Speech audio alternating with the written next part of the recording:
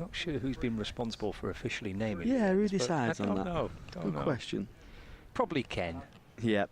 Ken seems to know these things. The man of many talents on the mic today.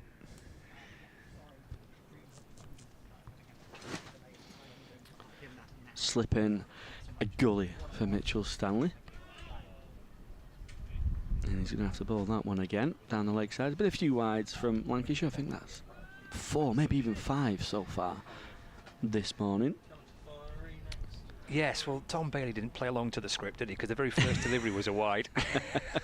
Lots of people deleting that footage. Restart. Try and get a wicket off the first ever delivery here at A.O. Farrington Cricket Ground. Didn't quite go to plan.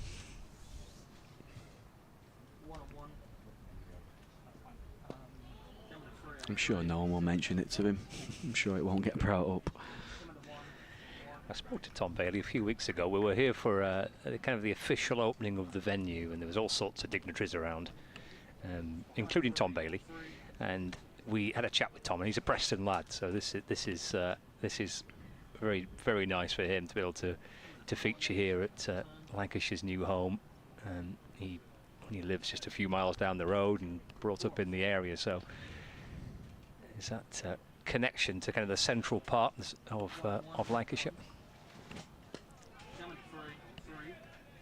Yeah, he went to Myerscough College at Preston as well. Did Tom.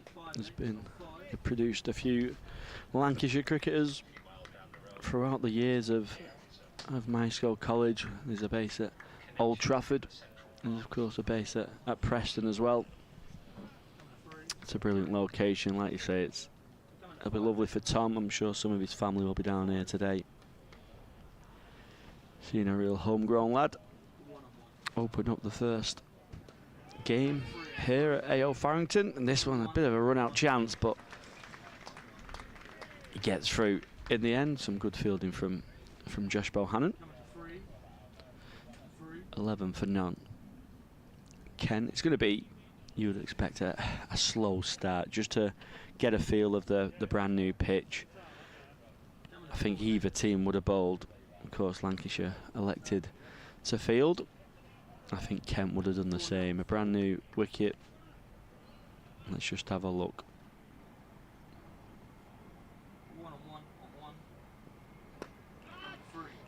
Played nicely off the pads from Dawkins. That's his first runs off the bat as well. Clipped over square leg. Couple of bounces for 4 into the grass banks. And it's the second boundary of the day for Kent. Yeah, lovely shot, wasn't it? Just helped away off the pads. Yeah, but safe enough. Down towards the backward square leg boundary. Nice shot to get underway for Ben Dawkins.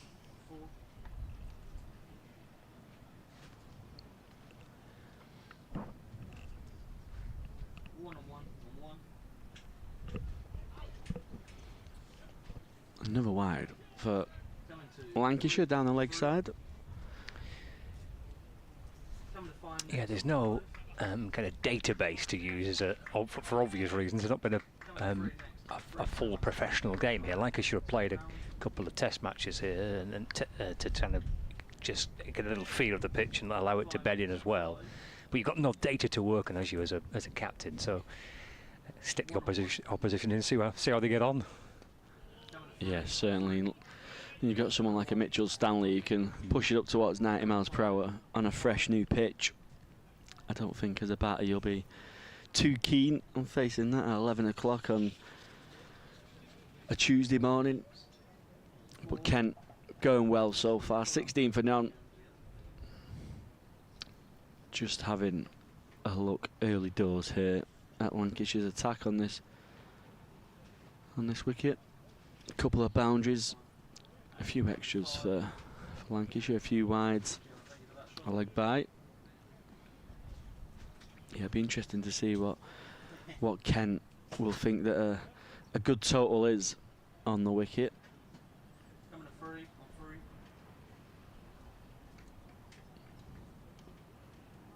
Yeah, they may well have gone into this innings with kind of a ballpark figure in mind, which might well be being adjusted.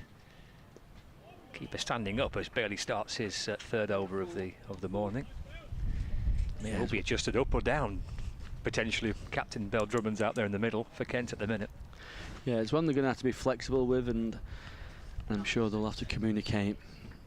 As when Kent do lose a wicket, I'm sure communications will be back into the dressing room about what they think a good total is, what the wicket's doing. So it'll be interesting to see how it goes throughout the day. Welcoming viewers right across, not just Lancs TV, but on our YouTube channel as well. Just run through the two sides for you once again. Lancashire have made a change with Charlie Barnard, the left arm spinner, being replaced by fast bowler Jack Blatherwick. Kent coming into this game on the back of a defeat against Gloucestershire.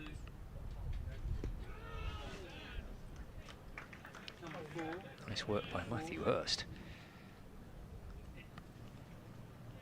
And whips off the bail. So Lancashire in full with Keaton Jennings and Matthew Hurst, and then Josh Bohannon, Marcus Harris, Rocky Flintoff, Joe Moores, George Bollerson, Lancashire's captain, Araf Shetty, Tom Bailey, Jack Blatherwick, and Mitchell Stanley. So Lancashire's 11.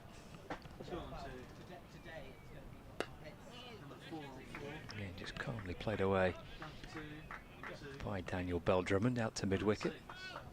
And Kent Spitfires go with Dawkins and Bell Drummond, the two opening batters. Sam Northeast slated to come in at 3.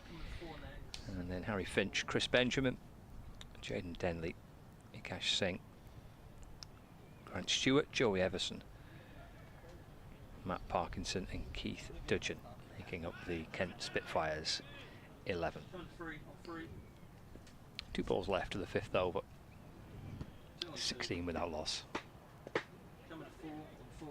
Nicely played late by Bell Drummond down towards backward point. Through for a single. He moves to 7. Coming to 4 next on 4. Coming to 6 next on 6.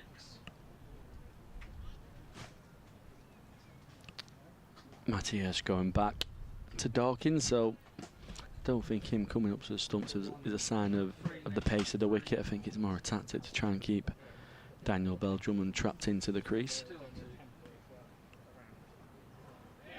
First wicket, and it's Bailey, the Preston boy, that gets it here at AO Farrington, and it's Dawkins that's been bowled for 4. And Lancashire strike, final ball of the 5th over.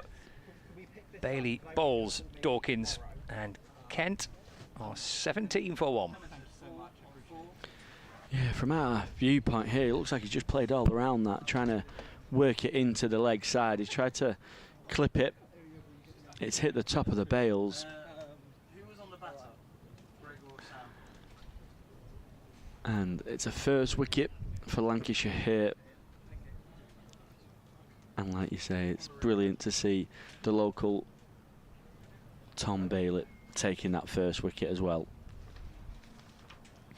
Back into the side, he missed out at Sedbergh. Took 3 wickets versus Leicestershire. He offers that good control, a little bit of movement, early doors with a new ball, and he offers plenty of experience. So good to see him back in the Lancashire colours. Yeah, it's quite a luxury that Lancashire had. I mean, me and you were together for the first group match at Sedbergh School last week. Lancashire played against Surrey, and you looked at the bowling attack and some of the lads that were not playing. Decent options that Lancashire have got. Yeah, I think we said on air at Sedbergh, they just felt a seam of light, didn't they, at Sedbergh School, and then bringing Bailey back into the fold. Charlie Bernard misses out for this one, which is no surprise really on a fresh wicket go with the extra seamer as well. Jack Blatherwick back in.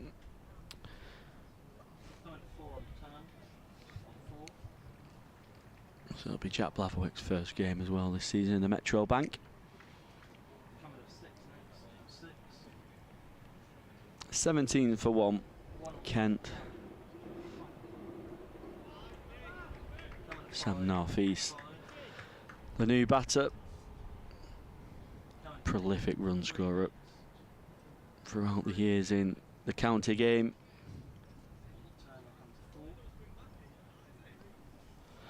Batter that I'm sure will be in many conversations of people that are probably unfortunate not to get a lengthy career with England. He's always been there or thereabouts in the run charts.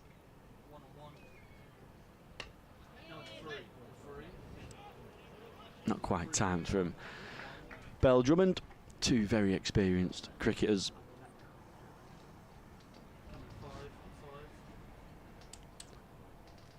Two excellent operators. Yeah, it's quite a experienced top order that Kent have got. Bell Drummond and North East. You see the likes of Chris Benjamin, Harry Finch. These guys have played a lot of cricket.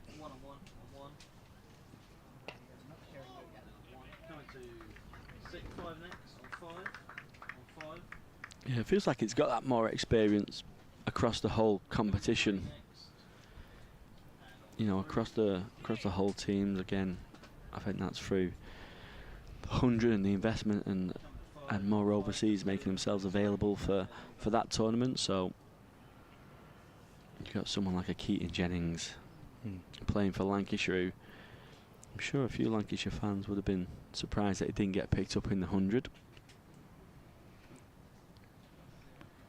Yeah, well, you look at Lancashire's 11, all of them have played first-class cricket, and there'll be quite a few 11s, or at least the bulk of 11s in this competition. The Surrey 11, for example, last week at Sedbergh School, that had not played any first-class cricket. You look at the Kent side: Dawkins, Bell Drummond, North East, Finch, Benjamin, Denley, Singh. I mean, they've all played. Yeah, they're all regulars in their county championship side, aren't they? So they're two pretty strong teams, and I think the point about it feeling a little bit different, the Metrobank One Day Cup, potentially last year as well, but certainly this year, feels stronger. I think kind of when the 100 was launched and this competition was played alongside it, it was viewed as being almost like a development competition. It seems to have moved to some extent away from that. That first year it was kind of sold as a bit of a second 11 tournament, wasn't it? Which, you know, didn't go down too well with English county cricket fans, but there's certainly plenty of strength in the competition. An ex-England captain turning out for Durham, which is brilliant as well for the tournament. Yeah, Stephen Croft, when he was playing in it a couple of years ago, described it as being a dads and lads competition, which I thought was a lovely turn of phrase to use, but it doesn't feel like that as much now. Certainly not for every county. There's clearly some that are absolutely playing players that usually wouldn't get a chance. Clips into the leg side from the Kent skipper. He gets a single. It's a good start, wasn't it, by Blatherwick? Just diving low down to his left at square leg. Just took a little bit of the pace off the ball. Probably saved a run there for his team. Nice new lush outfield to dive on as well. It is quite some feat that they've actually got the ground ready as quickly as they have to be playing professional cricket here in a kind of blink of an eye. Yeah, I think the initial plan was it maybe next year? I think at first that was the plan to announce sort of professional cricket here in 2027, but I imagine with the summer that we've had, it's certainly, you know, helped quicken that development on.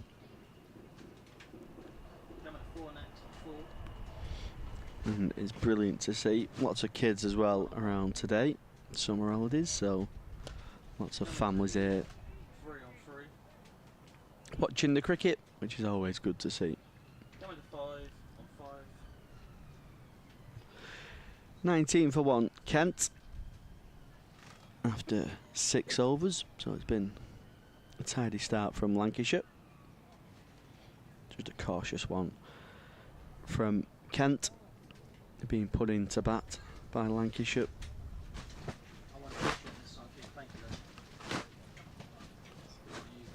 Yeah, there's been a lot of time and hard work and planning right from the very early stages.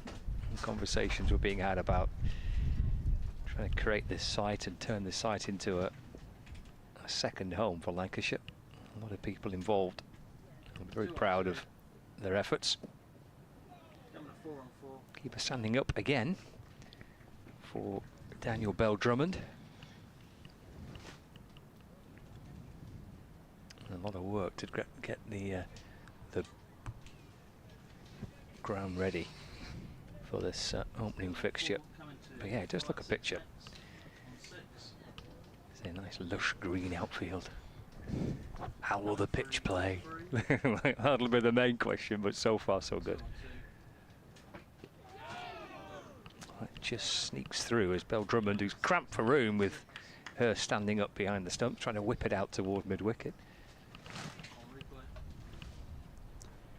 Yeah, it's very similar to the Dawkins dismissal actually. This time, thankfully for Daniel Bell-Drummond, this time not clipping the top of the bails. But again, just trying to work that into the leg side.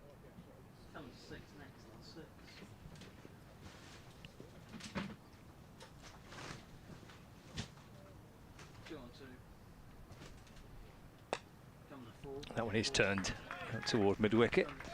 Shetty makes a smart stop down to his right-hand side.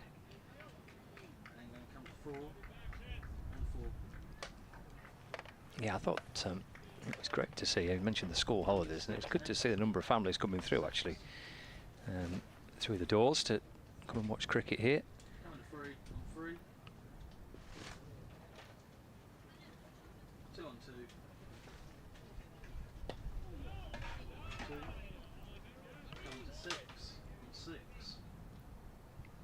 Lancashire take plenty of cricket around the northwest. Already this season, 4-day games at Southport and Birdsdale Cricket Club and at Blackpool Cricket Club too. And now A.O. Farrington joins the list. And the game scheduled here on Thursday against Nottinghamshire. Nicely played and played late. The open face of the bat down towards third man.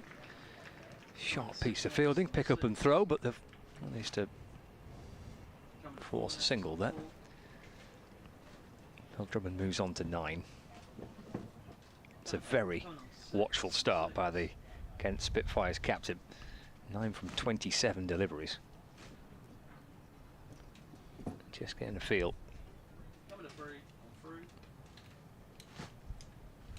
for how the pitch might well play. The indications as to what potentially could be a defendable score. Final ball of the 7th over.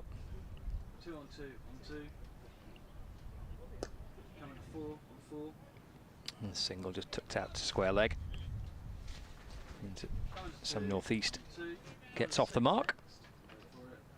And it also means that he's on strike for the start of the 8th over. 21 for 1.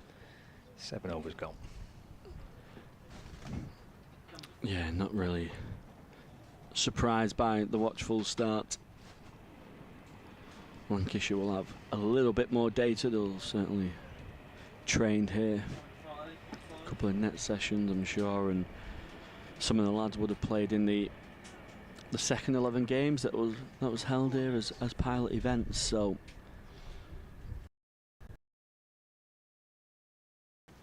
sticking Kent in, asking them to set a total for Lancashire today. They'll look to consolidate a bit more throughout the middle overs and in the last 10. Some good carry from Mitchell Stanley. by far the quickest of the Lancashire seamers. Jack Blatherwick as well will be up there with some extra bounce and height. He's had a good couple of months, hasn't he, Mitchell Stanley, with his performances in the T20 Blast.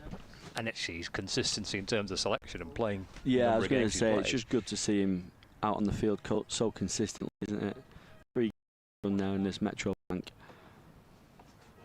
That ball full of length, just shaping away from North. He's not really moving his feet, he just kind of puts his hands out in front of him.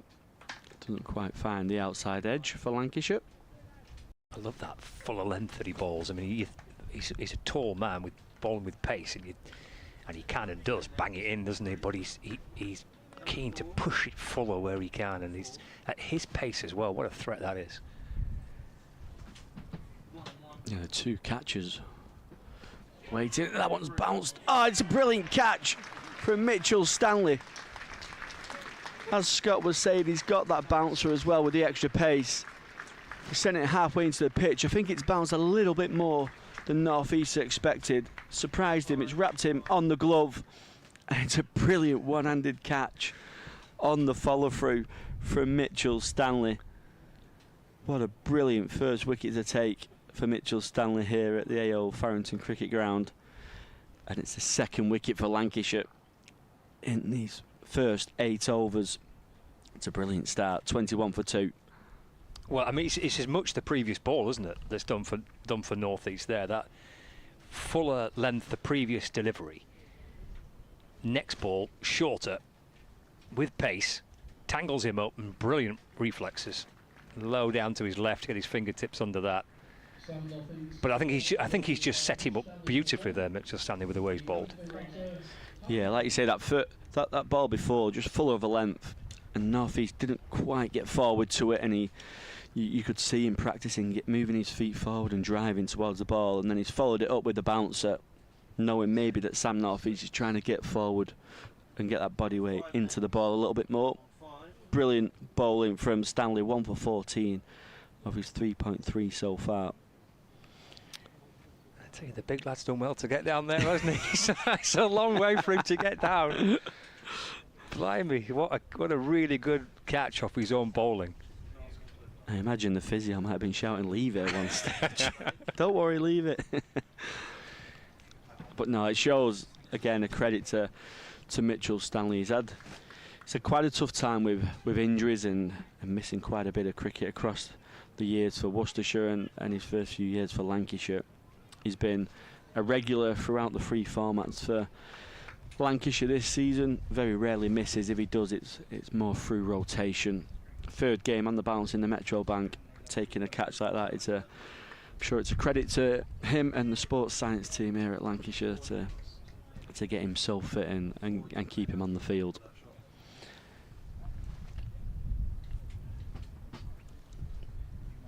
So that brings Finch to the crease for Kent, 21 for 2. He's got a little bit of a rebuilding job to do. It's struck on the pad first up. It's a big appeal. Nothing from the ex-Lancashire wicketkeeper, Gareth Cross.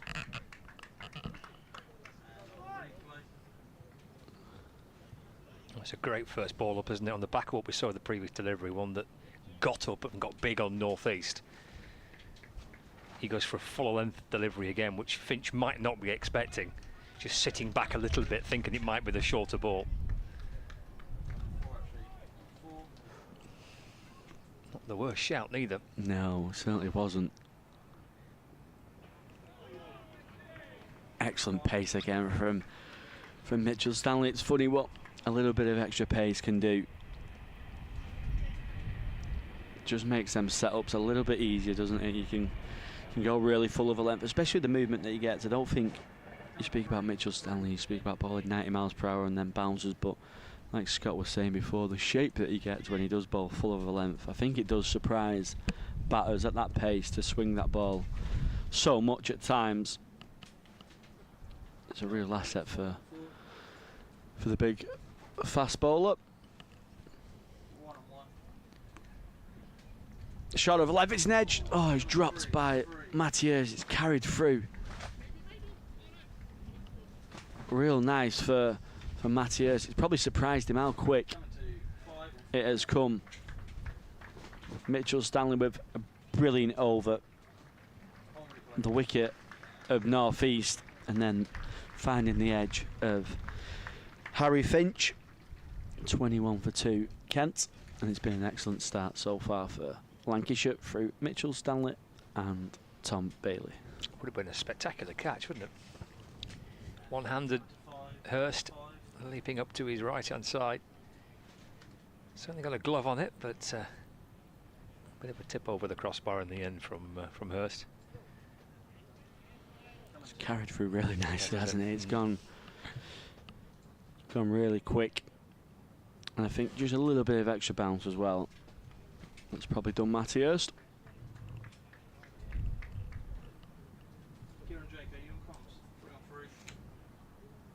Four overs from Stanley, 4 from Bailey. He starts his 5th.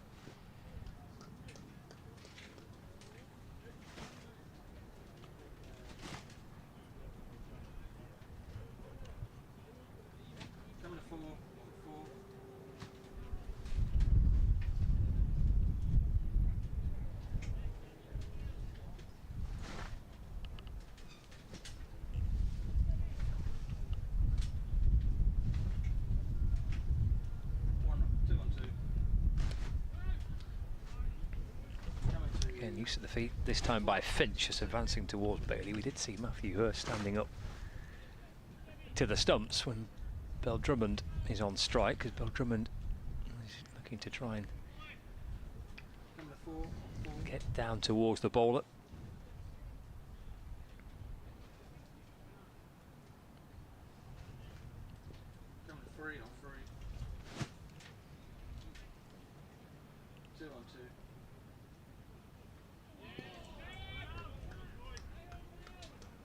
Two outside the field in circle.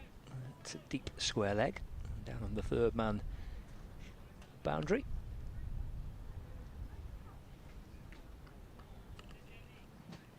Keaton Jennings at slip. Josh Bohannon at backward point. Joe Moore's at cover. Captain Balderson's at mid-off. Marcus Harris is at mid-on. Rav Shetty is at mid-wicket.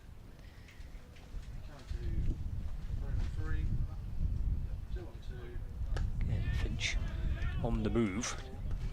It's creeping a step or two down the pitch.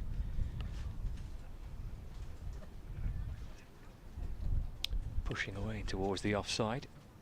It's the 2 bowlers used so far by Lancashire, Bailey and Stanley, with Jack Blatherwick and George Balderson as other pace options.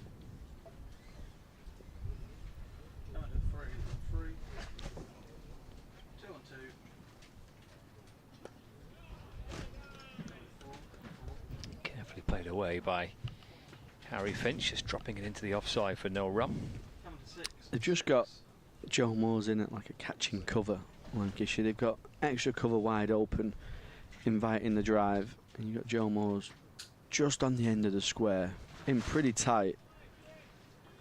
Just a catching cover, maybe just indicating a little bit of extra bounce early on, and just trying to get Kent just to try and drive through that extra cover region, which will bring the slip catchers into play.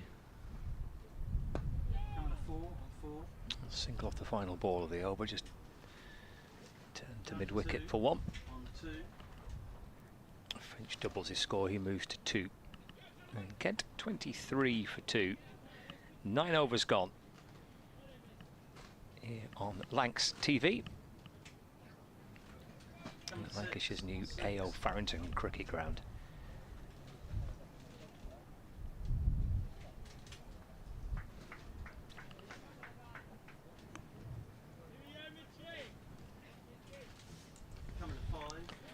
No surprise to see Mitchell Stanley continue.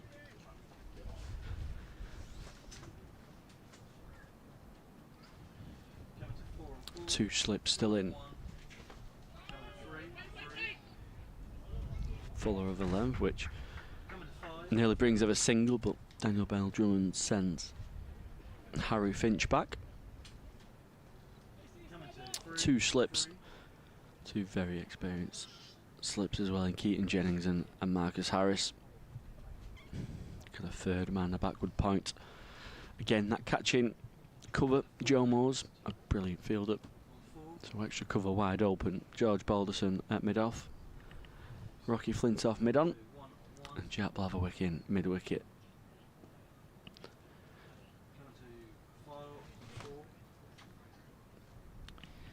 Another wide. There have been quite a few so far in this opening 9 overs.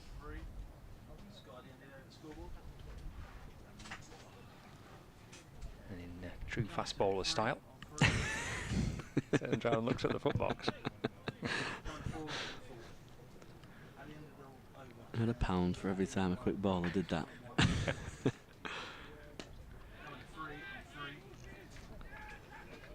Nicely played from Finch, waiting to the ball, full over length from Stanley, but doesn't get all of it to beat Rocky Flintoff. It's great to see in Lancashire colours, returned against Leicestershire on Sunday. Him and Joe Moores having a fantastic partnership to get Lancashire up to actually what was a winning total in the end. Leicestershire only falling short of the total by 21 runs, so it was a key partnership.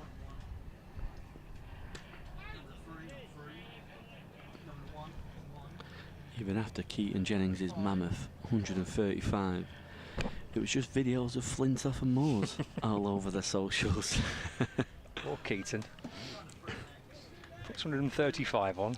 2 youngsters get all the headlines. Brilliant knock from Joe Moores, 41 off 15. I'm sure many Lancashire fans would have seen the reverse sweeps online. So it's going to be brilliant to see him get a good run of games, as he has been doing throughout the year actually, now for Lancashire in the Blast and now taking it into the Metro Bank One Day Cup. Stanley again beating Harry Finch on the outside edge. Finch just trying to drive through the extra cover region which Lancashire have left open, bringing them 2 slip catches into play. He's been dropped in the previous Stanley over by Mathieu, so it was a tough chance.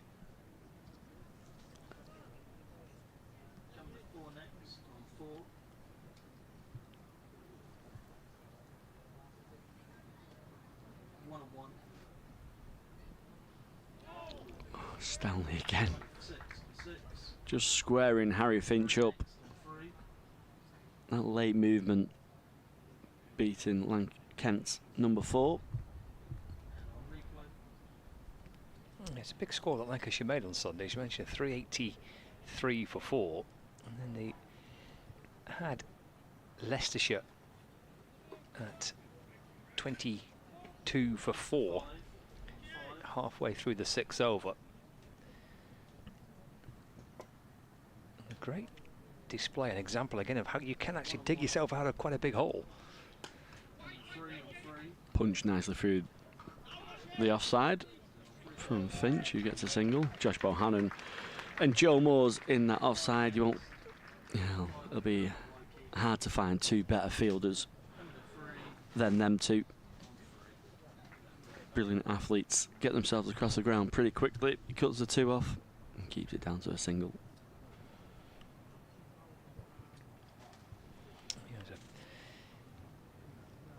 Big partnership taking Leicestershire from 22 for 4 halfway through the 6th over to 201 for 5 in the 36, and actually despite that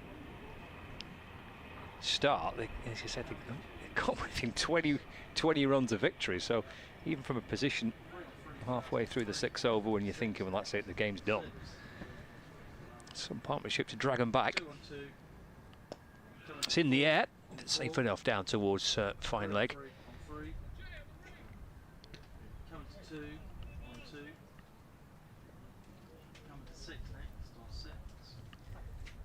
Single for Finch takes him on to 4. Kent move on to 26 for 2. Yeah, we're on the power play now as well, so that third man out of the ring. 2 on 2.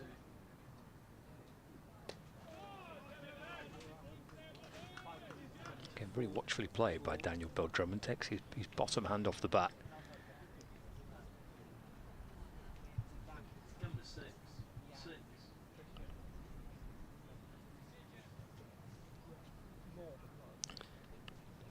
Been no real runs, have there, through the V at the moment, just on that drive on the front foot. There's been nothing that's gone sort of in front of cover towards the bowler. There's been a couple of clips into the leg side. Let's turn to square leg for a single as well. 27 Number 2 on 2. Number 6 for 2. Yeah, most of the runs coming square of the bat from the Kent batters so far. There's actually nothing really off the bat, is there, through the V, which it does indicate that maybe there is just a little bit of extra bounce, and it's quite hard to get on the front foot. But also Lancashire from Bailey and Stanley have been excellent so far. Down to 4 on 4. Down to 6 on 6. Yeah, most runs have come down to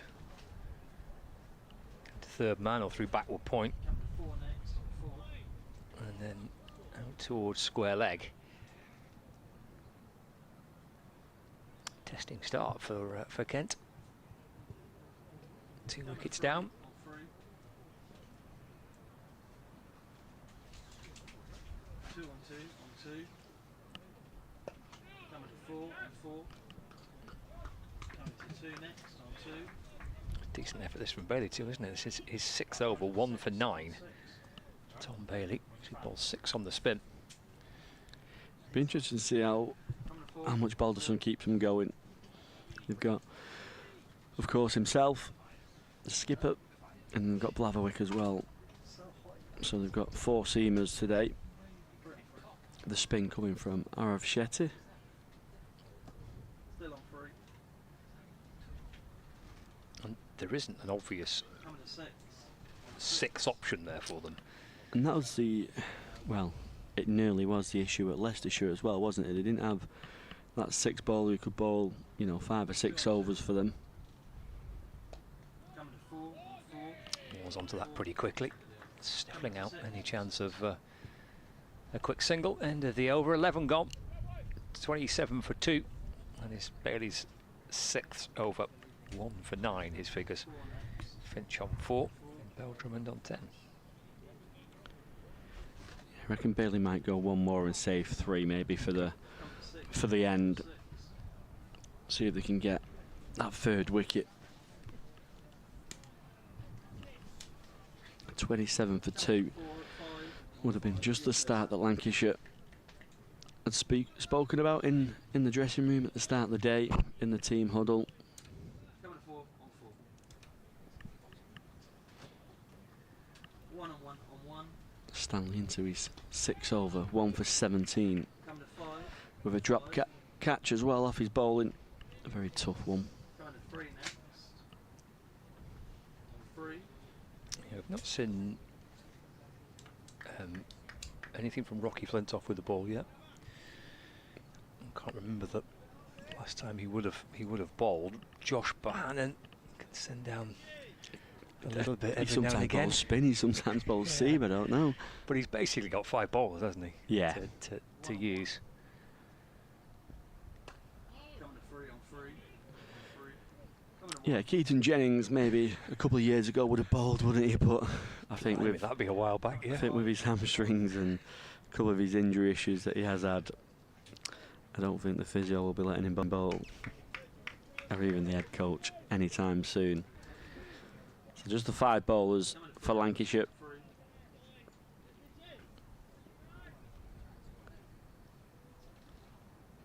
Just seemed 5 on 5. a bit of a better balance with the 4 seamers.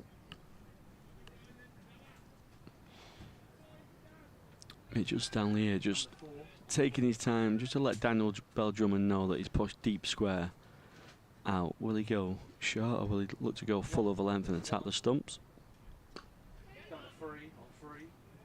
He does go short, but it's not short enough. Daniel Bell-Drummond turning that into the leg side for a single.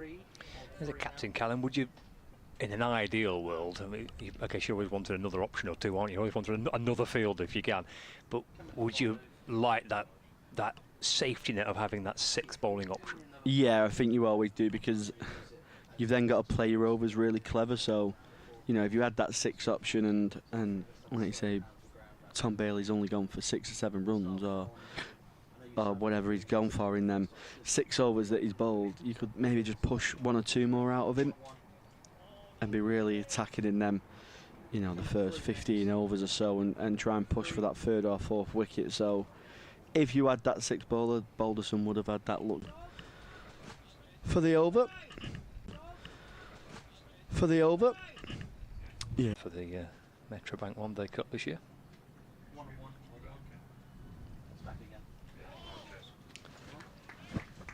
Stanley beating Finch on the out. Shot on Manx TV. That's the new pavilion. That pavilion actually shares both ovals, so you can see this side is the professional oval and the professional wickets that we're using. On the opposite side of that pavilion from the shot we just saw there from behind the bowler's arm is the community and the recreational side of the site here at Farrington. Yeah, it sounds like it, from the sound of speaking to them, so some Lancashire officials, it sounds like it splits down the middle, the pavilion a little bit, where you can divide it. Will be another one for Bailey, and I think the first runs down the ground in the match.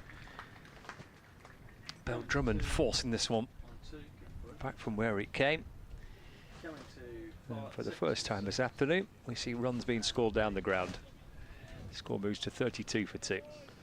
Yeah, first real over pitched delivery, full of a length, half volley from Bell-Drummond, and he puts everything into that, driving it down the ground for 4.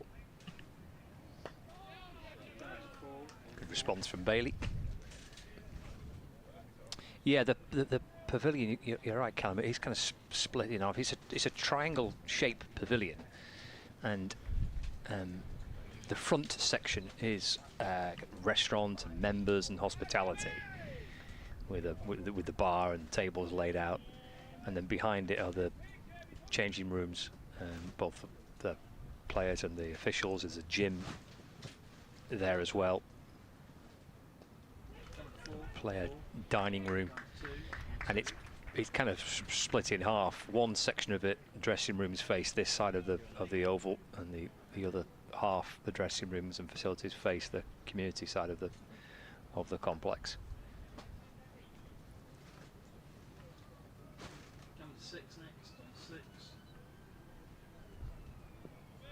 Some permanent seating inside the grounds. Well, most people have brought their own seats, so using some of the fold-away plastic seats which are provided. There are permanent seats which have been installed in front of the pavilion. There's 500 permanent seats which supporters can use, or you bring your own fold-away chair, whatever you fancy. Yeah, a bit of a pillow on it as well. Definitely got to on a long day like this, haven't you? Bit of a cushion. You could do with a cushion, couldn't you, really? Hint, hint.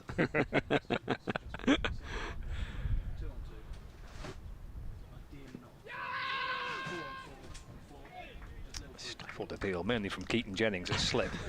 In fact, mainly it's entirely from Keaton Jennings at slip. Yeah, don't think he had much support on that one.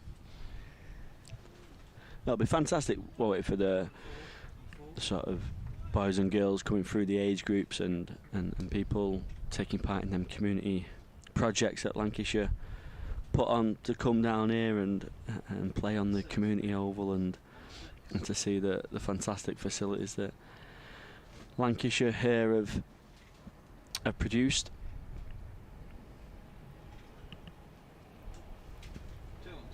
Final ball of the over. Could be the final ball of Bailey's spell. He's bowled 7 now on the bounce. take a single off the final delivery. Beltram moves to 16. Kent Spitfires 33 for 2. 13 overs in. So yeah, plenty of supporters bringing their own fold-away chairs. Get yourself nice and comfy. There's a Kent supporter there. Bit of ice cream already being enjoyed. Lovely.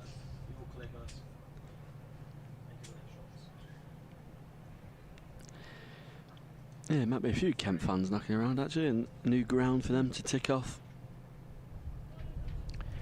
Tick off the list. It's been a regular fixture this in the One Day Cup in the last 3 or 4 years. Lancashire Kent games. It's been a fixture which has been quite enjoyable for Kent.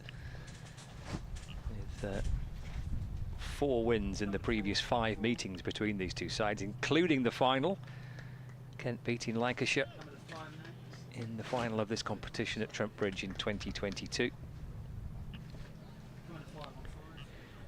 Change of ball in for the first time today. Jack Blatherwick in from the Fowler Lane end.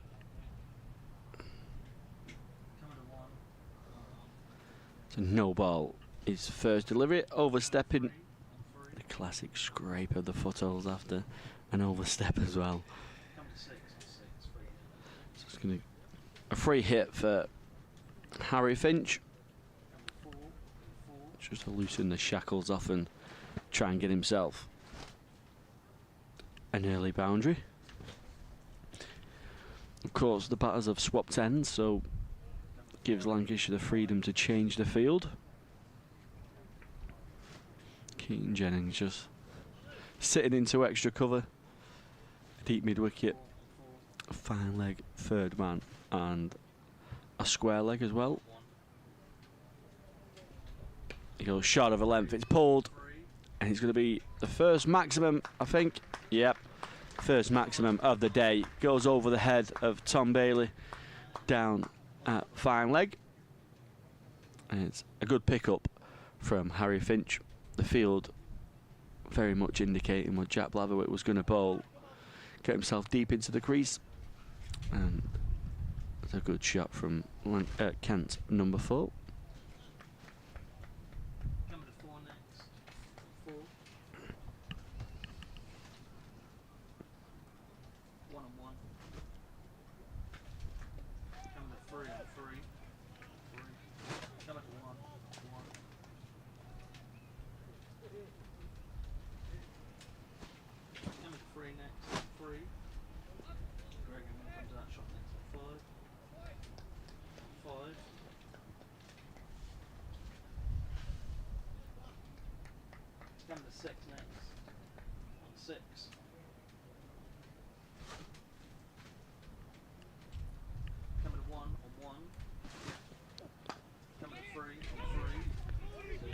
Full over length from Blatherwick. Finch driving nicely. Thinks about a single. He does send Drummond back with plenty of time.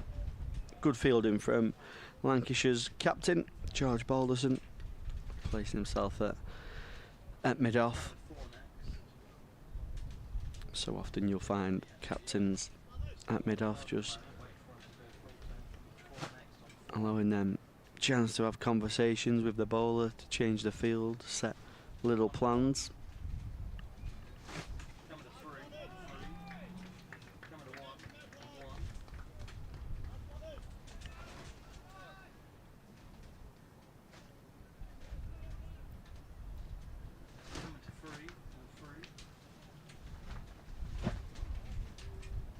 I wonder how different George Balderson will feel. Third game now as captain. He's obviously got a win under his belt against Leicestershire on Sunday. Defeated in the first match against Surrey at Sedbergh School. Third match as skipper. Do you feel like he's settled into it a little bit, do you think? Yeah, that win would have certainly helped to go 2 from 2 losses. That would have been quite tough for George Balderson as a new captain. So, you know, to get that win just in the changing room, just, you know, them vibes up a little bit more. George Balderson will then just feel, he won't question his decisions as much. He'll naturally just go with his instinct. Whereas if you go 2 from 2 the wrong way, sometimes you're trying to force decisions. So you're going to see another free hit, overstep. This time the field can't change because the batters haven't swapped ends. It's a slower ball from Blatherwick. It's bowled really well. Finch pulling that out to deep square for a single. Yeah, it'll just make him relax a little bit more, won't it, for George Balderson. And like we've said, he's got plenty of experience out there to lean on.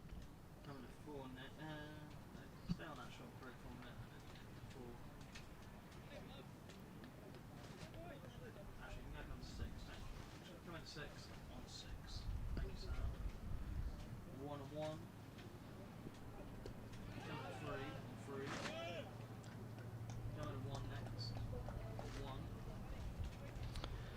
43 for 2. 44, sorry, for 2. Kent. A couple of bowlers have just struggled a little bit, haven't they, with the footmarks at that Fowler lane end. A couple of mill balls there from Jack Blatherwick and a couple of wides from Mitchell Stanley as well.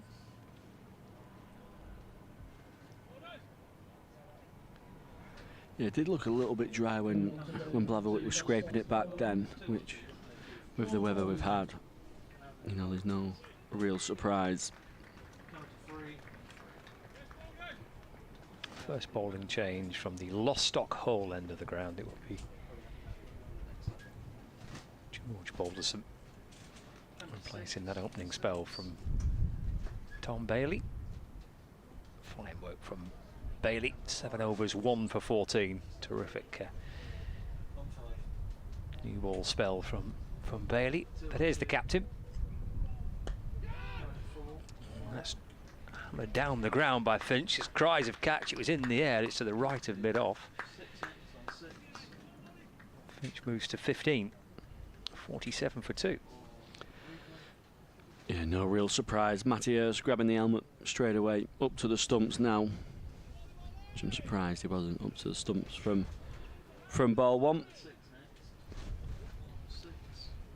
If there is just a little bit of extra bounce out there, it could be a perfect wicket for Balderson with the keeper up, just nibbling it about.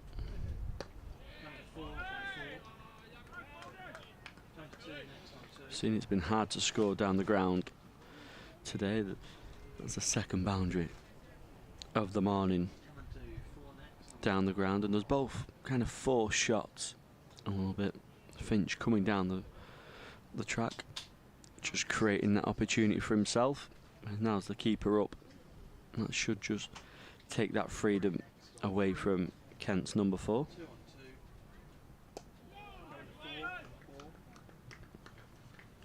Come back from Balderson. Yeah, Finch coming into this game on the back of 8 in the defeat against Gloucestershire, but started the competition well for Kent. They got underway with a victory over Northamptonshire in Canterbury. Finch top scoring with 85.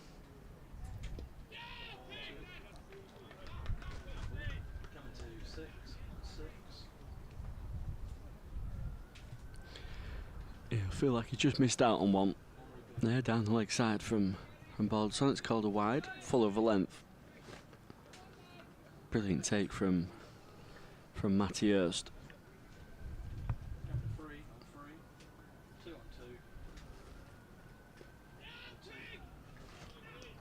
Again, similar delivery down the leg side by Balderson and by Steve O'Shaughnessy. The Lostock Hole end. Care of the cross at the Fowler lane end. I like the idea of this end being named after Lostock Hall. And runs up and over mid-off down the ground. And 4 for for Finch. He moves to 19. That brings up the 50 as well for Kent. 53 for 2. Yeah, full of length again from Balderson, over pitching Finch. The way he just leans back just before playing that shot allows him to get that elevation over extra cover. Wideish mid-off. It's a beautiful shot for 4. Probably shot of the morning so far. 6 next on 6. 2 on 2. Come to 4 on 4. Feels a nice name for an end, doesn't it? Lostock Hall. It just kind of flows off the tongue. Yeah, the train station's just that way as well, Lostock Hall train station. But it could have been the pavilion end, I guess. I mean, for obvious reasons, but it just feels nice, doesn't it? Clip down to fine leg. Chase on here for Stanley, who will get round to scoop it up. And a couple to end the over. So 55 for 2. And we've had 15 overs. Yeah, we're bored of pavilion ends now, aren't we? Yeah. More or less every ground has one.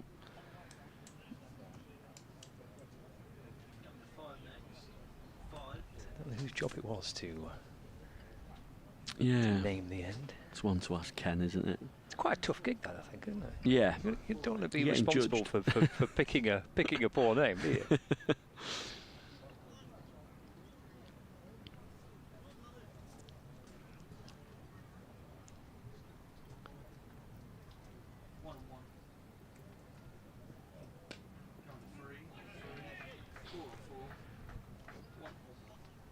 Played nicely from Belgium, who so far has took his time, 17 off 41 deliveries, but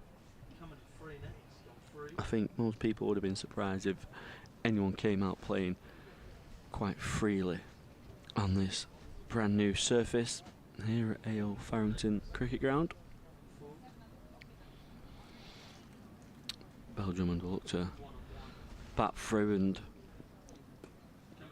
catch up later on in the innings with his strike rate and look to try and build. Kent, middle order, will look to try and bat around the captain.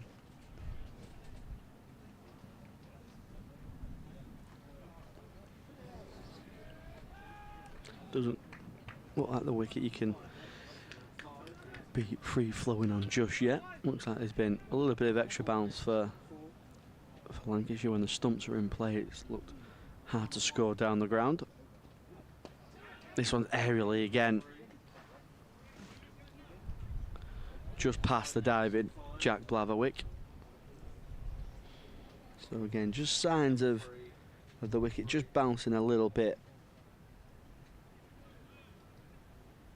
And when the stumps are in play, it just makes it tricky to keep that scoreboard ticking. Got to be patient. Kent, Finch, 21 off 35. He started well. A good last over as well. Balderson with a couple of boundaries.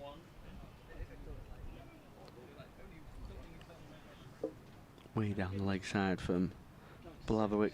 This time it must be to double figures now. That for Lancashire, I think, on wides.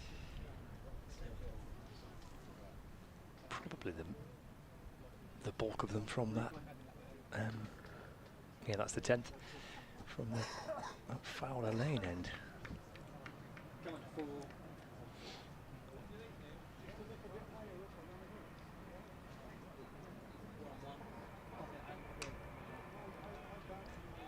So looking at Lostock Hall. Lostock Hall is just a little village, but in which the train station is probably the nearest to the ground here at AO Farrington. But I wasn't sure if there was an actual hall in Lostock Hall or whether it was just a name of the village. But there was a hall destroyed by fire. Oh. 1764. Oof. Never been rebuilt by the looks of it.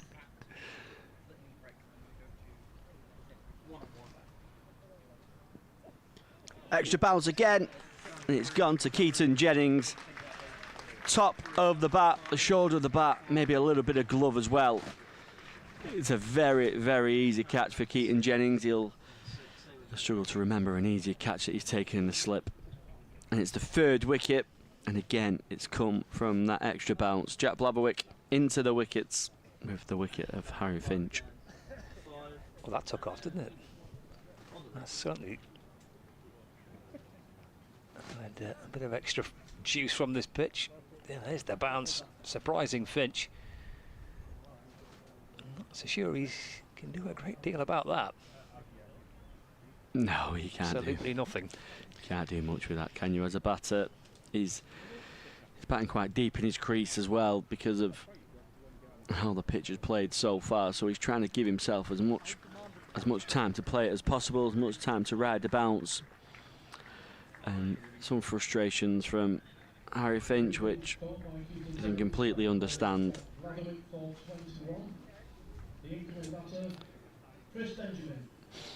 And that's maybe why, as well, Lancashire have bowled quite a few wides down the leg side, because they're trying to keep them stumps in play as much as possible because of that extra bounce. It's really hard to score down the ground, hard to score through the V, so if they can keep them stumps in play, that means they're keeping the edge of the bat in play, and they're going to produce a wicket like that, and a wicket similar to what Mitchell Stanley produced as well. So good from Lancashire. 57 for 3 after asking Kent to bat. Yeah, that's going to be the back of your mind, isn't it, as a batter, when the odd one's doing that. Going back to the Lostock, there's a Lostock near Bolton's football ground. I don't know if you've ever drove past it, Scott, on the motorway. There's, I think, I say new ground, it's probably about maybe 10 years old now. Okay. Playing the, but it's like you say, it's around 10-12 miles further on towards Middlebrook. I don't know if that's anything, I don't know if Lostock maybe played around here originally, or, but yeah, they had a ground built there as well. Yeah, I don't know if there's any connection to this part of Lancashire.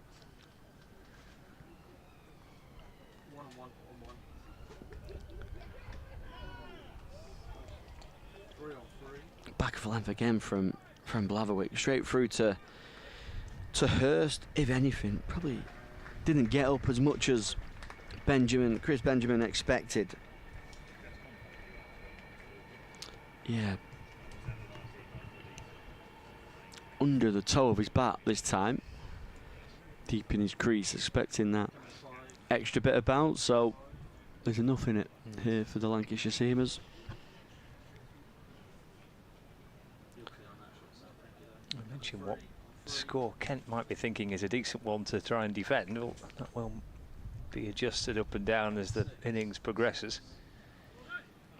But the way that Bell Drummond here has batted would suggest it's been hard work. 18 off 42.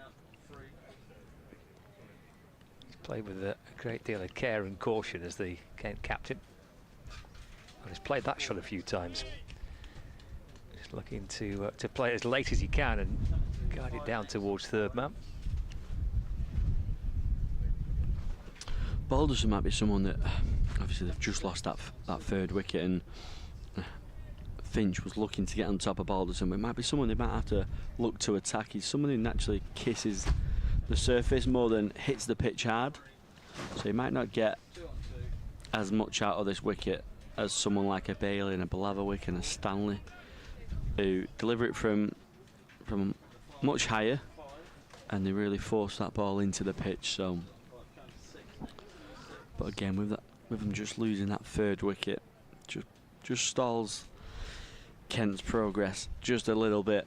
Another rebuild to be done.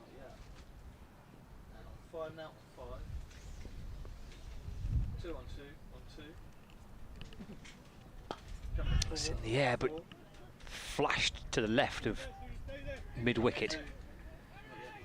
Marcus Harris catches up with it. Come back for 3. Nicely run by Bell Drummond and Benjamin. 60 for 3.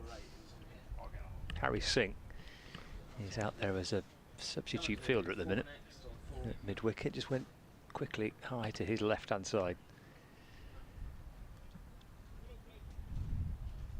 Takes Daniel Bell-Drummond to 21 not out.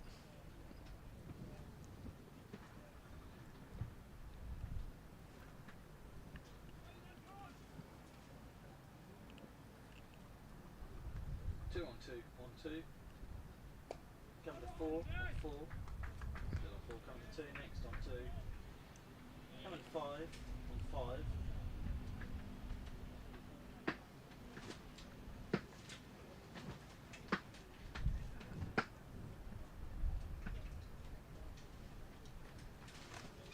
Sam, I'm going to come to you next on 6. 6 now on 6.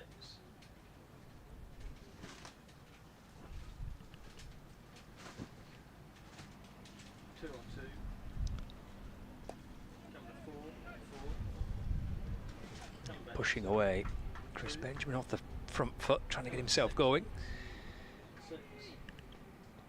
Finding Arab Shetty, who's yet to have a twirl. Lancashire's off spinner. But will be required.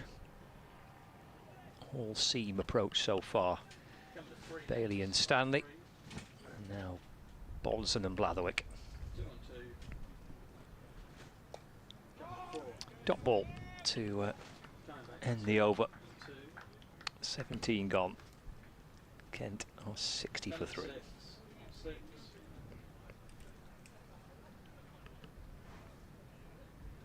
It's quite a nice location in terms of a central aspect to it to Lancashire, just on the edge of Preston, right in the heart of the county, but also in terms of kind of getting to the grounds. Well, I mentioned the Lostock Hall train station. That's not too far away, maybe 10 to 15 minutes walk away, and then the actual site itself with plenty of car parking.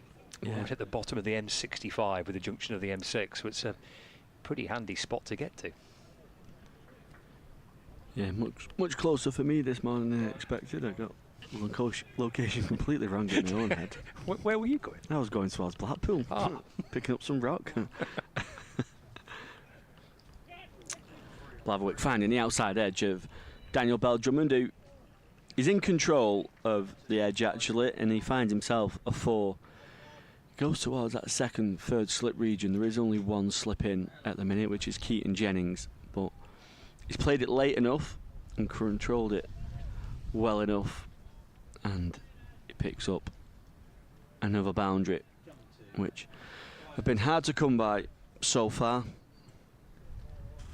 Just take a look at Bell-Drummond's wagon wheel. I suspect that the bulk of his runs have come down to third man. Yeah, he's looking to score again through that region, playing that one late, trying to get it through gully down to third man for a single, but he doesn't beat Josh Bohannon. Yep, scored most of his runs down through backward point through third man. And the shots through the V, sort of straight down the ground, and that free in the previous over off George Bolden felt a little bit forced, haven't they, as well? They're trying to really overhit them ones, maybe because of the lack of pace, and give himself as much chance as possible, if they do mistime it, to beat a fielder. Fuller from Blatherwick. And the Kent skipper helps himself too. A couple into the leg side. Big pockets here in this new ground. Like we said before, it's the same measurements as Emirates Old Trafford in terms of playing surface, so Yeah, that must help. Kind of having the dimensions of the ground similar, especially in white ball cricket. Working the ball round into little areas of the outfield. yeah, it'll certainly help in terms of plans as well, won't it? You're not trying to hide the ball one side because of a short boundary. So plans will relatively stay the same depending on what batter and what opposition you're facing. But in terms of the ground, you won't have to change your plans too much. You're always going to have a decent sized boundary either side, and you're going to have some big pockets in the corners as well.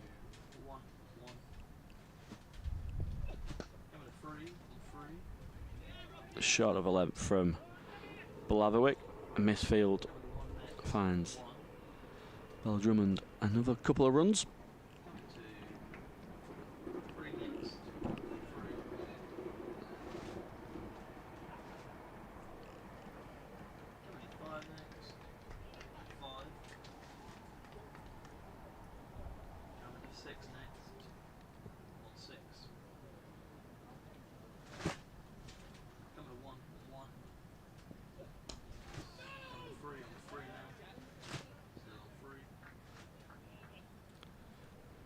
Eight from that over for Kent, and Drummond takes himself on to 29, 68 for 3 now, Kent. Well, the game's taking place in the Metrobank One Day Cup today as well. One other fixture in play, which is from Group A. Same group as Lancashire and Kent. It's the Notts Outlaws against Leicestershire Foxes. This match at Trent Bridge. With Leicestershire 67 for 2 after 21 overs, batting first against Nottinghamshire.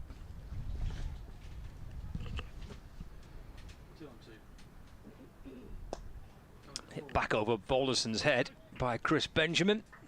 It just hits the deck and then plugs.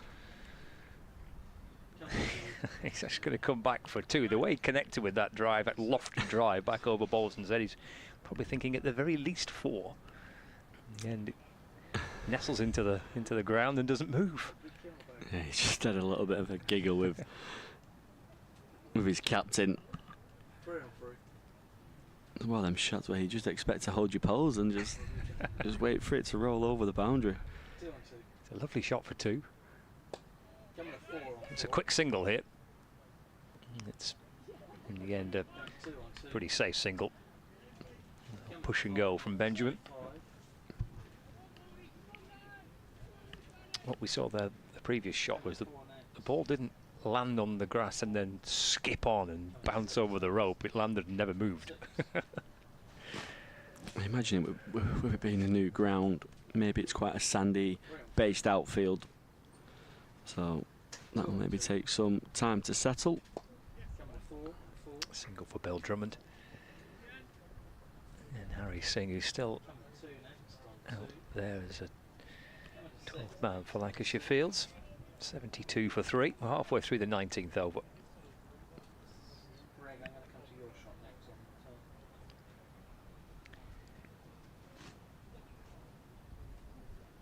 Coming to 5 on 5.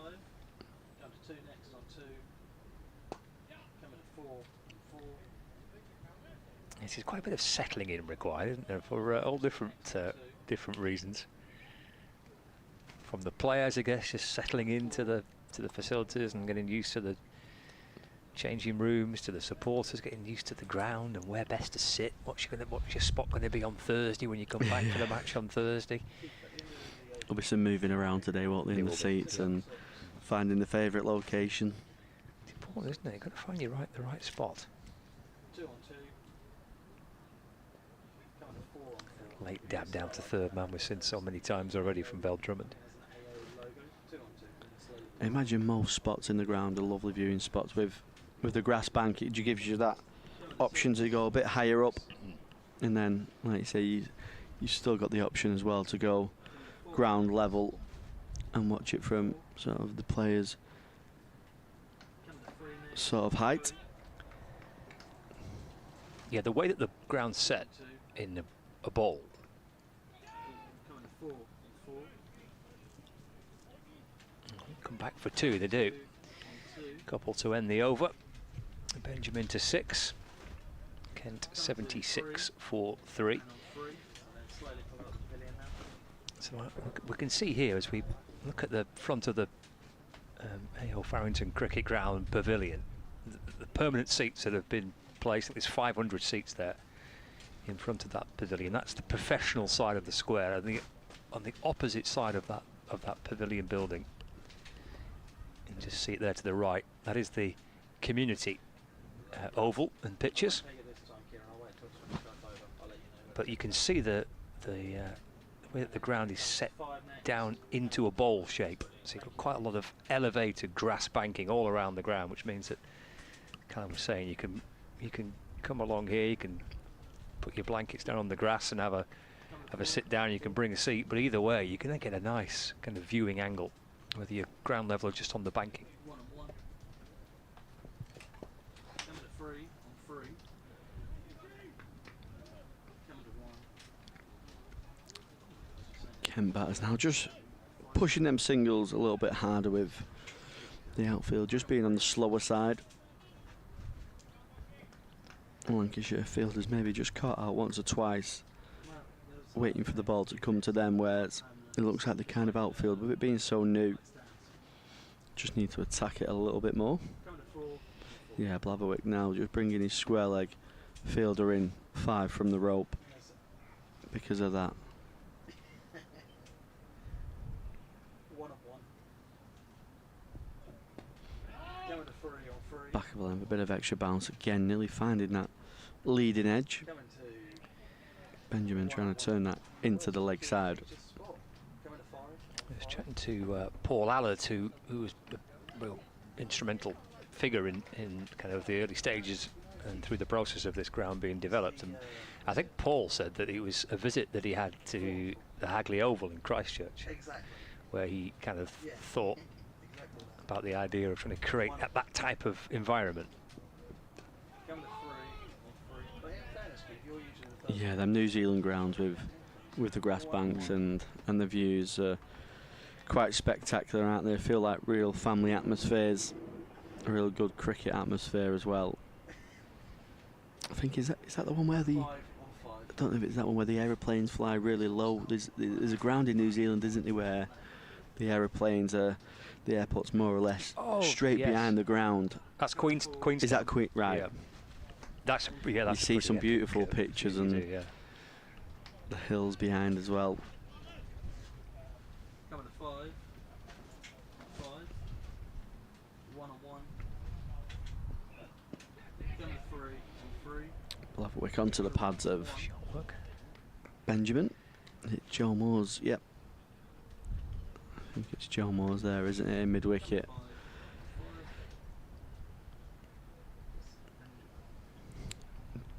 5. Blatherwick just having a discussion then with the umpire, Gareth Cross, about just where he's following through. You need to make sure he isn't in that danger zone, which is sort of the line of the stumps from either end. Needs to be off that as soon as possible. This one's cut nicely from Bell Drummond, but he doesn't beat Josh Bohannon. He does a fantastic diving stop and throw. As we said earlier, Josh Bohannon and Joe Moores will certainly set the standard for Lancashire in the field. Two really good fielders and athletes. Coming to 5 on 5. Coming to 4 on 4.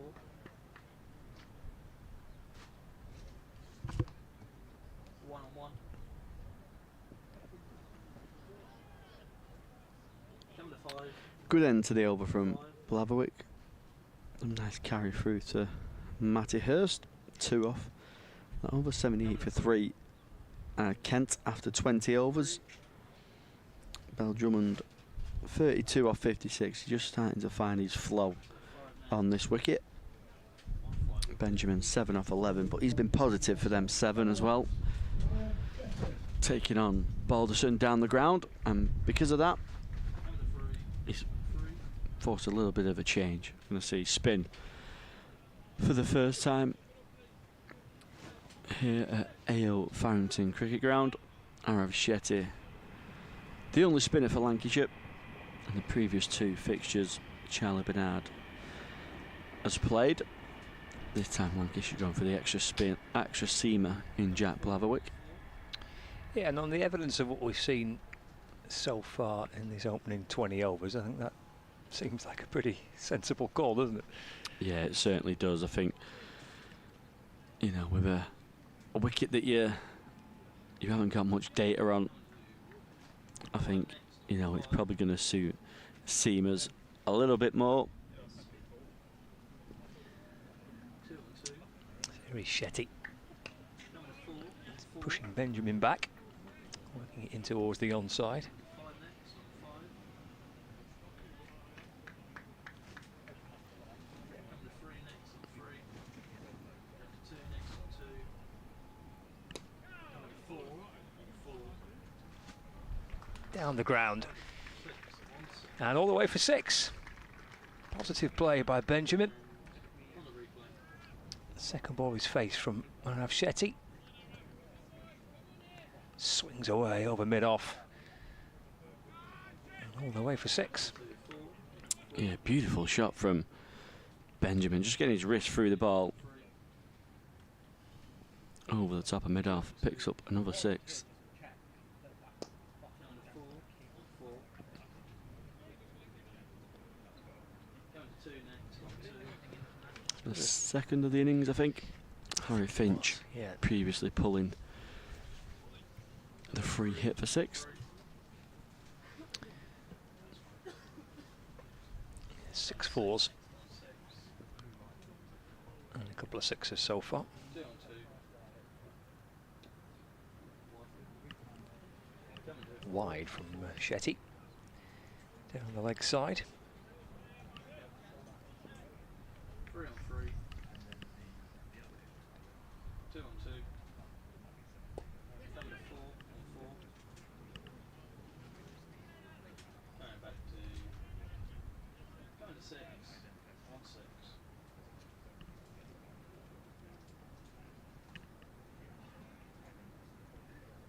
Interesting challenges for Shetty.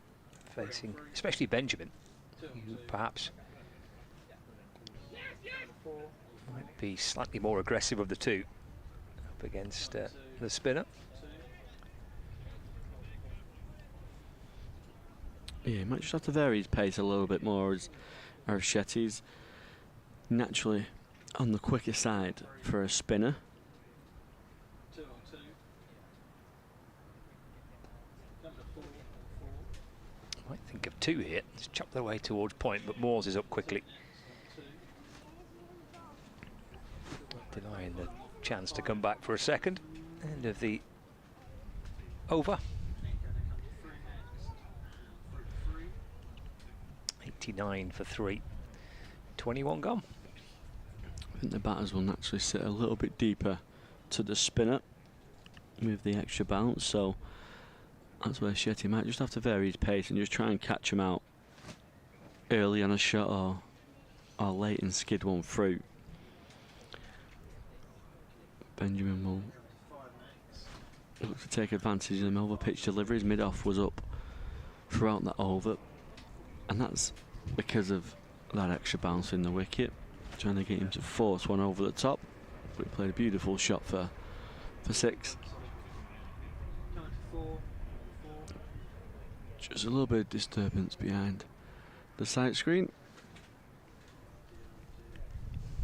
Coming to 6. It can always be a new ground, but there'll always be some disturbance behind the sight screens at some stage. Blatherwick to continue. Coming to 3 on 3. Just banging it into the pitch consistently, and you can just see some of them bouncing a little bit more than they expect, and then that one this time not quite getting up as high as Kent's captain Bell Drummond expected. Gets it away for a single. Coming to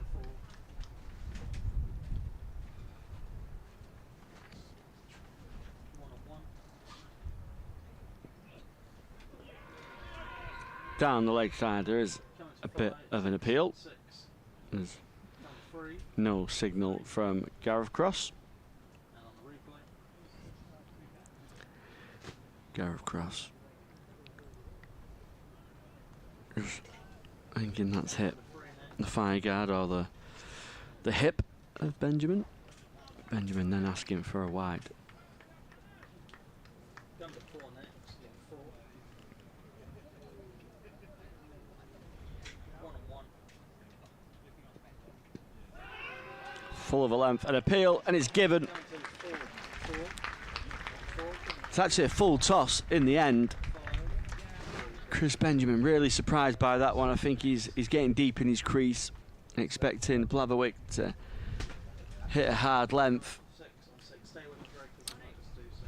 And it's struck him straight on the pad, and Gareth Cross has raised the finger, and that's the 4th wicket for Lancashire and the 2nd for Jack Blatherwick. Going back to 5 on 5. Well, it looked pretty straight, didn't it, from where we're looking at? To much hesitation from umpire Gareth Cross. Below for Kent. Benjamin, a dangerous player. It's gone for 15. And 4 down now.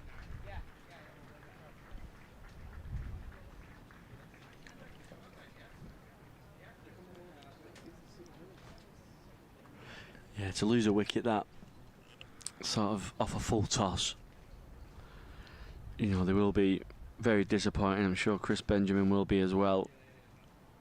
For Lancashire, they'll be ecstatic. Let's pick up the 4th wicket. Is that any better?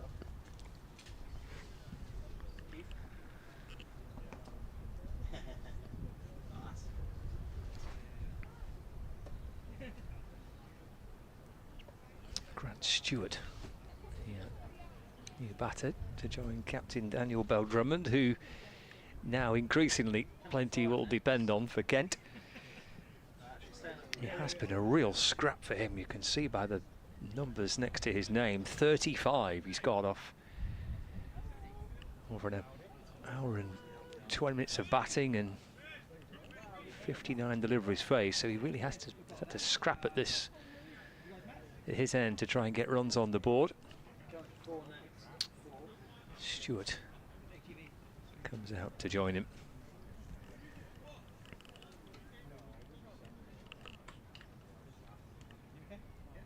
Just watching back that replay of the Benjamin LBW.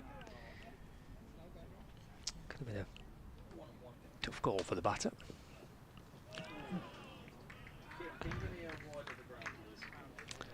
Short of a length again from Blatherwick.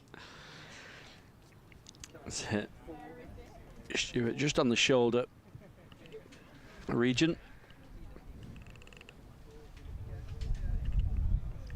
It just appeared to be, and now it's Blatherwick and Stanley that have bowled from that end, so it'd be interesting to see what they would be like bowling from this end, but it does feel like there is at the minute a little bit more bounce from that end. This time finding that leading edge. This time for Kent, not finding the fielder. Lancashire just sensing a period here where they can really attack and really put Kent into some trouble. Almost a second leading edge. It would have been a caught and bowled of the match. Someone early from off the bowling of Mitchell Stanley. 1 on 1. This one's pulled. Pulled away for a single down to fine leg fielder. And Mitchell Stanley down there doing the fielding. Oh.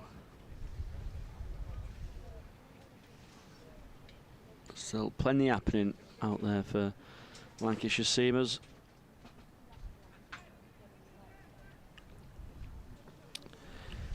Interesting that Balderson stuck with Shetty here. I thought Balderson didn't quite hit his line of lengths, but he must have been tempted to bring himself back on now. Chris Benjamin is back in the changing rooms and a new batter is in. Seam has done the damage so far. Well, Stewart's approach might not be too dissimilar to Benjamin, especially facing the spinner. Obviously more challenging, he's only just got out there. Benjamin having had just a little bit longer to try and get used to conditions, but you'd expect Stewart to try and be positive. That's his kind of natural way, isn't it? But it also might not quite be the type of surface where you can be as risky as that. Bill Drummond's approach has been quite the opposite.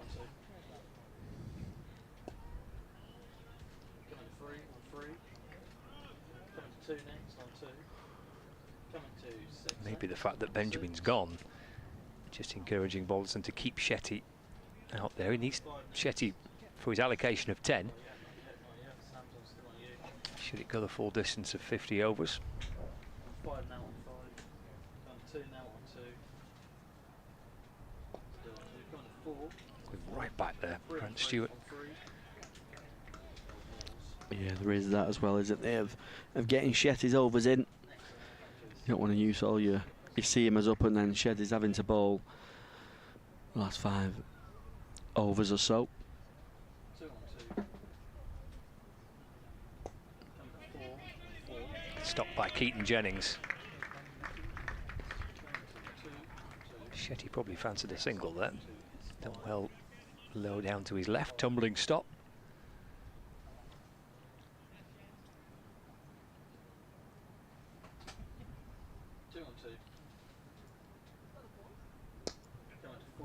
Might be 4. It is. There's 2 on the leg side boundary. Stewart managed to drag it right in between the pair of them, Jack Blatherwick and Mitchell Stanley. He moves to 5. 95 for 4. Yeah, not quite followed up for that length, for that pace that he's bowling. Sorry, Shetty, a little bit slower, but a bit of a drag down gives Stewart the chance to pull it away for 4. Coming to 6 next on 6. Coming to 3 and 5 next on 5. 2 on 2. Top ball to end the over, one that almost sneaked through.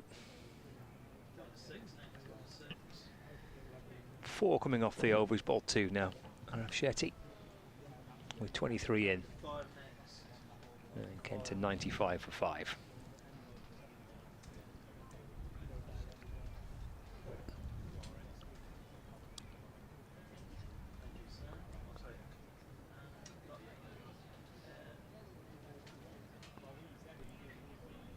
Coming to 3.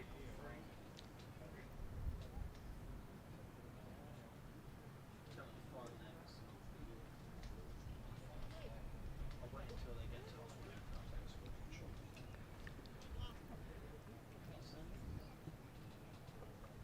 Still a slip in for Blatherwick. He goes full of a length again.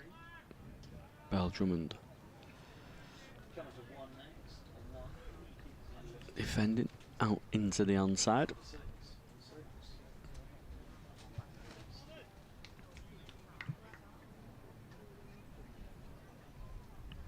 Coming to 3 on 3. Coming to 4 next on 4.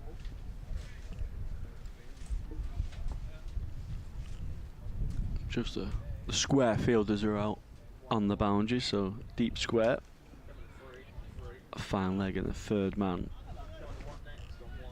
kind of signals the length that Blatherwick is looking to bowl. Really hit that pitch hard. They speak about a 6 foot sort of length. You'll often find bowling coaches putting the mats out and the cones at the 6 foot length. I just want the seamers to hit that hard in the white ball game. So slips come out for Blatherwick now. So a deep cover point has gone out, and it's pulled nicely into the leg side from Bell Drummond. And it's a fabulous effort from Joe Moores, but sadly he can't quite stop. Bell Drummond picking up another 4.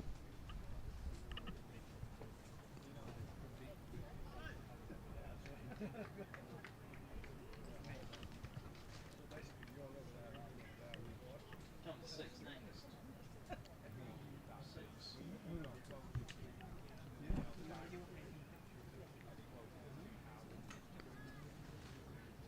1 on 1. Fuller, beautiful shot from Bell Drummond. Nicely timed and balanced, but he only gets a single straight down the ground. Oh, it's overstepped again from Blatherwick. And again, Bell Drummond is giving the free hit to someone else. I think it's twice now he's found singles off Jack Blatherwick overstepping.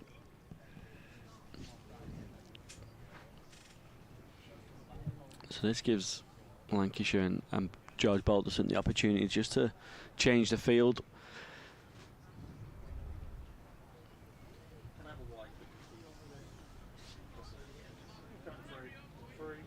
So third man's going to come up. Deep backward point. Deep cover. Square leg and deep mid wicket. Oh, square leg's now coming up. So long on is going to head back.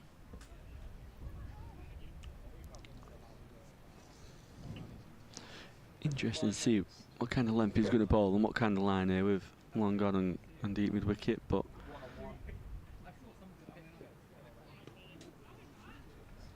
it's gone wide on the offside, so it's going to be another free hit.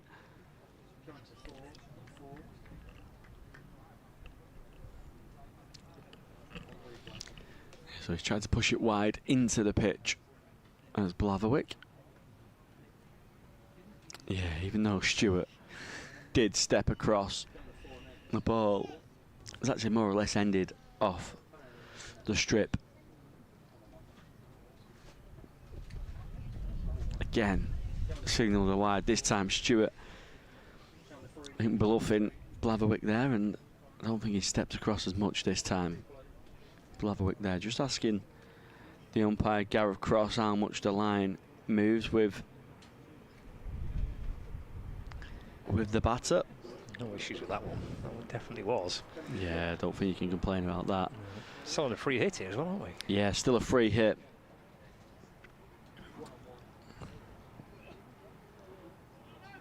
Stewart probably feels like he's missed out there. Back of a length, straight. Not quite got up as he expected. Deep square was up as well, so brave from Blatherwick, but he finds a dot ball. Still 2 balls remaining of this over, so it's been 4, a single and a no ball, and then 2 wides, followed by a dot.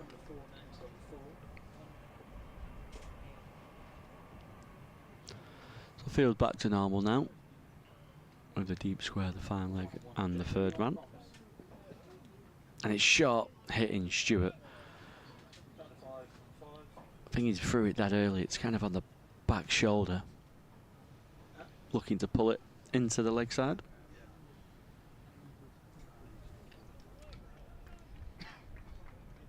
Yeah, just had an extra pace from Blatherwick as well. 4 on 4. 1 on 1. Again, that similar length. Just looking tricky to score from, isn't it? There's some just bouncing a little bit more, and then some just going a little bit under the bat. So that's the length that Lancashire seamers are looking to hammer, and that's the length that's more or less found the 4 wickets so far today. Indeed there has. 24 gone. 103 for 4. Nice scene there with some families on the hill. Just watching the action. We'll have a little change up in the commentary box. Callum take a break for a little while, and cricket writer Graham Harcastle is going to come and join us for a little bit as we edge towards the halfway stage.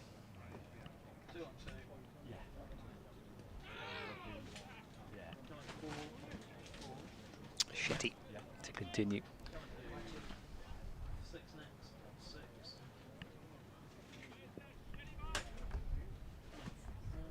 2 next on 2. 4 on 4. Single just tucked away towards square leg.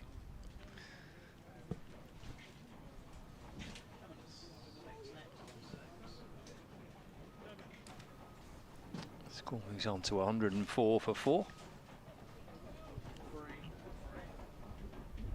Brings Grant Stewart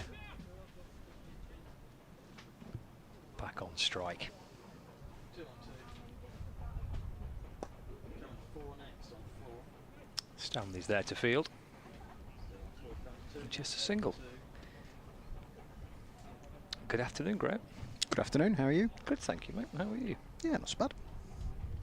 How are you enjoying life at Farrington so far? Yeah, it's great. It's a fantastic setting, isn't it?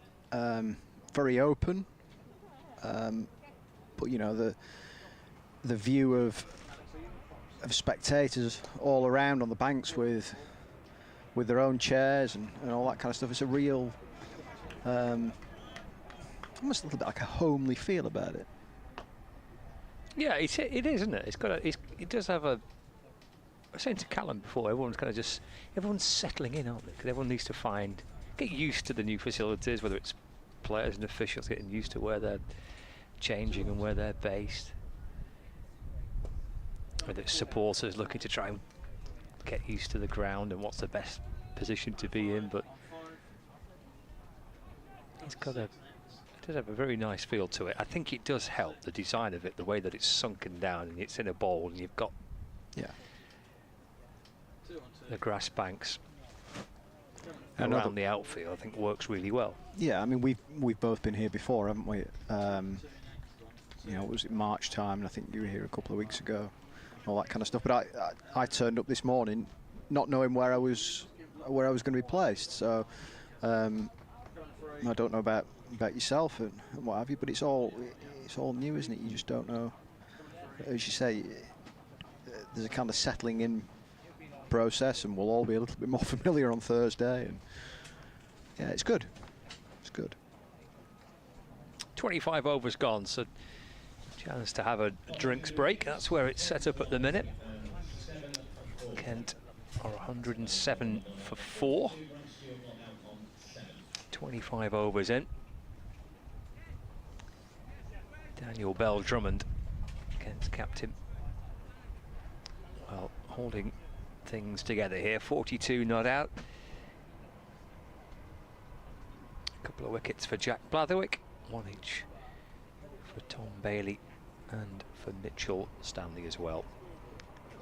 Drinks break here at AO Farrington Cricket Ground, Lancashire's brand new second home. It seems a bit odd, doesn't it, describing it as a second home, but because they've got they're welcomed and they're beautifully hosted and well looked after, whether it's Stanley Park in Blackpool or Trafalgar Road in Southport, or we go to Sebba the other day. But I suppose for the club, having had such a long period now of putting this in place in conjunction with the council, to have the setup open and ready for this half of it, the professional half of it, to be staging a game, and to know that this facility has got people in, everyone's kind of safely through the doors, have found their seats, we've got cricket being played. There'd be a lot of people, I guess, with breathing a sigh of relief a little bit as well. Yeah, I was going to say, you know, there'll be a few going home tonight if everything runs smoothly as you expect. They'll be pretty proud of what they've achieved over the last. Well, Paul Allett here was saying, you know, it's around about 12 years in the making. I think he kind of first had the thought of what it could look like when he went to the Hagley Oval in Christchurch. So yeah, there'll be a lot of people who'll be pretty proud, and quite rightly so.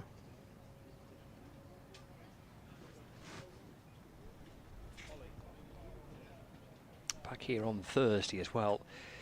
I'm always reluctant to say try and dig out a ticket if you can, because I'm not quite sure if it's sold out. I know that the allocation that they had for this game, and it's not to full capacity, a limited number of tickets available. I know this game was sold out, those that were put available for purchase for members originally, and then kind of the general admission afterwards were all taken. So I'm not sure whether Thursdays there's still tickets available or not, but worth having a look. We're still actually in a test event phase, aren't we? We are, yeah. So yeah.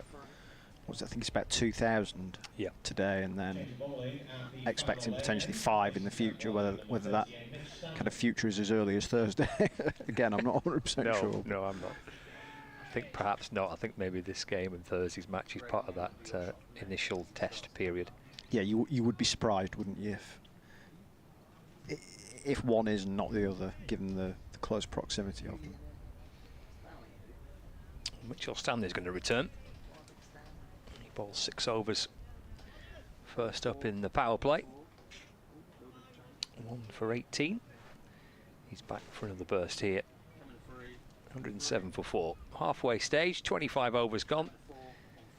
Potentially 25 to come for Kent.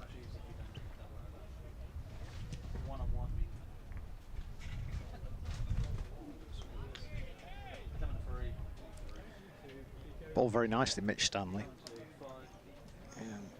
Could tell that Daniel Bell Drummond, who equally has played pretty nicely himself, was having a few issues early doors. I mean, there's obviously been variation in the pitch, hasn't there? That's got to be expected at this stage. I never turned up here today expecting 380 to play 390, you know, No. which we've seen at various stages in the One Day Cup, haven't we, over the years? So the top of Matthew Hurst and down towards the boundary. It's gone for 4. A thick top edge of the bat of Grant Stewart.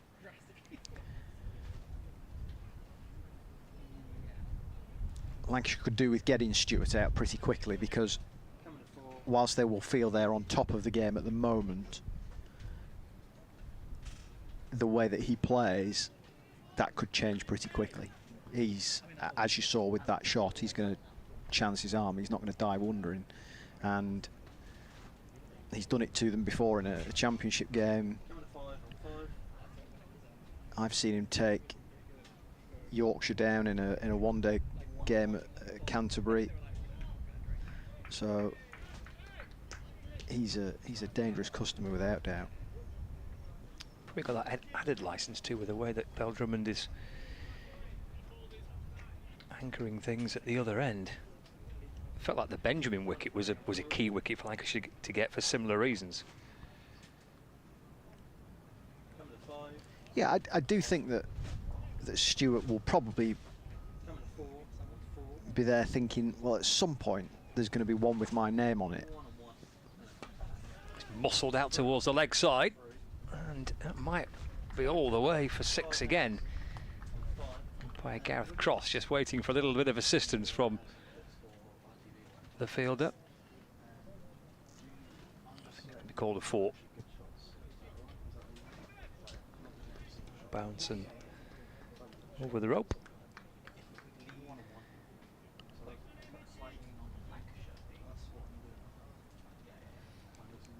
He's quite happy to give himself room, isn't he, Stewart?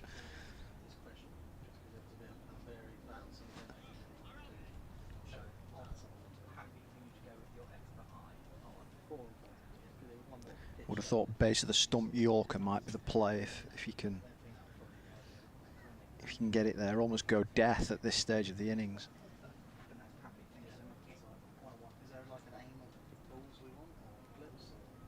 Just hurries Stewart up with that extra pace and bounce that Stanley gets. Good contest this, isn't it? Stanley to Stewart. I think hurried him might have been a bit of an understatement there. That was sharp, wasn't it? It was, yeah.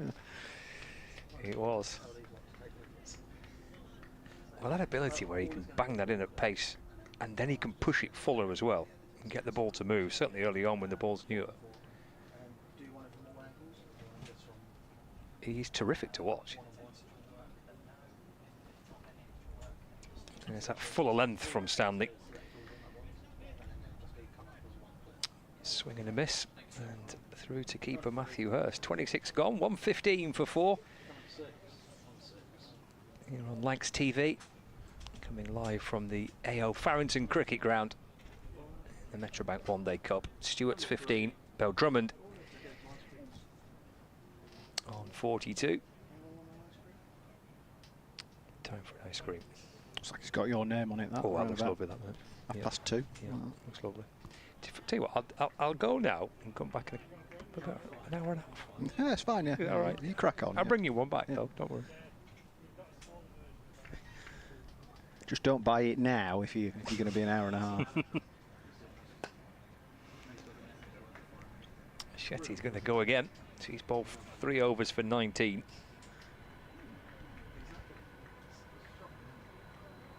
What have we got inside the ground? We've got the ice cream van. What's the... I don't know what the eating options are. There's got a burger van, I think. Ah, classic.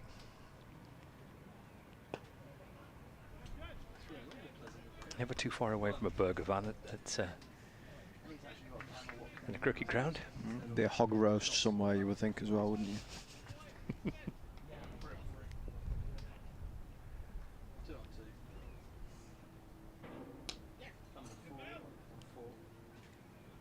Pick up and throw by Bailey towards the bowler's end, but they'll get through for a single. Bill Drummond to a watchful 43. 116 for 4. Got a really nice mix now, haven't they, Lancashire, of kind of outgrounds. You have to throw this into that category. I know it's purpose built and it's the second home, but it does fall into that outground category. But you know, Liverpool, Southport, Blackpool, Sedbergh. They're spoiled for choice, aren't they? Really? I know Kent play at Beckenham, don't they? I think that the minute that's their only second ground to Canterbury. Yeah. They have played at Tunbridge Wells in the past, haven't they? And Maidstone. I don't think they've been recently on the list, though, have they? No. But there's quite a lot of the 18 first-class counties that don't take much, if anything, away from their main ground. The back foot and driven firmly. Paul Edwards in the press tent this morning was saying that he makes it the first purpose-built venue, or the first new purpose-built venue on the circuit since the Rose Bowl in 2001. Right, okay.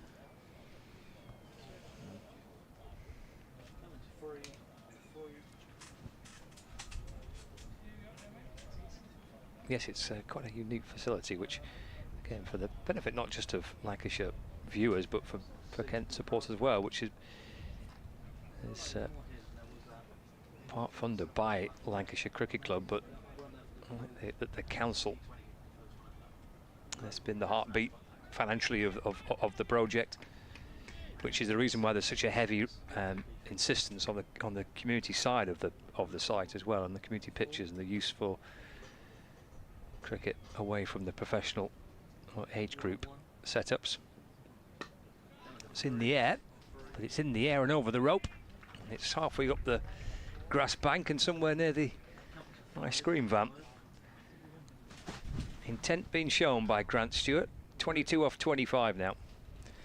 When you actually think about the outgrounds that Lancashire have got, for an event like this place isn't really needed, is it? You know, they could quite easily have taken this to Liverpool or Southport or Blackpool. But it's everything else around it that's perhaps of more importance. You know, the community side of things, the training facilities, that you can use this place for when the 100 takes over Old Trafford, all that kind of thing.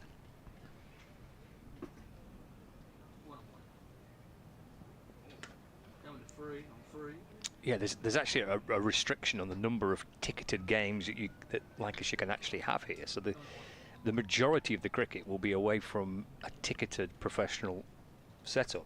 There will be professional games, obviously, but the bulk of the stuff here will be games either on the community side or for, as you say, for training, for second team, for age groups.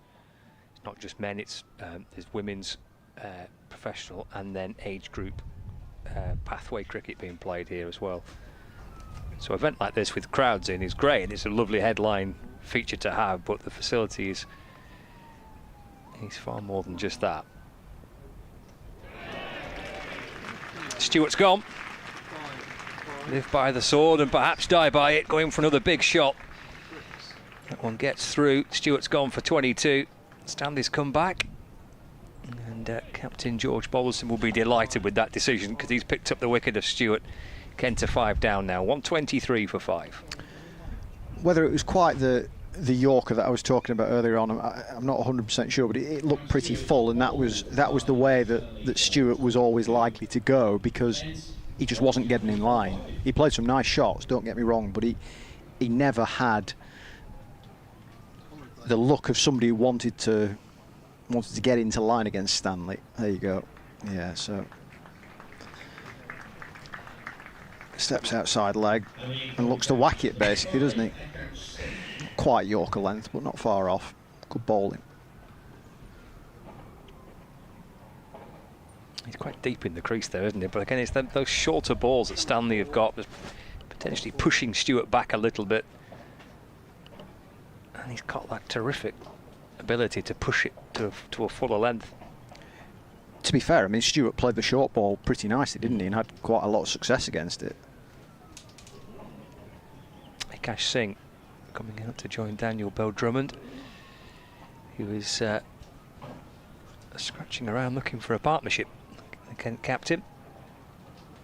123 for 5, halfway through the 28th over. I don't think Kent will be a million miles behind in this game. You know, saying before, I didn't come here expecting 380 to play 380. I would suspect that if they can somehow double this score, they will feel like they're well in the game. Shouldn't get any easier to bat, should it? No, you wouldn't have thought so. Perhaps Kent don't quite have the pace of Stanley in their attack, but got a nice balanced attack nonetheless. Got an additional spin option with potentially Jaden Denley as well as Matt Parkinson. Lancashire seam heavy, 4 seamers, and then Shetty's off spin.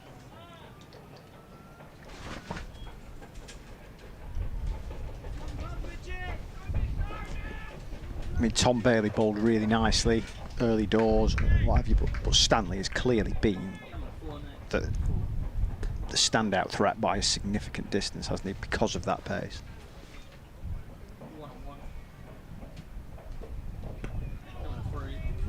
It's top of the bands there, Akash Singh. Guides it down to third man and gets off the mark as well. 1-2-4 for 5. So how many times have you been down to Farrington? Is it just the twice? This is the third visit. Yeah. So yeah, came in February time. Yeah. Quite a few events, haven't they, building up to this summer. I think there was one event where Lancashire kind of officially got the keys to the venue, so to speak. Yeah, that was. I think that was the one that I came to. And then there was kind of the official opening of the site. I seem to remember following you did a kind of tour of the venue, didn't you, for Radio Lancashire with Paul Allett, and I seem to remember following you around with a kind of dictaphone just for information, really, to try and work out what was here and all that kind of stuff. It's good. Yeah, it was a nice little sneak preview, wasn't it, to be allowed to get into the inner workings of the pavilion building behind us.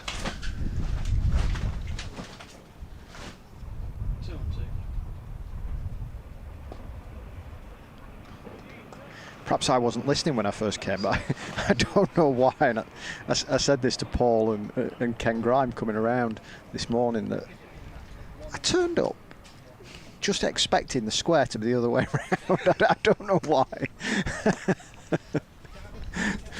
Perhaps when we came to that event, I just wasn't listening.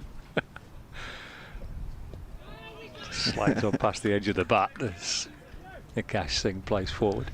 God, crikey, they've done well to turn the square in that amount of time. Lancashire can't start rotating squares. It's not at Emirates Old Trafford, it's at AO Farrington.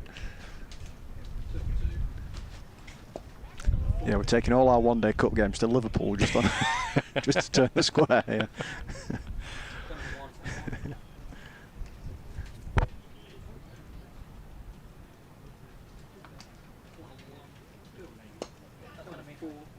Nice shot just off the back foot, played down the ground for a single.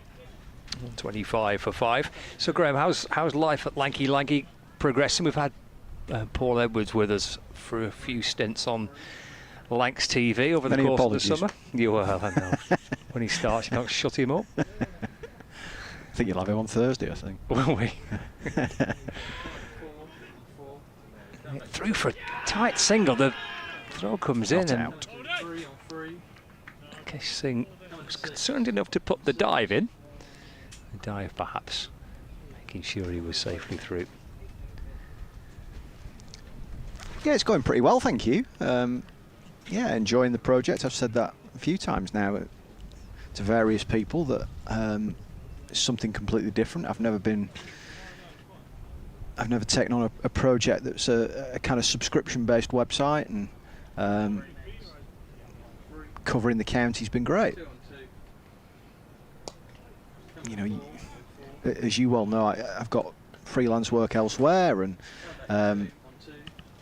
don't get to see as much Lancashire cricket as I'd like to, but so quite a lot of it's done remotely, but it's been great to cover what is effectively, you know, I'm a Lancastrian, it's my county. You know, I watched them as a youngster growing up, and to be able to cover it with Paul, who in my view is the best feature writer in the country, and he's worth a subscription fee on his own. In my view, it's been great. Yeah.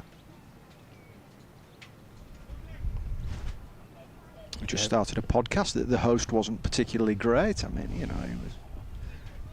But, must be scratching around for options. George Balderson returns, and that loops up.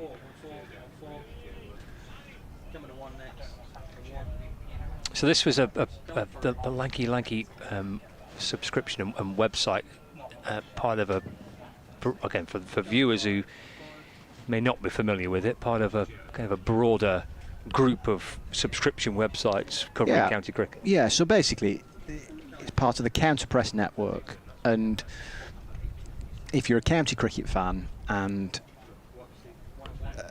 and a follower of an EFL football club, you'd be pretty unlucky not to have your county or club covered, because the network is growing pretty rapidly from what I hear.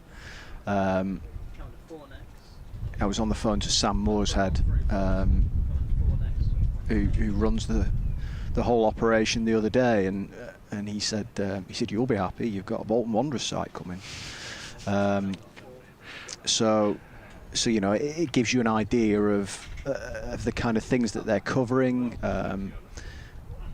And yeah, myself and Paul got asked to take on the Lancashire site, and we have done under the name of as you said, Lanky Lanky, and we've gone at it more magazine-y than kind of day-to-day news, on the basis that we've both got other commitments elsewhere that mean we don't see every single ball bowled of a summer.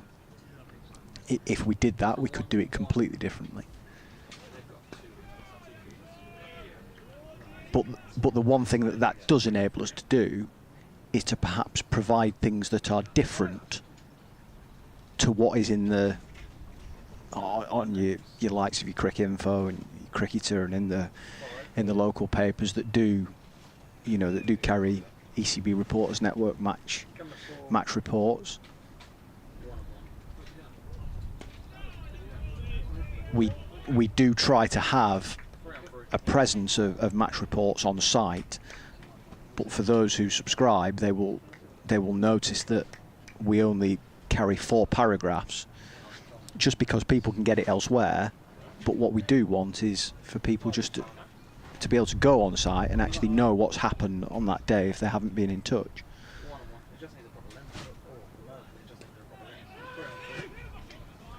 Final ball of the over, tidy one from Balderson, just 3 runs coming off it.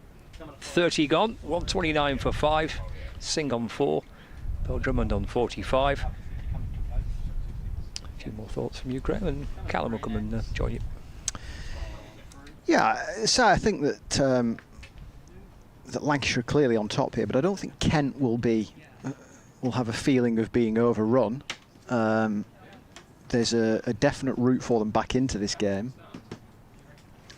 If they can get 230, 240, they will feel they've got something to bowl at quite significantly.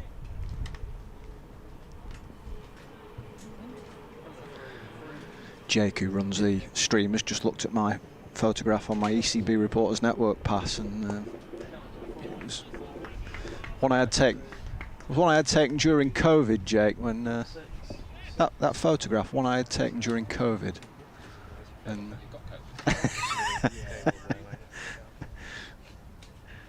Shetty's in. Bell Drummond attacks and attacks well. It's a great shot.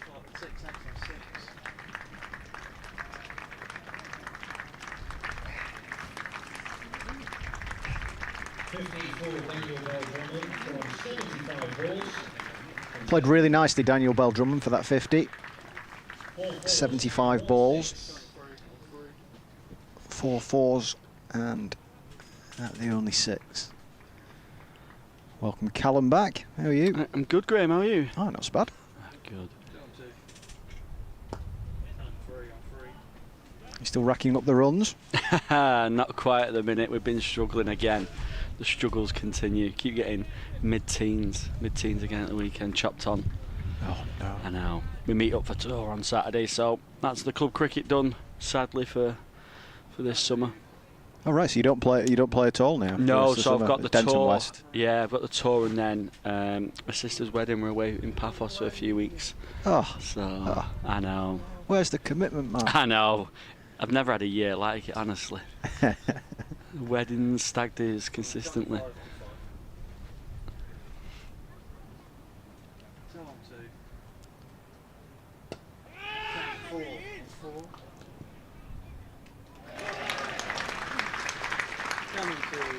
Miscued from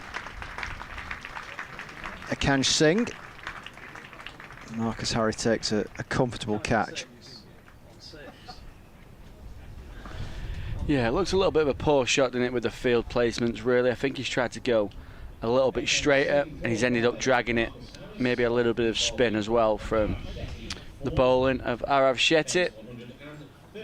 It's a big hit coming this way as well. We're seeing Daniel Bell Drummond's 6 that he hit at the start of the over. It didn't, at some stage, it felt like the wind was going to hold it up. So, you know, these big pockets that, I mean, we said earlier, it's the same size playing surfaces at Emirates Old Trafford, so they are big boundaries. Yeah, I mean, it does feel like the play is straight, doesn't it? Yeah. You know, you feel like at the side screen's kind of the safe option, don't you? Yeah.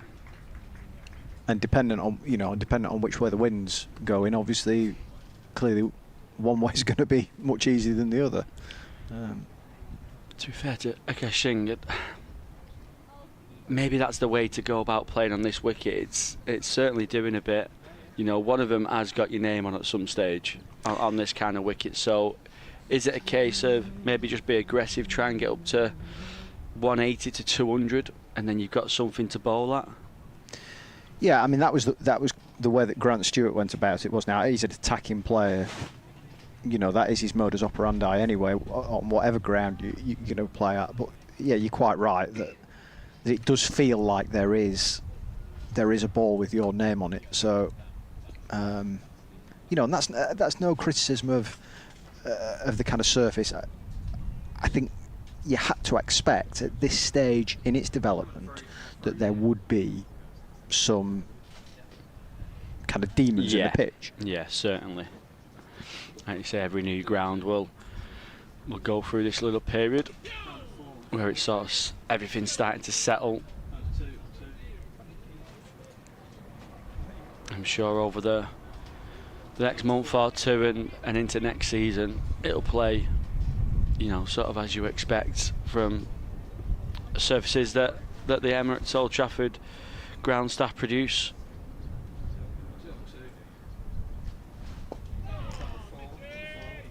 absolutely. But it does put extra credit on Beldrummond's innings, doesn't it? He does. He's played really nicely. Off 76. It probably feels like an 80, a 70 to 80 at the moment. This kind of innings, you know, he's really battled it out, really grafted for his runs.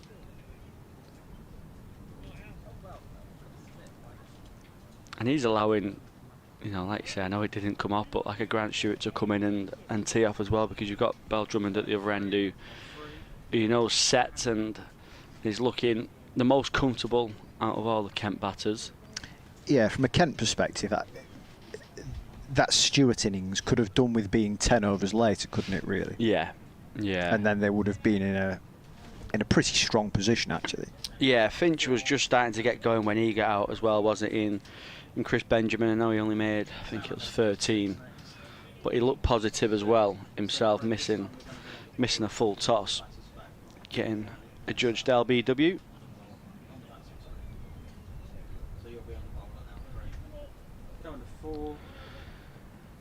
The skipper to continue, just making a few changes to his field, bringing another one in from the offside over to the leg side.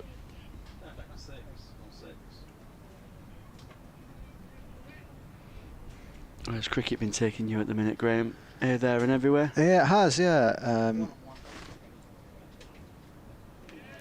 Yeah, I've had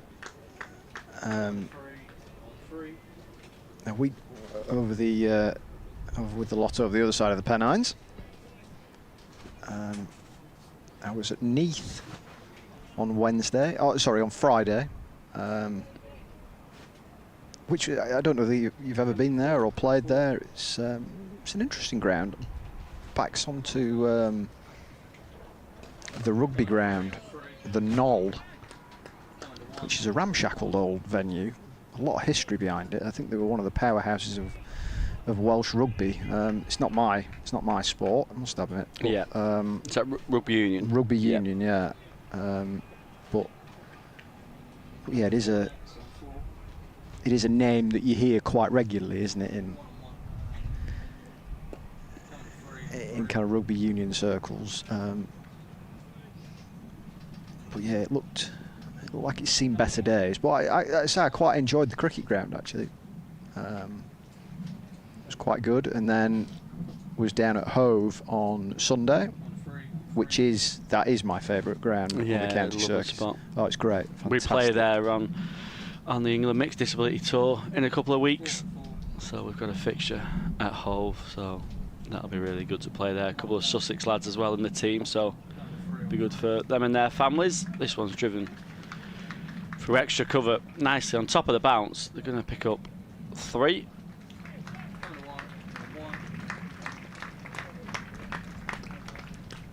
Yeah, so it's India, isn't it? You've got so we meet up on Saturday at Loughborough. We've got 2 fixtures at Derbyshire, then we've got 1 Leicestershire, 1 at Hove, 2 at Arundel Castle, and then we finish up at Lords, which, you know, it's not a bad place to finish, I don't think. You're going to be lobbying for a fixture here? Well, I wouldn't mind it. Yeah. When you look at that schedule, there isn't a massive amount in the north there, is there? No. It's typical England cricket now, that, isn't it? Or is that too early? No, yeah, it'll be a perfect venue to come and play and have the family come and watch. Yeah. It's a beautiful ground here at AO Farrington. You have the choice of 2 grounds as well. I know, yeah. We don't make runs on one, go on the other one. That one's played away into the leg side. Beldrummond looking to go big. Actually, he doesn't get all of it. He gets a single, so he keeps a strike. 143 for 6. Now Kent. Yeah, so India again, and then we've just announced the first ever mixed disability Ashes for next summer. Brilliant. So that'll be really exciting. You know, to be able to captain the side against Australia, our fiercest rivals in the game. It'll be, I think the lads are already looking forward to playing. But like you say, we've got first India to try and get past. what's it like playing at Lords? You know, we're talking about grounds and things like that, and this is a new venue which is fantastic. But you know, Lords is on a completely different level, isn't it? Because of the history behind it and what have you. So Yeah, to play there. You have to try and take, I think, the emotion out of it a little bit. You know, as captain, I tell the lads, you know, get down there early. You know, obviously we have to give our phones in anyway, so you can't take pictures and do all that. But you know, have a walk around and just get the goosebumps out the way and all that sort of stuff, and make sure you're kind of focused on the cricket. But you know, it's always nice having sort of your family in the long room and supporting you. Playing on such a special venue that, you know, the best cricketers in the world have always graced, and even they speak so highly of it. So, you know, it's only once you've played and you know, you're in your winter months and the cricket kit's in the loft for a little bit, that you look back and think, you know what, that was really special. So last year it wasn't actually that special. It was the only game we lost there.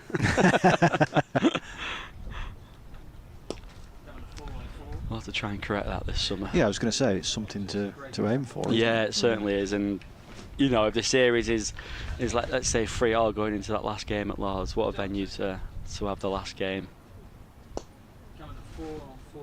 You could do with it being 5-0 though, couldn't you? Really going into Yeah, probably wouldn't. I wouldn't like to go into Lords knowing, you know, we had to win the series. I'd quite like the comfort of knowing we've already won it and we can actually lift the trophy in front of the pavilion. That would be much more easier on the nerves.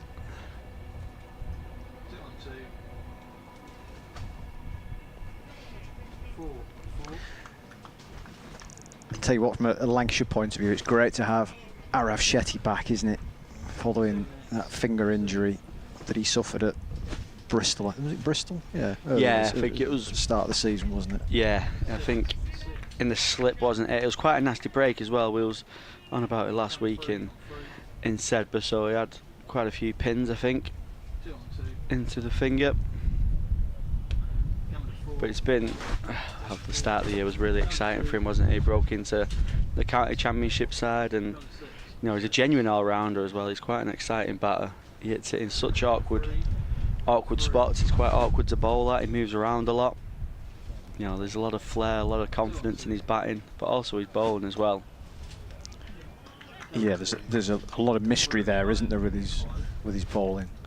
He's had it tough at the minute. Sedbergh, you know, against Surrey batted really well. So that was a bit of a tough day out for Lancashire, and then at Leicestershire on Sunday, Lancashire only going with the 5 bowlers, so I think he went just short of 100 off his 10 actually. But you know, they're all learning curves in his career. You know, he's going to have opposition that look to attack him and take him down, and don't give him that respect that he might have got in second 11 cricket and age group cricket. It is going to happen, isn't it, to kind of young emerging spinners in white ball cricket? Yeah, stages. I think so, especially with, you know, so many younger players now in the game, isn't there? And like you said, they're not shy of any confidence and not short of that in abundance. So the older veterans will certainly look to try and dominate against him. So I think his pace has been much better in this game, Arashetti's, across the Sedbergh game and the Leicestershire game. Looked like he was just bowling a little bit too quick, a little bit too flat this time. The pitch is probably just assisting with his pace in terms of that extra bounce, so he can probably afford to go a little bit slower. Yeah, I was going to say, I would imagine this surface will probably be to his liking more than a kind of postage stamp ground at Sedbergh and Grace Road as well. Yeah, I don't think. Well, you look at the scores at Grace Road, 380, and Leicestershire only falling 21 runs short. Having been 22 for 4 as well. It was an incredible effort, really. Yeah, it's an excellent 5th wicket partnership for Leicestershire to keep him in that game, but it's a much needed win for Lancashire as well, especially with someone like a George Balderson who's just taking captaincy on. You know, it's always nice to get that first win under your belt, and relieve a little bit of the pressure. It'll give him some confidence going into his decision making as well as a captain now. He's just pulling his bowling back a little bit. He was a bit expensive in the first 3, going for 24. But it looks like he's just settled on his length at the Fowler end.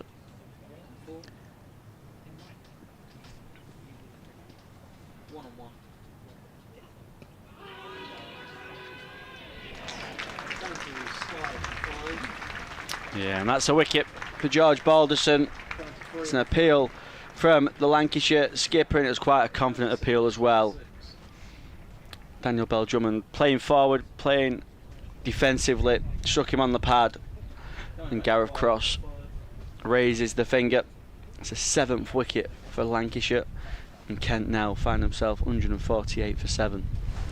Just seemed to, you're right, he kind of was pushing forwards. He didn't seem to really fully commit to pushing forward though, but almost a bit pinned on the crease really. I think that's the wicket, isn't it? That's what, you know, it's hard as a batter, even though you say about, you know, trying not to premeditate and try and take everything out of it. It's really hard as a batter when you see so many bouncing off a length and popping and some going underground. It's really hard to take that out of your mind. So your commitment forward, especially with the keeper up, Mathias, I think that's a really good ploy. Mathias coming up to the stumps, that delivery stuck on the crease, and yeah, it's hit him pretty straight, hasn't it? It's hit him above the knee roll, but like you say, he hasn't got a big stride in, has he, as Bell-Drummond? It's probably just about clipping the bails. Yeah, probably middle and leg line, wasn't it, as well? Just maybe nip back a touch. Yeah, no real complaints from the Kent captain. Gone for 56 off 83, a real gritty innings. Very much needed for Kent. Not a bad man to have coming in at number 9 though, Joey Everson.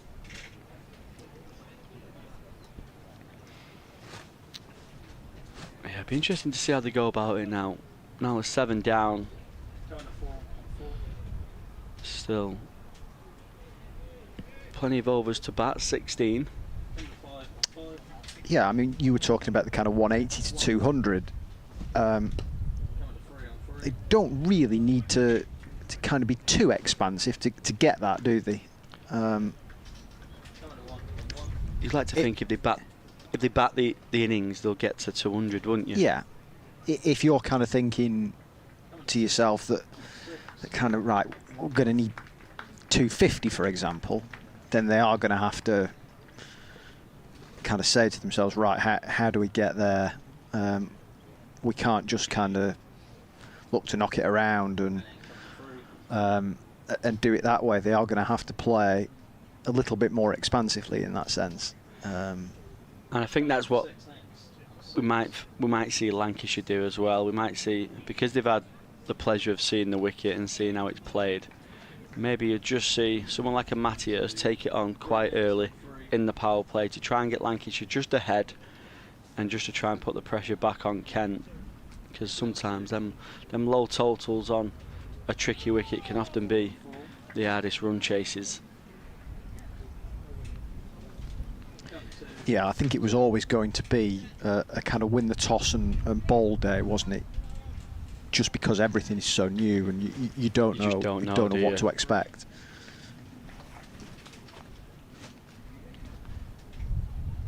Yeah, it was no surprise to hear Balderson won the toss and asked Kent to bat.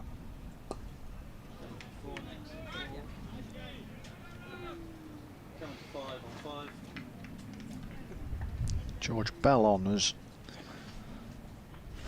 a sub-fielder in front of us at deep mid-wicket.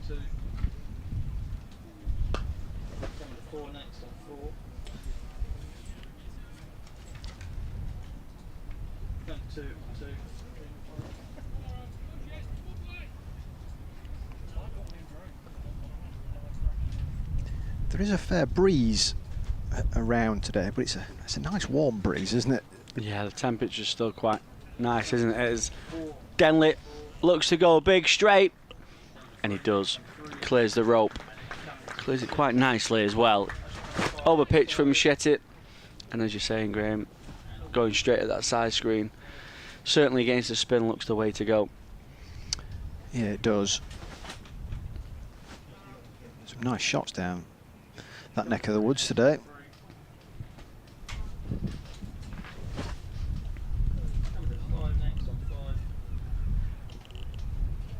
Just pushes mid-on back now to the boundary.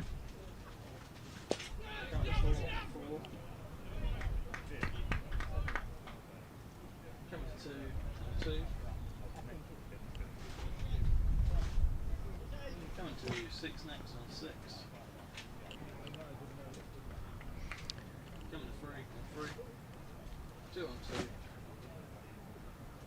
Coming to 4 on 4. Everson just works that to mid-wicket and end the over. 15 to go. Yeah, good over from Kent, 9 off it. With that 6 and 3 singles.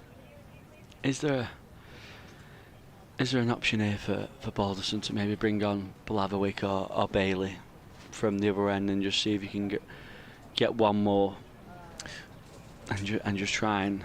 How many's Mitch Stanley got left? He came on for that second spell, didn't he? I've not got the laptop open currently.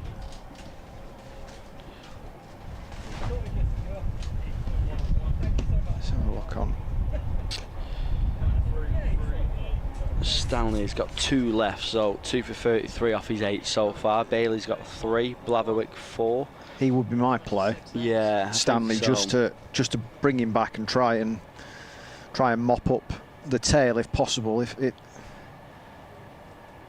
that would be the dream, wouldn't it, from a Lancashire point of view? Yeah, I think it just feels like, do you just get another seamer back on? Alderson continuing round the wicket to Denley and just see if you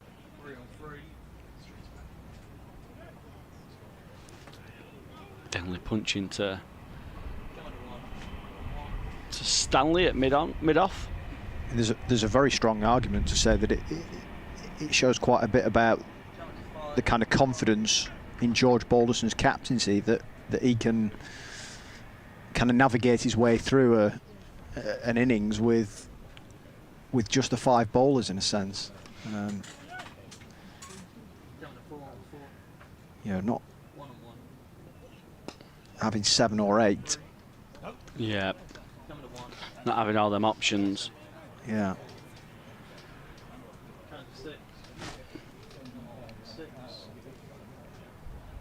I always feel like it's a little bit hard as well as a bowling captain.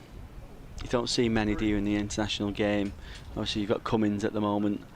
We don't see too many bowling captains.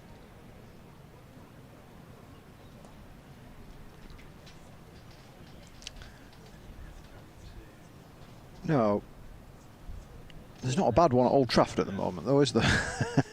Old Trafford. Oh, yes. Hard in front of square. He gets the leading edge, gets a couple of runs down the ground.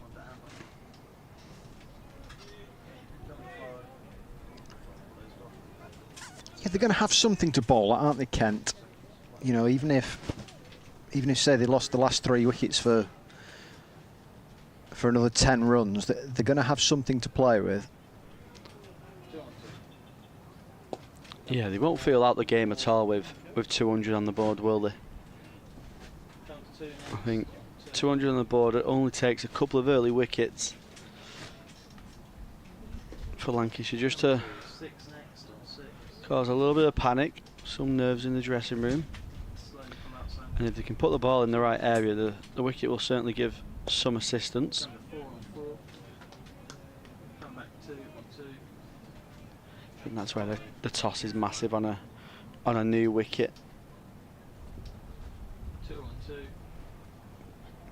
Just gives Lancashire that freedom to kind of say, right, in the second innings we're going to be a bit attacking. If we have to, we lose a wicket or 2 early, we can, you know, bring the gears down a little bit and regroup. A reverse sweep from Joey Everson. There is an appeal from Matthias from behind, but nothing from the umpire.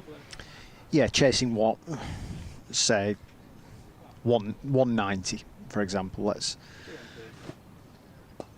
kind of throw a realistic total in there from here. Then, if you're kind of 50 for none after 10, then you've done a bulk of the legwork, haven't you, really? Yeah, and that's when you'll find Kent potentially go searching. Their bowlers might just feel like they need to get some wickets. Once you go searching for wickets, that's often when runs can come a little bit easier for the batters as well, and you naturally go off the line and length that's working on this wicket, and that'll be the tricky thing for Lancashire to do. They've got to try and hit Kent's seam attack off that length that they know has worked throughout this innings.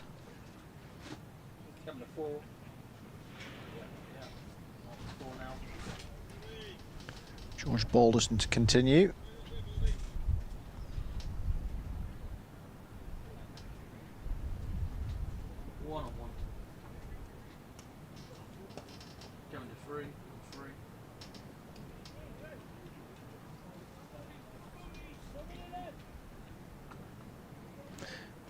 So how are Denton West doing? What's their season been like in the GMCL? Move on quickly. No, it's not going too great at the moment. So we've just not really got going at all this year, which has been really disappointing. We've got a big 3 games coming up with teams around us, so they kind of feel like 10, 12 pointers in a way.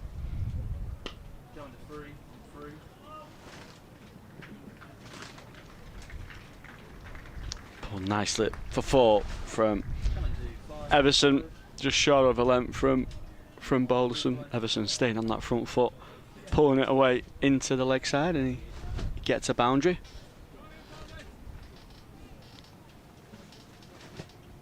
Controlled, wasn't it?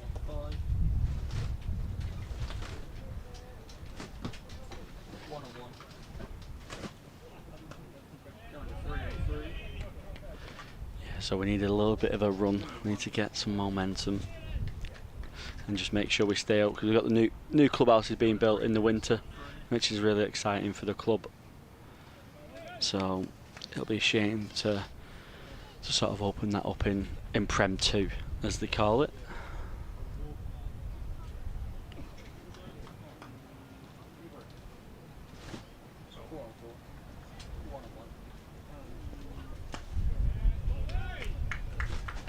I mean, this is a ground with a kind of community or a venue, should I say? It's got 2 grounds, hasn't it? But a venue with a kind of community and recreational feel and big element to it. What's the kind of standard like in league cricket now? How is it? Because we've been through quite a lot of change, haven't we, in the Northwest in recent years, in terms of different leagues going. And others popping up and being created, and mergers and all that kind of stuff. Is it just settling down now? Yeah, you've got the GMCL, haven't you, which is probably, in terms of participation, probably the biggest league with how many clubs they've got in them kind of divisions. I mean, probably goes down to Division 6 and 7 on a Saturday. There's that many teams around. You've had the Bolton leagues merge, and I can't remember which league it is they've merged with for Ribblesdale. Yeah, to make the Northwest League. You've got obviously the Lancashire League, which play on Sundays. Got the Liverpool Comp. So yeah, I think it's all just starting to settle, like you said.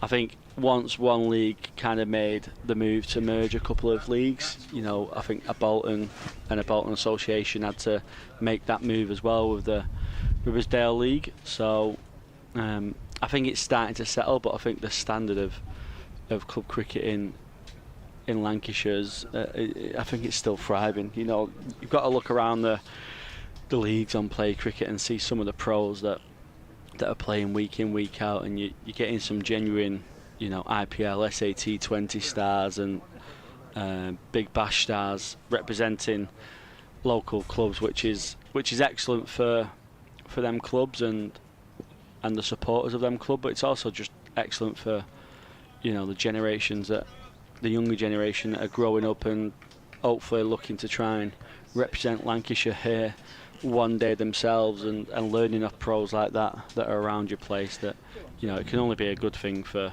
cricket clubs. As Denley on the slog sweep, it goes aerial, it lands in the empty space.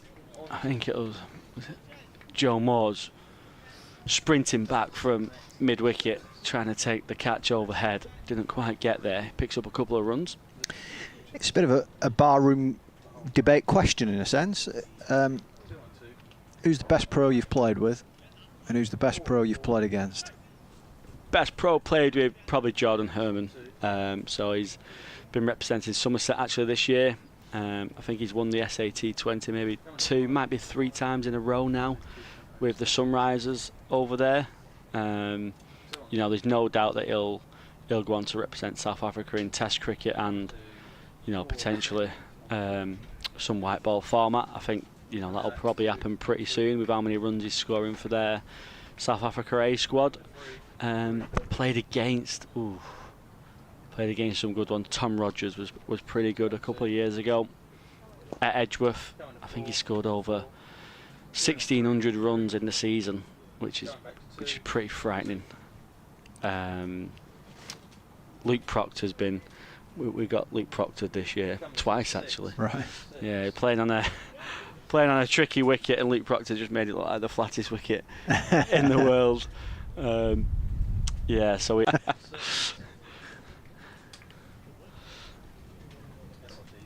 173.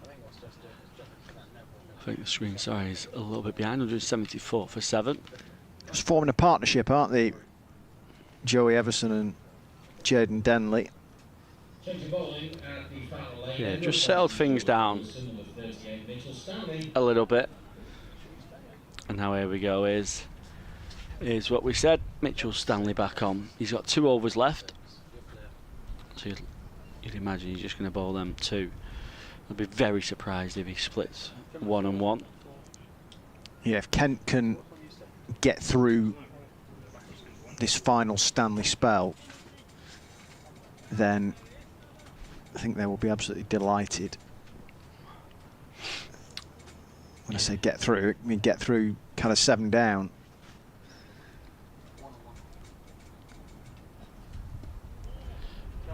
Straight away, wrapping Joey Everson on the gloves at back of a length, that uncertain length, which just don't quite know how the ball's going to react.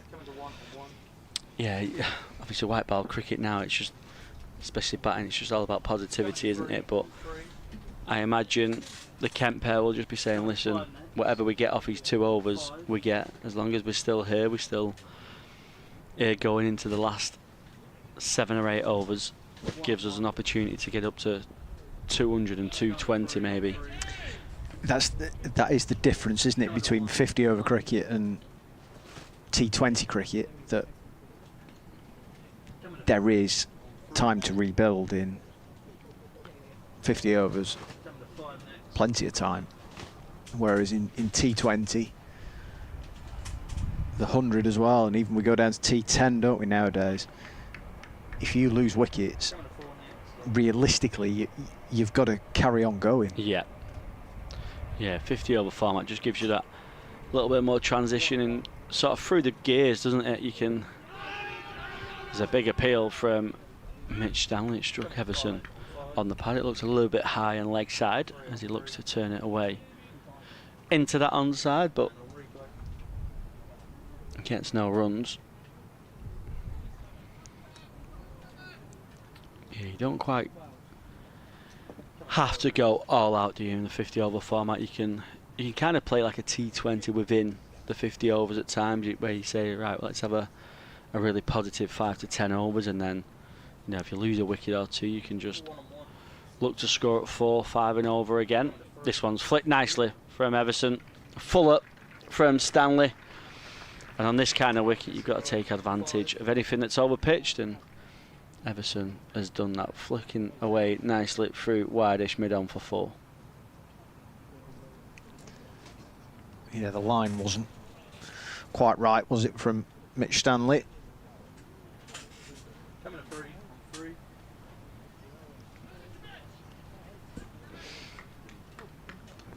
Coming to 5 minutes on 5. What are you saying here, Graham? How many Kent going to finish up with? Coming to 6. 6. 216 all out. Yeah, I think around the 220 mark. 1 and 1. Coming to 3 on 3. Pulled away from Everson for a single. Coming to 1 next on 1. I feel like it could be quite competitive though. 220. I feel like it Absolutely. could feel like a 280 kind of score on this surface. The start's going to be key for Lancashire. If they have a good first 10 overs, then they will be well ahead of the game. 4 on 4.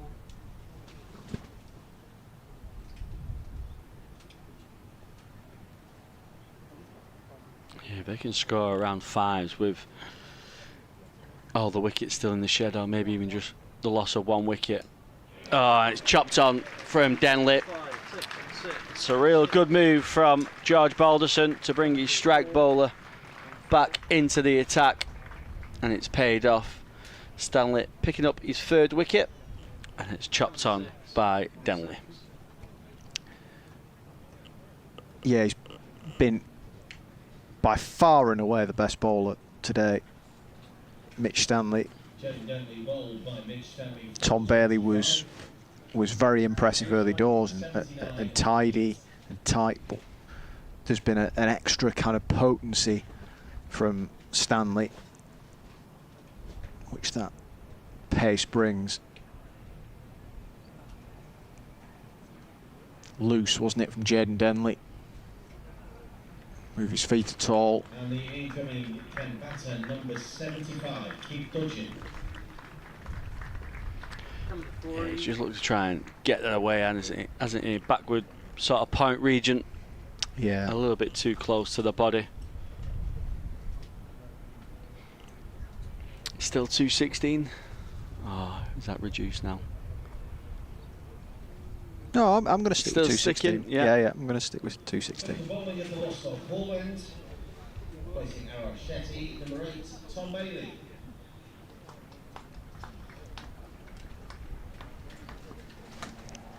Mind you, Kent are going to have to advance against Coming to Lancashire's 6. biggest weapons today. And That's the end of Shetty's spell. 1 for 51 off his 10. Pretty tidy from the spinner, especially when it's such a seamer friendly wicket. You know you're going to get pressure put back on you by the opposition. So he's gone pretty well there as the young spinner.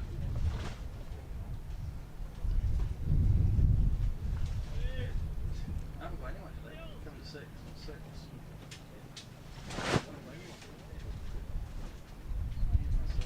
Two on 2. Coming to 3 on 3. Going back to 2.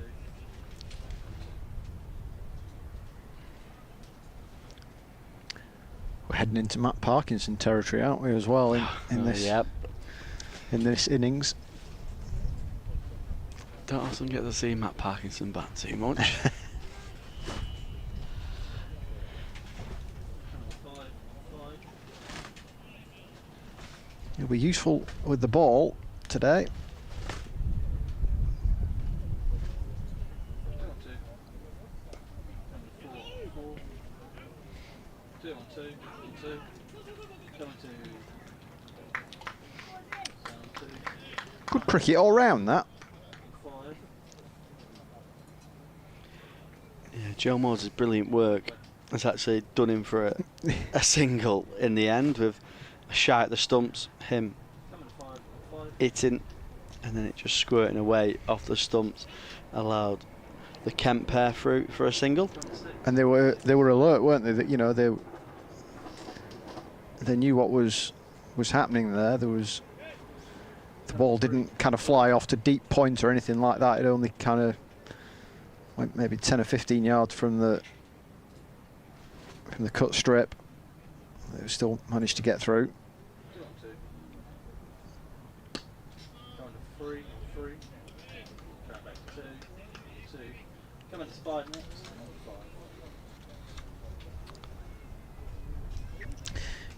You're upgrading at the end of this over. Oh, he's got back in. Yep. Are you in the back over to the media tent? I am, yeah. Yeah. Are we seeing you in the second innings? Potentially, I'm not sure. Yeah. I think we got that far yet.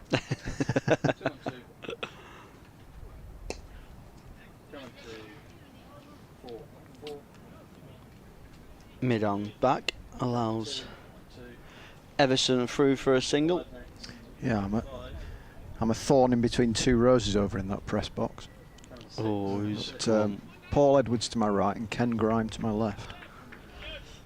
so is Ken back over in the? Yeah, his dulcet tones have been removed from the PA system. 3 on 3. Man of many talents. 2 on 2. This one played in the air over Arav Shetty at mid wicket. Keith Dudgeon not getting all of that.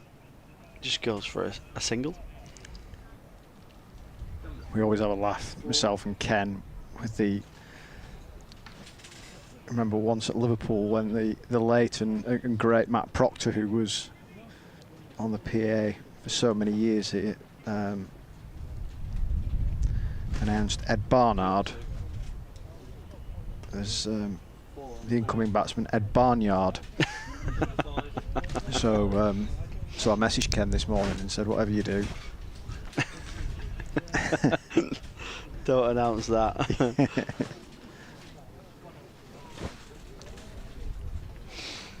It's the end of the 41st over, so it's 9 to play here in the first innings.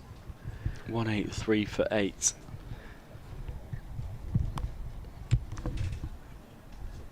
Coming to 6 next. 6. Keith Dudgeon 2 off 2.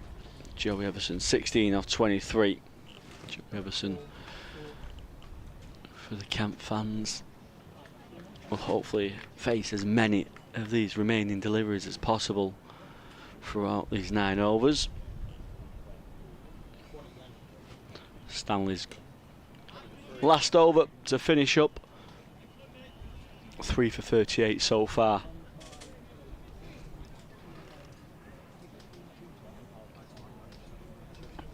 He's been superb on a wicket that has offered some assistance, but his lines and lengths have been pretty immaculate.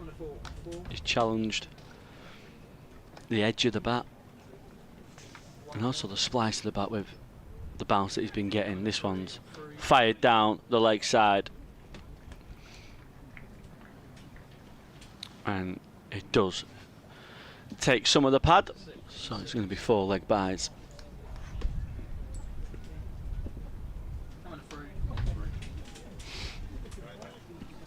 Well, around the 220 mark is still on for Kent. Imagine in that change room they'll be speaking, if they can get up to 220, it gives them something to bowl at. Couple of early wickets, they'll feel right in the game. Stanley into the pitch, this one tucked away into the leg side. It's good running from the Kent pair. They get back for a couple of runs.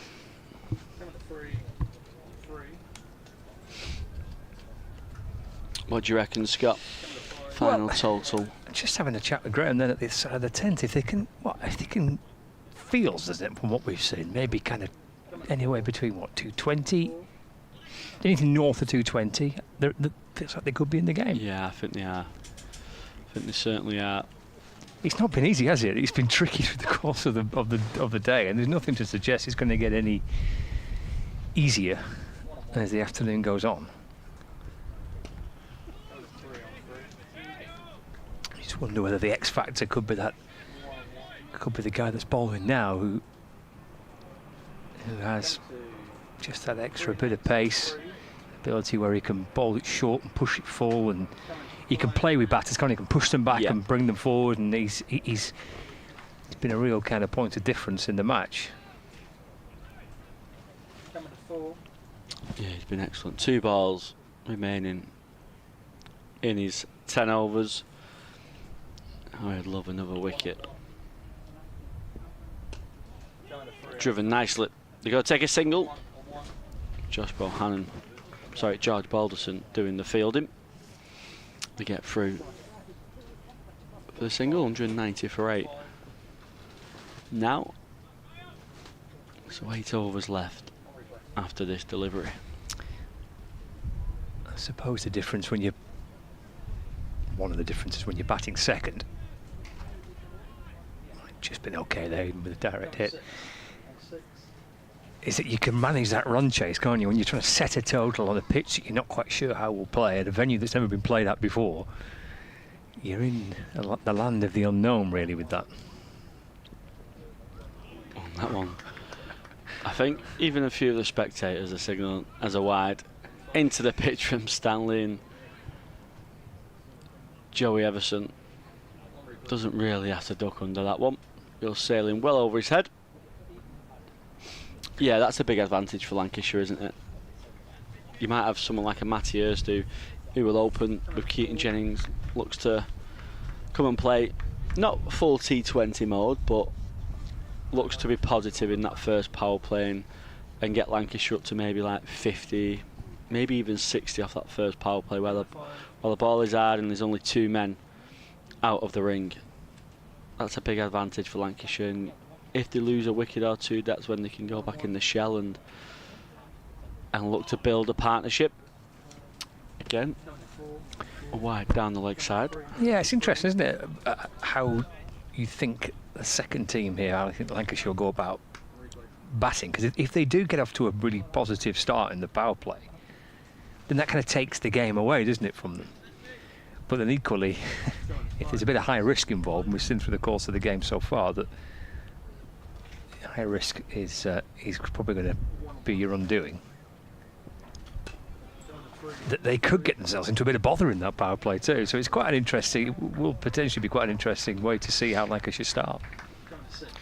Yeah, excellent spell from Stanley, picking up 3 big wickets. He's been excellent for Lancashire throughout the season, and his good form with the ball continues. Yeah, top work. 10 overs, 3 for 43 for Mitchell Stanley. Rav Shetty's the other bowler to have bowled his 10. He's got decent options here as Captain Balderson. He's got a couple himself. Jack Blatherwick's got 4 remaining. Bailey's got a couple as well. Probably see Bailey bowl out here, won't we, in this spell from the Lostock Hall end. He's got 2 more remaining.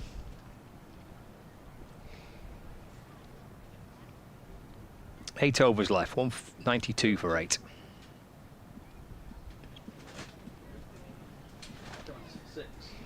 It's the 16th wide of the day.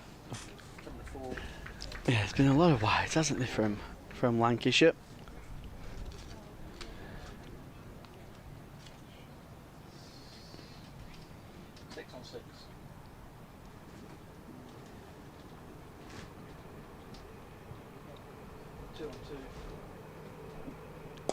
Down the ground comes Dudgeon. That'd be worth 4. Can Harris get round? I think in the end he may even have just clipped it over the rope with his boot. It has gone for 4. Pushing towards the 200 now. 197 for 8. Yeah, it's a good shot from Kent's number 10. Couple of steps down the track, making it into an half volley. Doesn't try and overhit into that mid-wicket region where Tom Bailey now makes a change and pushes Arav Shetty out onto the boundary. So the third man comes into the ring. Drops it into the onside. Sharp work from Bailey. Off his own bowling, pick up and throw towards the stumps. On 6. Scamper through for 1. Coming to 4 next. 4. Yeah, really good work from Lancashire's opening bowler. Might have been tight with a hit as well.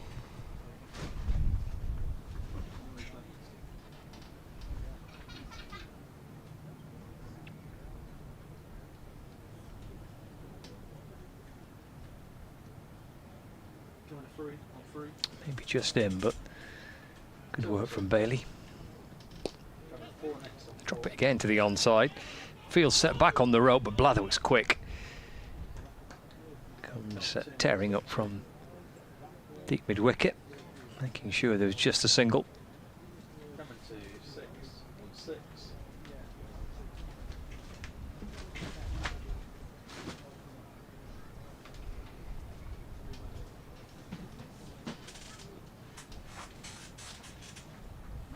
2 on 2. Pulled 4 next. On in the air. Blatherwick sweeps round to his right. And that single brings up the 200 for Kent. 5 on 5. Coming to 6. 200 for 8. 2 balls remaining 5. of the 43rd over. Shot coming to 3 next. And on 3 goes straight. 2 on 2. Coming to 4 next on 4. Coming to 2 on 2. Wasp predictor has the score at 225 as it stands. 6 next on 6. Yeah, it feels around 220, doesn't it? That Kent, I think, will be very happy with. That would feel like a 280 maybe score on a wicket. That's just offering a little bit. 2 on 2. Coming to 4 on 4. Singles to complete the over. Decent that.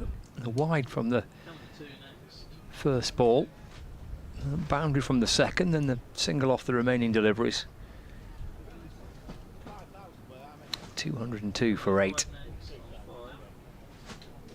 Bailey's got 1 more to bowl. Coming to 3 next on 3.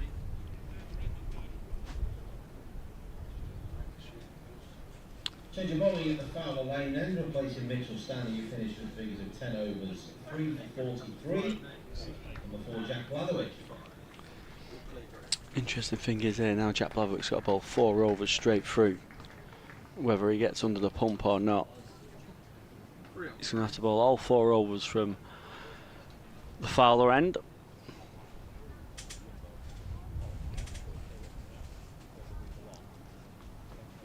Otherwise, it would have to break into a 6 bowler, and that's not what they want to be doing in the last few overs.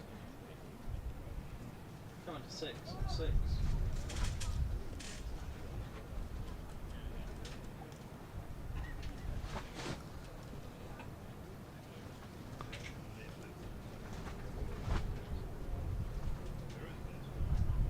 One on 1.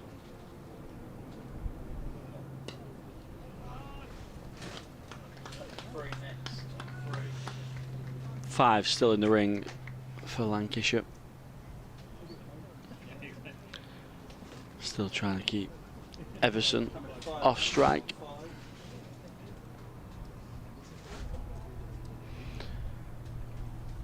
Dotton ones are good for Lancashire at this stage. Coming to 6 next on 6. Coming to 1 on 1. That one's pulled, On 3. and it's pulled all the way. Coming to 6, 5 on 5. A deep square fielder. It was probably in 5 yards. And on It's gone over his head, and it's gone all the way for a maximum. Excellent shot from Duggan. Going to 6 next on 6. Spectator then scrambling out the way. Soon set down.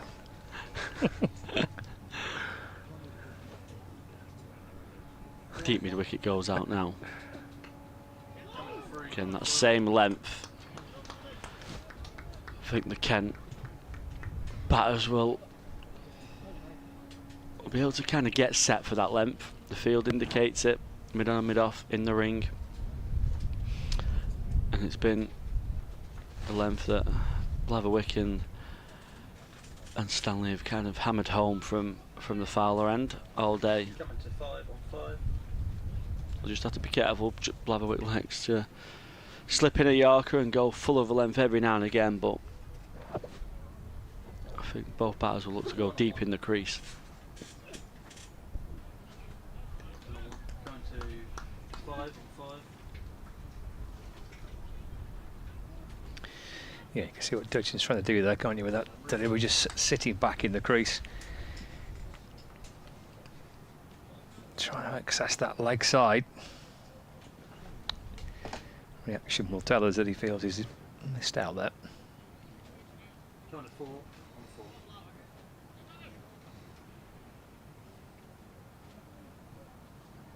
One on 1.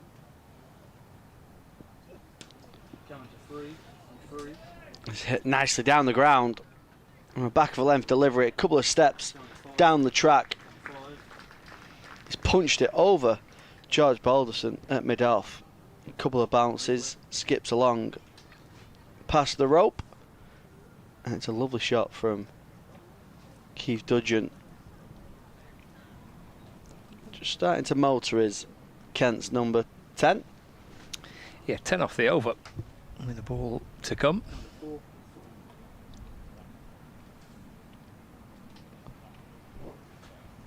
1 on 1.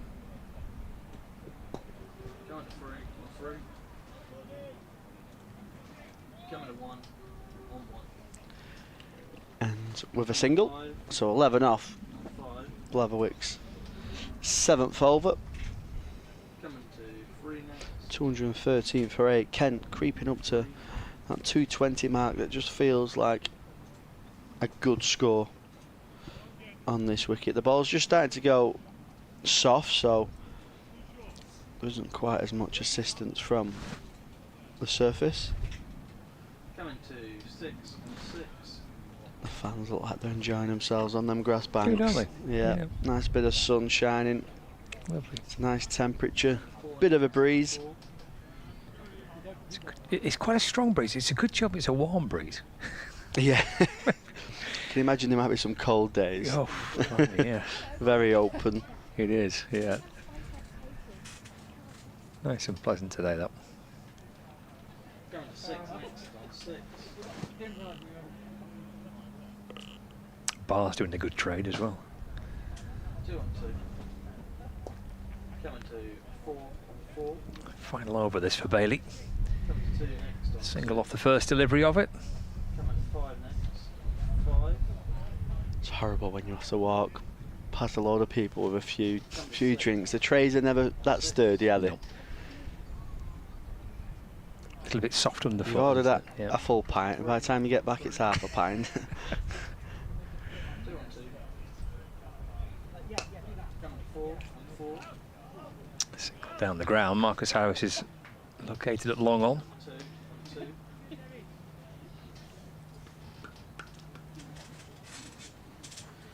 Coming to 4 on 4.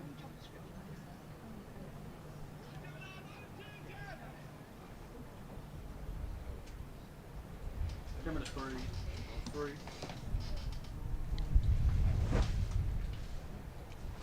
Two on 2.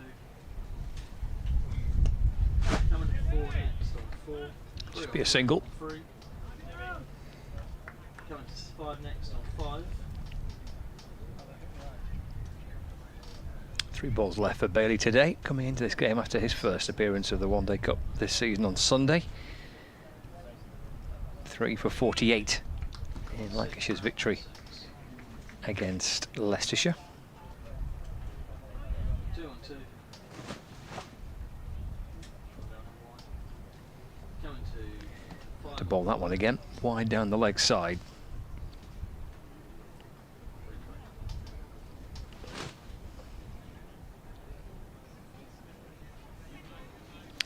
slow ball from Bailey.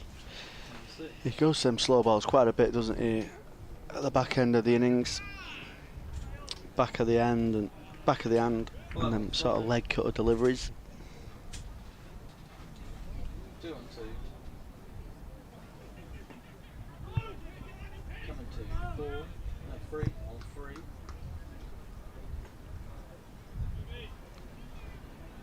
Coming to 4 now on 4.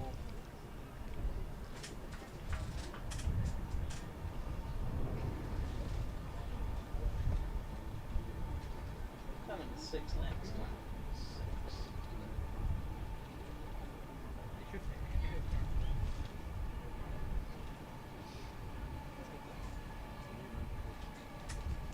Coming to 3. 3. 2 on 2. Coming to 4 on 4. A shout of catch. It looped off the bat from Joey Everson, just landing in front of Josh Bohannon at mid-wicket. Coming to 6 next on 6.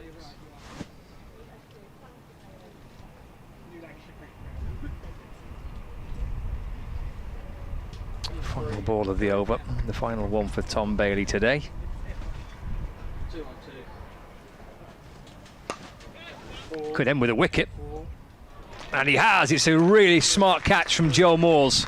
Joey Everson pulling it out towards deep mid-wicket, and Moores takes a smart catch, diving forward. And then Bailey gets his second and signs off with a wicket for his 10 overs today. And Kenton 9 down, 217 for 9. Joey Anderson called by Joe Moores off the bowling of Tom Bailey for Very nearly misjudged it, didn't he, Joe Moores? I think the wing just held the ball up. He was sat on the boundary waiting for the ball to travel, and then he just realised he had to take a couple of steps in, caught it very low down, but 2 for 32. don't find many better fielders than Joe Moores. Brilliant catch. And Lancashire now will look to try and wrap the innings up as quickly as possible.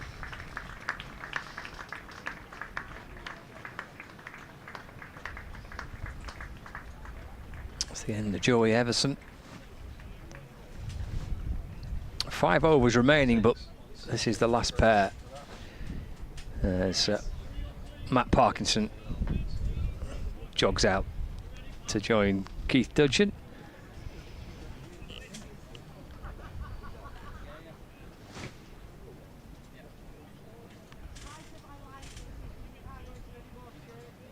He received a nice reaction from the Lancashire supporters, a very popular player during his time with Lancashire.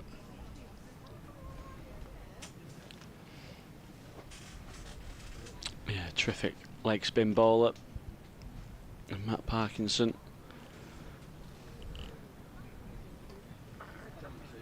A Bolton lad, I think. He is, yeah. Man Callum.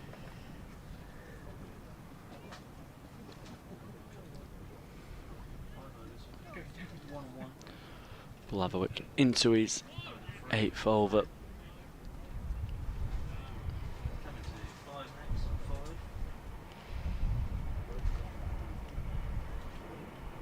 Deep cover. Long on. Deep mid-wicket, and deep square, and a deep fine. And the 5 fielders out. Of course, going into the last 10. You've always got to have 4 in the ring. Full over length that time, Dudgeon. Hanging back on the back foot. He's beaten for pace in the end. 25 off 21. It's a good knock so far from Kent's number 10. Been very positive. Just getting up to a total that gives them a chance of defending.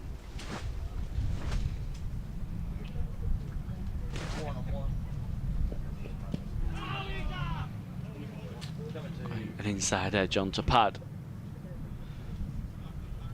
Gets a single.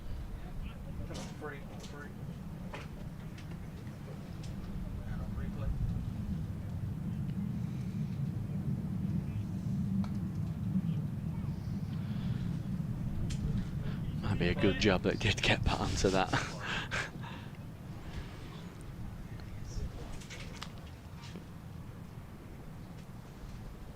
So a couple of the fielders come into the ring now for Parkinson. In behind defending. Coming to 5 on 5.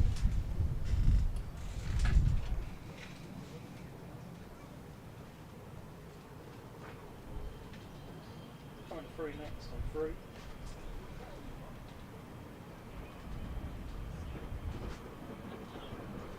Coming to 4 on 4. 1 on 1.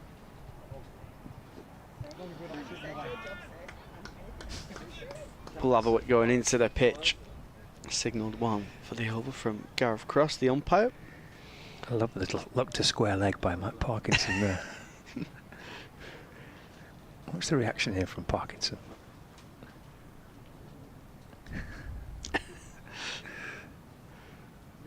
It was a tight call. As a number 11 though, do you want him given? Yeah, fair point.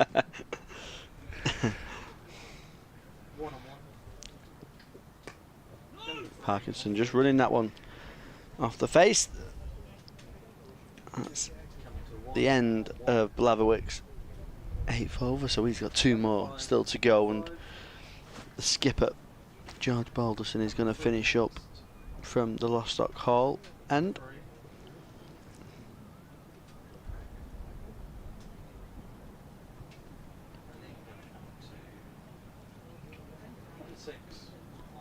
That's how it's shaping up. 9 down, so 4 overs remaining here. Can Dudgeon and Parkinson squeeze out of these final 4 overs?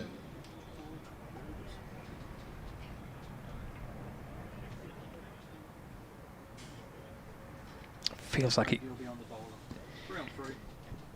could be a tricky run chase. Swung away by Dudgeon and brings him 2 runs. Not quite where he was aiming for. Couple nonetheless. He moves to 28. He's thrown everything into that one, the full kitchen sink. It's a big leading edge.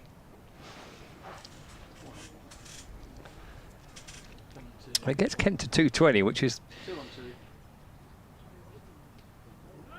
a figure that we've branded about a little while now.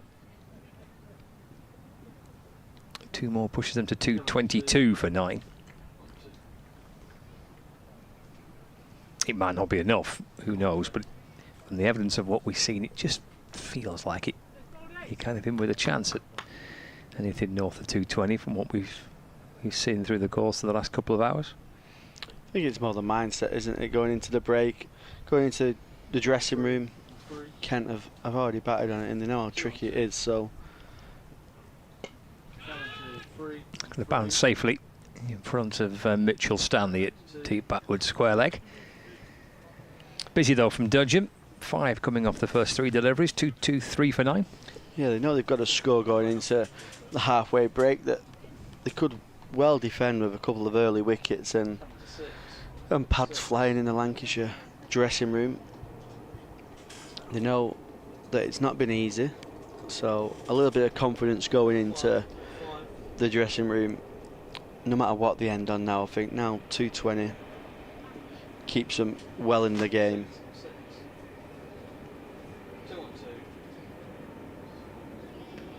Sharp again from Balderson.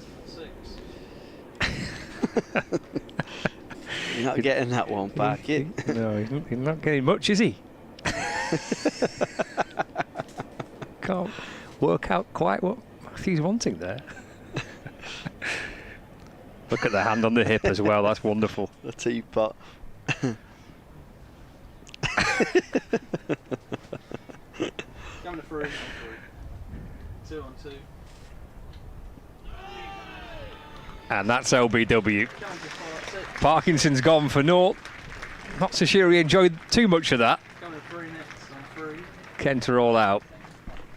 Lancashire will be really pleased. 2-2-3 all out. with 1 ball remaining of the 47th over.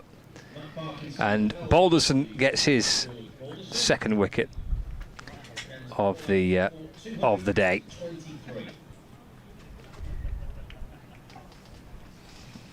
Captain liked it. Umpire Steve O'Shaughnessy agrees.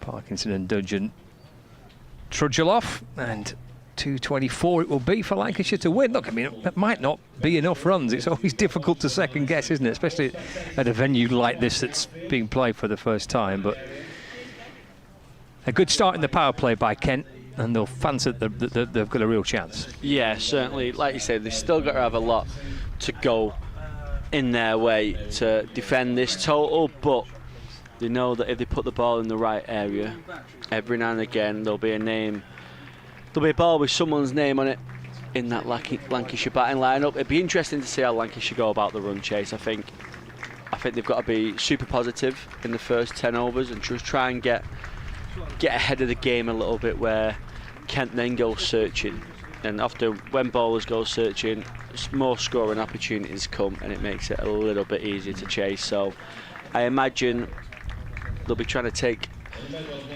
sort of the demons in the pitch out of the conversations in the dressing room and say, go out there, play really positively, and try and get a good start. Daniel Bell-Drummond, heartbeat of the bulk of that innings, 56 he's made. Keith Dudgeon's 31 from 25 at the back end could be handy. Wicket shared around, 3 for Stanley, the pick of the bunch, a couple each for Bailey, Blatherwick and Balderson. So 223 all out. Kent, I guess you require 224 to win the game here at AO Farrington Cricket Ground on Lancs TV, and we'll bring you that run chase in around about half an hour's time.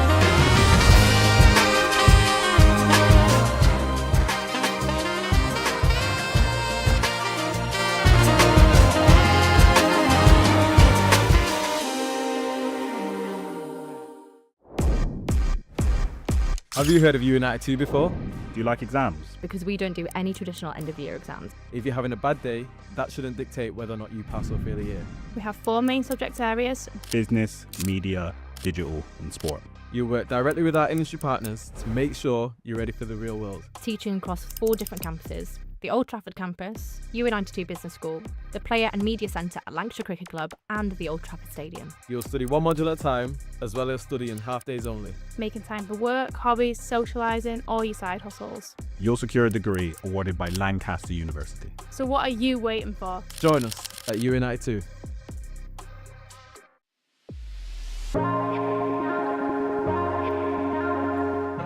Two names rich in history. Barton's, our family-run business with over 100 years of experience in drinks distribution, and Lancashire Cricket, a club drenched in tradition, heritage and globally recognised moments. Since 1917, Barton's has been supplying the finest wines, soft drinks and premium beverages across the UK, partnering with world-class brands to bring unforgettable experiences to every occasion. Now, we're excited to announce we will be bringing that same passion to cricket fans at Emirates Old Trafford. As the official wine, spirits and soft drinks partner of Lancashire Cricket, we're elevating matchday experiences, hospitality and celebrations across the next 3 years. From the first ball to the final cheers, Barton's is here to make every moment one to savour. Barton's and Lancashire Cricket, a partnership built on passion, unforgettable moments and history.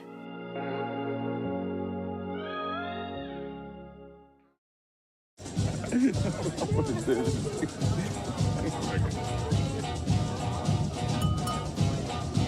Guys, make way. a designated driver.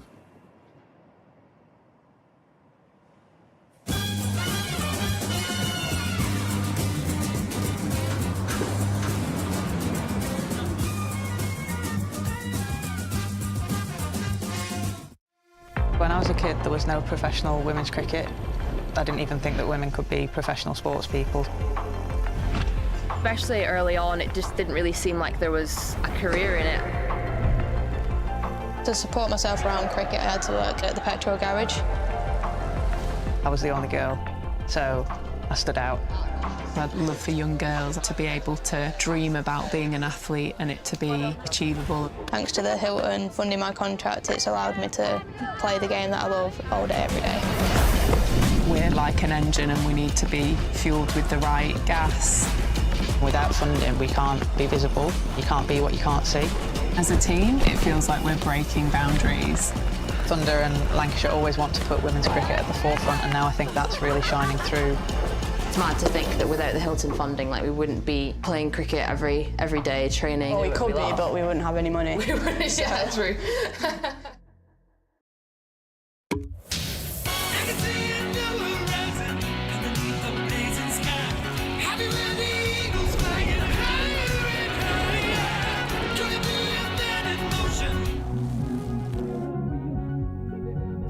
Pasta Pringles!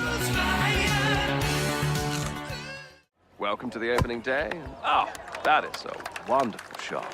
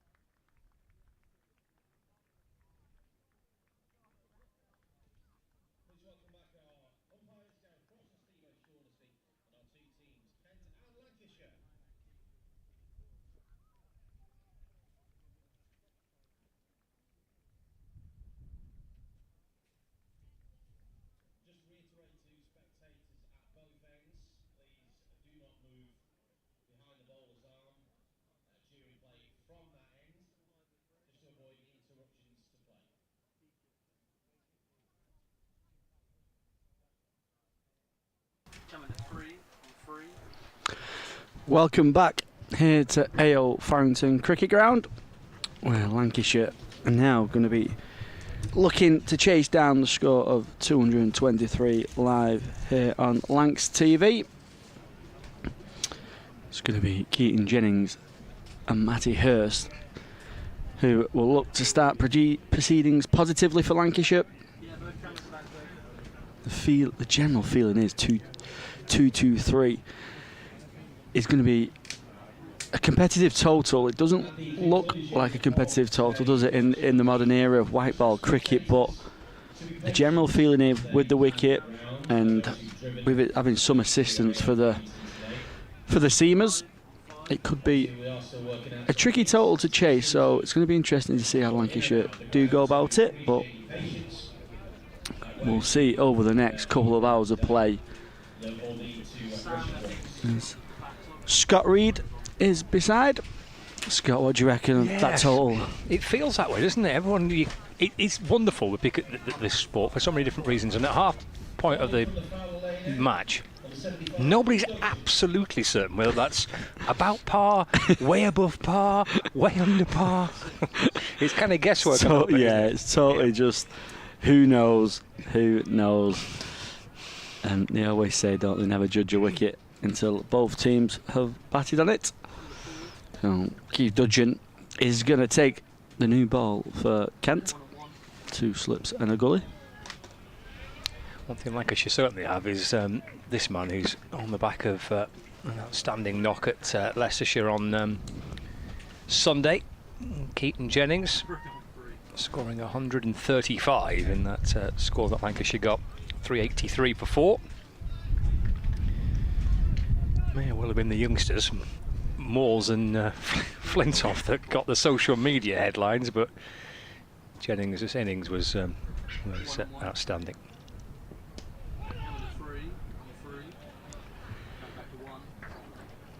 Yeah, they've got a nice balance to the order, Lancashire, with the accumulators. Of course, they can still strike a long ball and score a hefty rate as well, but someone like a Jennings and a Harris who will set their stall out and try and bat through for them big totals. And you've got your players like Matty Hurst and your Jomos and your Rocky Flintoffs who look to be aggressive and really positive, so it could suit Lancashire in terms of chasing this total down and how they go about it.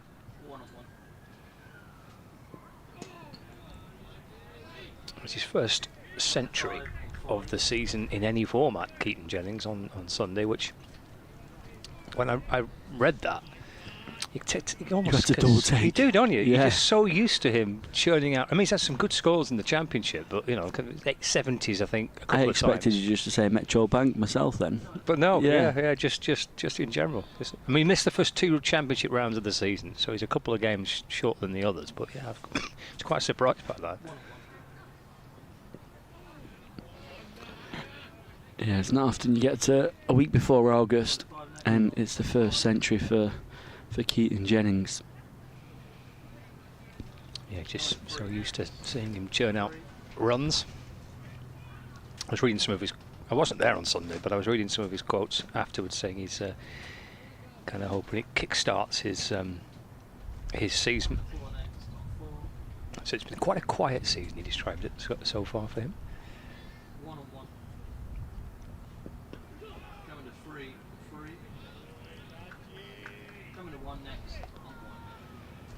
Someone's good season is often potentially Keaton Jennings' quiet season, isn't it? With, like you say, the runs that he's churned out over the last couple of years in the county championship and in all formats.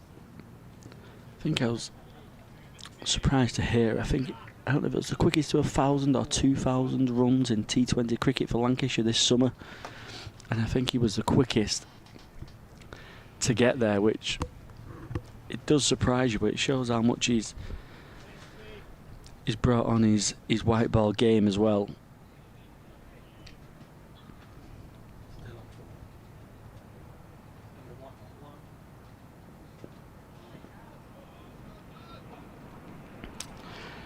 First over. Going through for a maiden. The Kent Seamers will know what kind of line and length they're looking to hit. Now it's all just about execution and whether they can produce similar to what Mitchell, Stanley and Bailey did at the start of the innings for Lancashire. I found that stat. So yeah, he reached 2,000 T20 runs for Lancashire. And he's batted 70 times and will be the fastest to reach 2,000 if he achieves it in less than 75 innings. So yeah, of which he did. And that current record was held by Liam Livingston. That's a really good effort, isn't it, for Keaton Jennings, who you predominantly you put him in the red ball format, don't you? And it's an excellent stat. Grant Stewart from the Lostock Hall end. Left by Hurst, first delivery he faces. Yeah, he's perhaps not in T20 format the one player that would stand out in a Lancashire T20 team, which can be pretty much star-studded, can't it, when it's at full strength. But boy, has he churned out runs consistently and quickly in all formats. He's been an absolutely outstanding signing. I know he's been at Lancs for a long time now, for a number of seasons, but an absolutely brilliant piece of recruitment from Lancashire. It would have been Paul Allett and Glenn Chappell, that kind of director of cricket, head coach duo. But yeah, fantastic recruitment, and he's been a magnificent player, Jennings, for Lancashire. It's a good start by Kent. Good start by Stewart. Again, Hurst just carefully defending.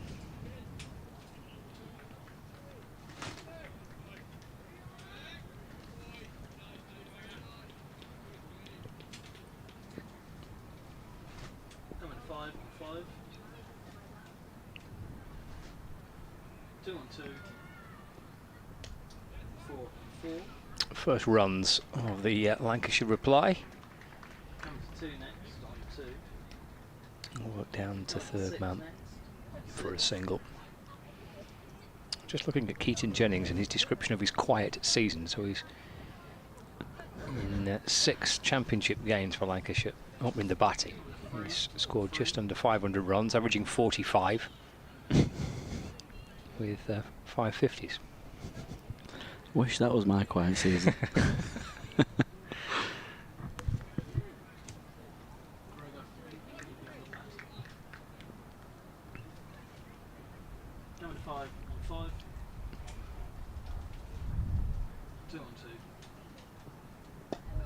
Over the wicket to the left-hander Jennings, who's playing carefully and calmly defensively away. Probably a very good chance, you touched on, Callum, that both sides will have learnt a bit off each other, the way that Lancashire bowled, the areas that they bowled, the way that they bowled, something that Kent can try and use, and likewise the way that certainly Bell Drummond batted.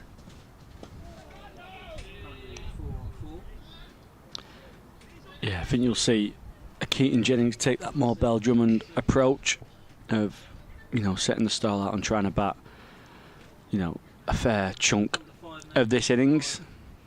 Try and sort of be the glue that everyone else can bat around. It's, as a batting unit, when you know someone's in and he looks solid and he looks set to post a decent total, it always just gives you a bit more confidence to come in and score relatively quickly and be positive, knowing you've got that glue at the other end. So I think that's what Jennings will look to do. Hurst has been cautious and watchful as well in his 4 deliveries.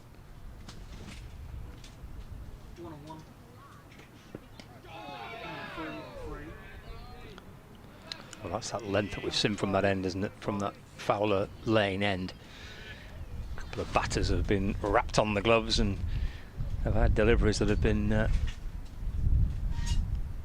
coming at them from a little extra bounce. just seemed to be a little bit more from that end, but it may well have been that when Lancashire were bowling, it was Stanley and Blatherwick that predominantly bowl. I think it actually exclusively bowl from that. Yeah, from that they top didn't end. change at all, did they? 1 on 1. Coming to 3 on 3. Good from Dudgeon trying to catch Matty Hurst on the crease there with that full length delivery. After the previous one just bounced off that sort of back of a length region.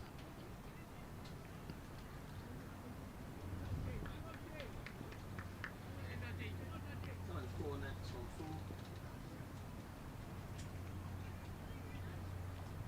1 on 1. Coming to 3 on 3. Another one wrapping Matty Hurst on the gloves. Gets through for the single while shaking that left hand. I think there's going to be a few little fingers hurting later on today.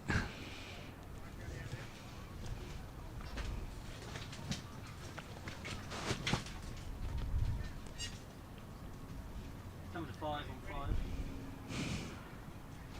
Still shaking that hand. Matty Hurst as a wicket keeper, he'll have felt that a few times as well. Coming to 4 on 4.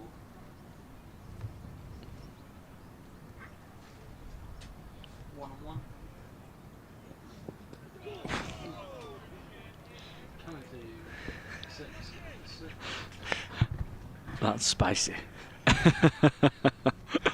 Keaton Jennings has played that really well in the end.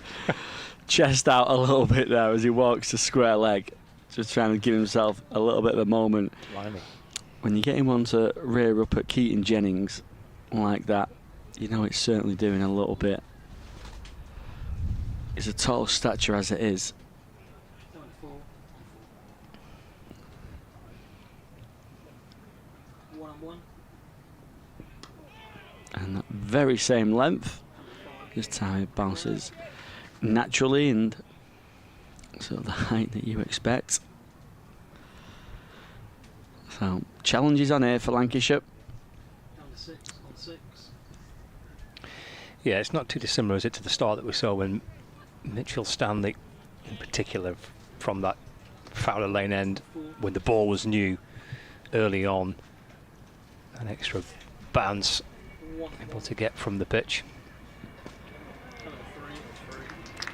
Fantastic shot from Keaton Jennings. Down the ground, though, little pick up free.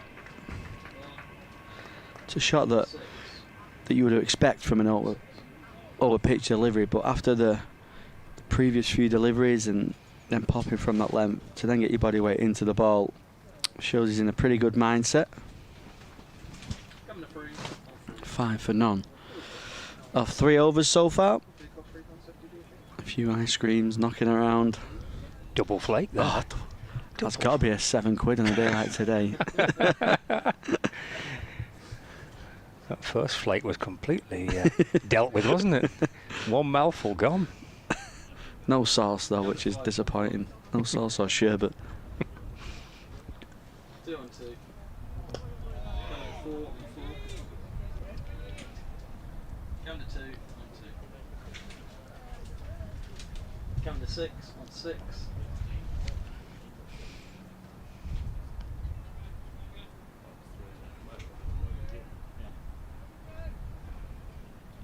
Coming to 3 on 3. So I could put some of those up. 2 on 2. Going to 4 on 4. Glance down to fine leg. 4 runs for Keaton Jennings. 6 on 6.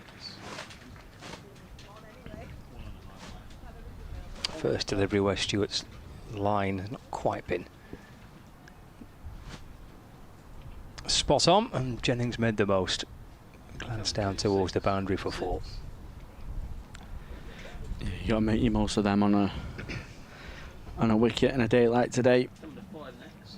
5. Any deliveries that you feel you can really tuck into, you to try and take advantage of. That just puts the pressure back on the bowlers a little bit, and then opportunities for runs might just come a little bit easier.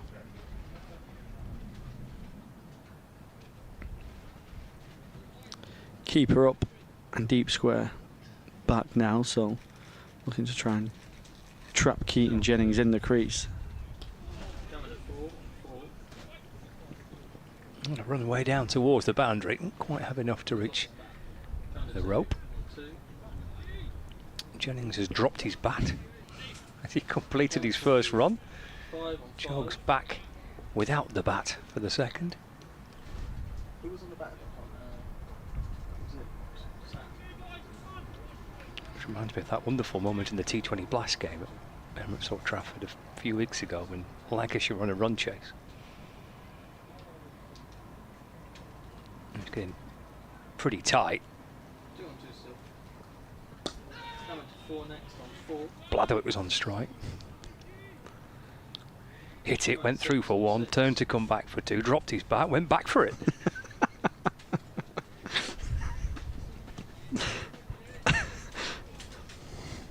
Leave the bat and just get in. 3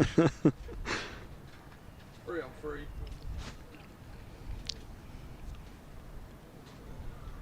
Two on 2. 4 on 4.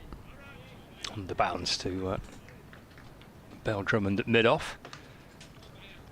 2 on 2.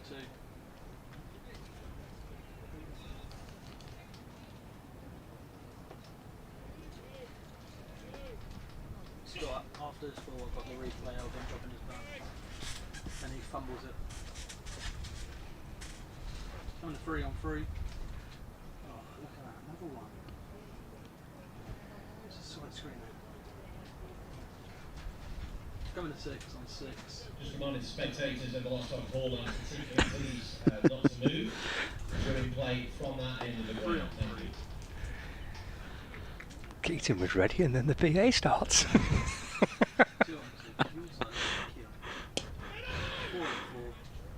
Force it away through the offside, Keaton Jennings, but further to extra cover. There's no run. 4 overs gone. Lancashire 11 without loss. Jennings going along nicely with or without his bat. He did think about picking it up as well, didn't he? Coming to 5 on 5. He likes the side screens being immaculate. Keaton Jennings, we had the small issue, didn't we? At Sedbergh, was it the sun through one of the one of the car screens? They had to go and get a lot of sheets and cover it up. Yes, it was the old sun stops play, wasn't it? Yeah. Being back at Not been Old like Trafford that for a while in a Lancashire game, yeah. And the van, the offending vehicle must have been 150 yards behind the side screen. Yeah. There was an entire rugby pitch and a car park between them, but... And then they covered one of the cars up with a white sheet.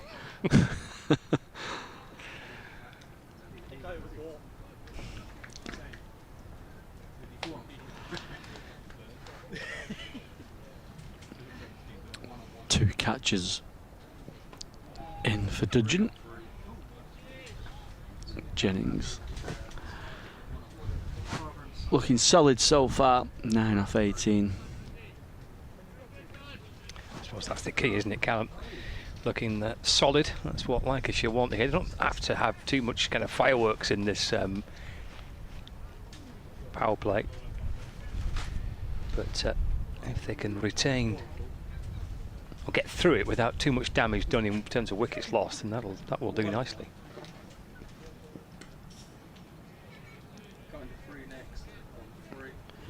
Yeah, I think if they can get through without a breakthrough, without one of these two in the sheds, that'll be fantastic for Lancashire.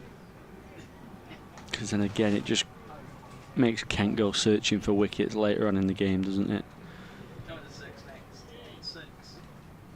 Kent's team talk in that changing room would have been, let's get them 2, maybe 3 down in this first 10 and really squeeze. And Lancashire's will be completely the opposite.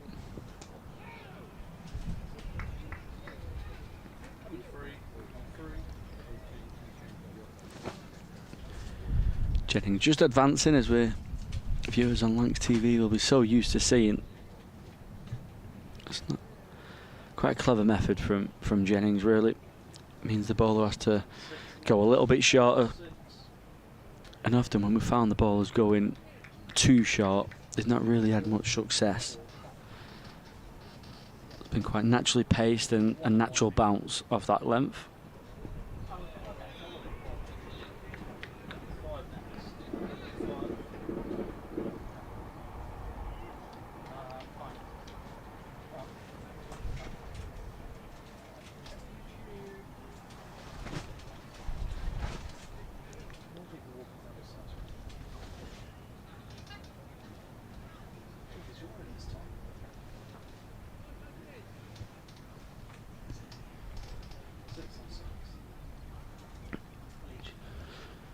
Going round the wicket now to Jennings.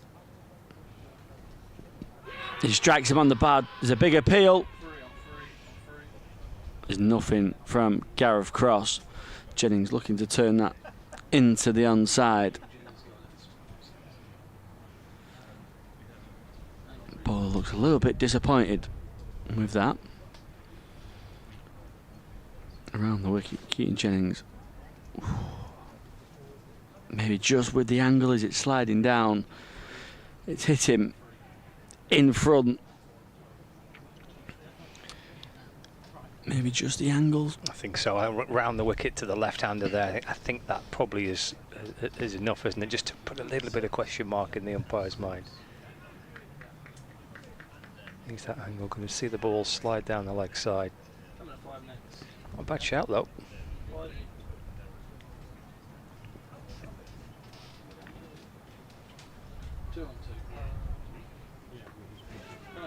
Just looking at the power play score that Lancashire had against Leicestershire on Sunday. So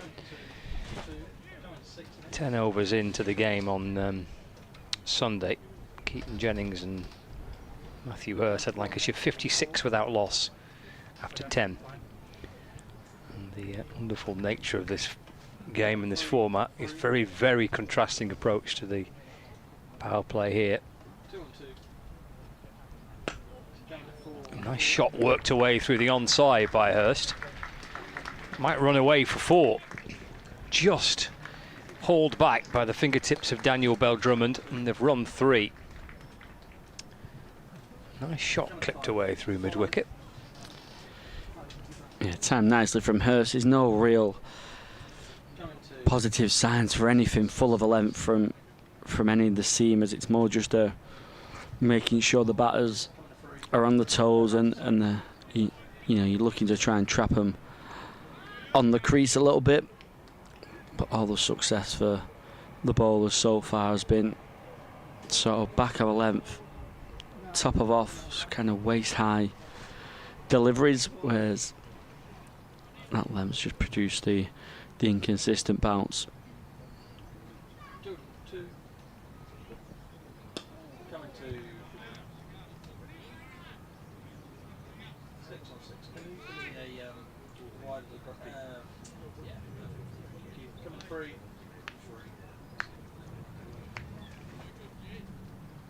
Nice views of AO Farrington Cricket Club. Looking excellent on its debut.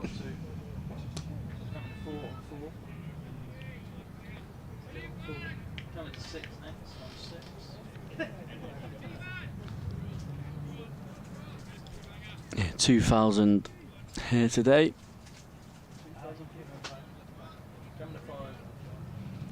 All tickets sold out yesterday. Yeah, there is ultimately will be a much larger capacity.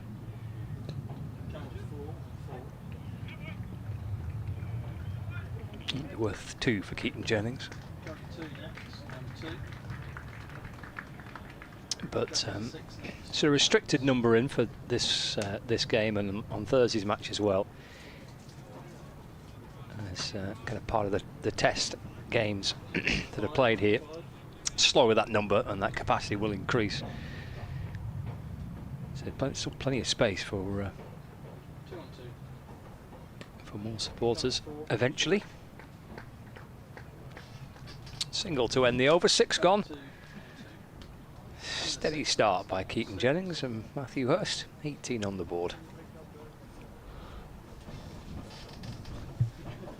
Actually, I think that they're looking at somewhere potentially up towards 5,000 as a top kind of capacity for games here, and that would be a terrific atmosphere, wouldn't it? Yeah, it really would. Up towards those numbers in the ground. Especially on a nice sunny day, the grass bank's full. Lots of people up and about. Yeah, it'd be really good.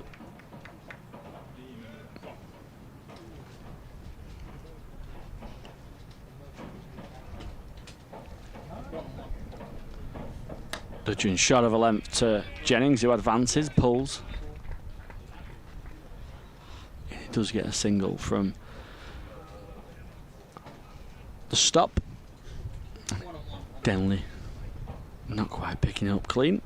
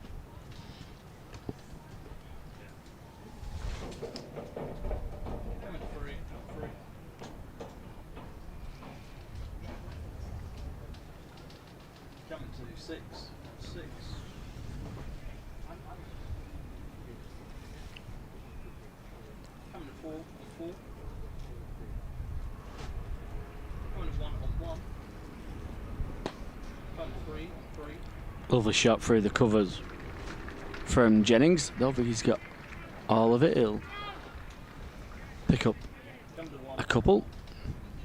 Again, Dudgeon just searching for that Yorker. Jennings set nicely, 15 off 28. Not getting caught stuck on the crease.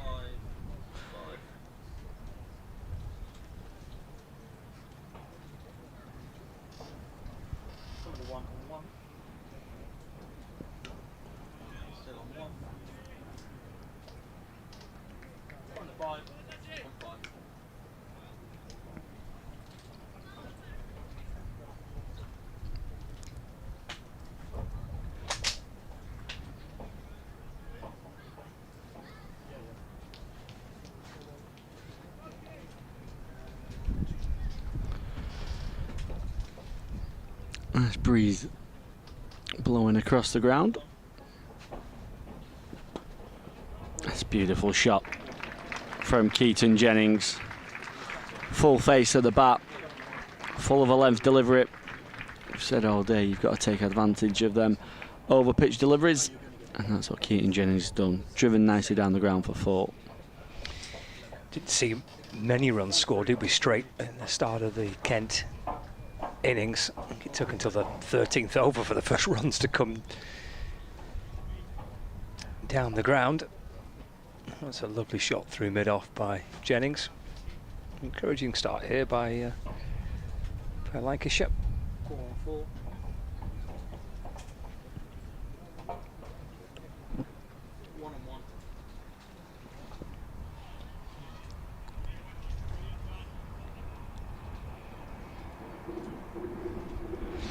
End of the 7th, 26 for none. Lancashire, so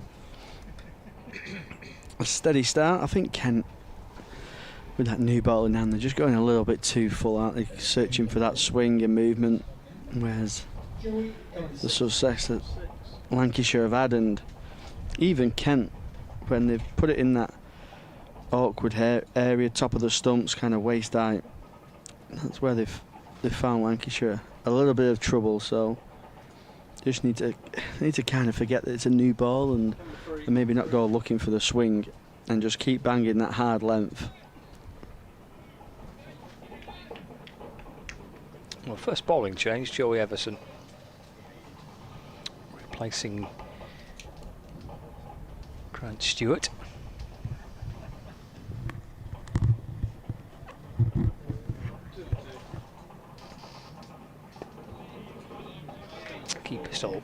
standing up. Number 2 on 2.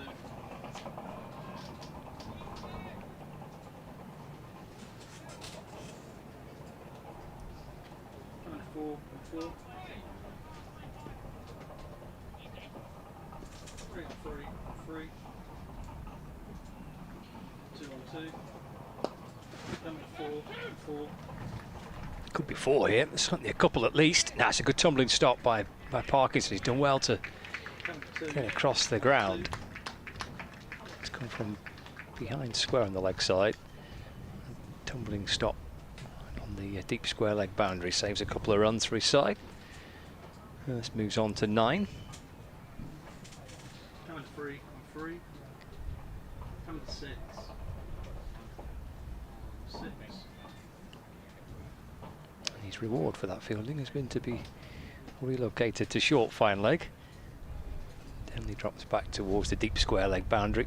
But there's strength in the leg side here. There's now a mid wicket coming in place as well. So short fine, deep square, mid wicket and mid on. Played to mid on where Drummond fields. Hurst moves to 10, 29 without loss.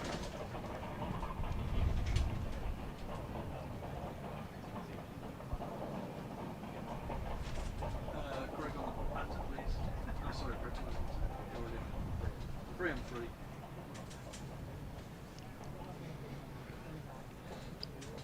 Coming to 5. And Joey Everson certainly had a game to remember against Lancashire in the one-day cup final a season or 2 ago. 2 on 2. 4. Jennings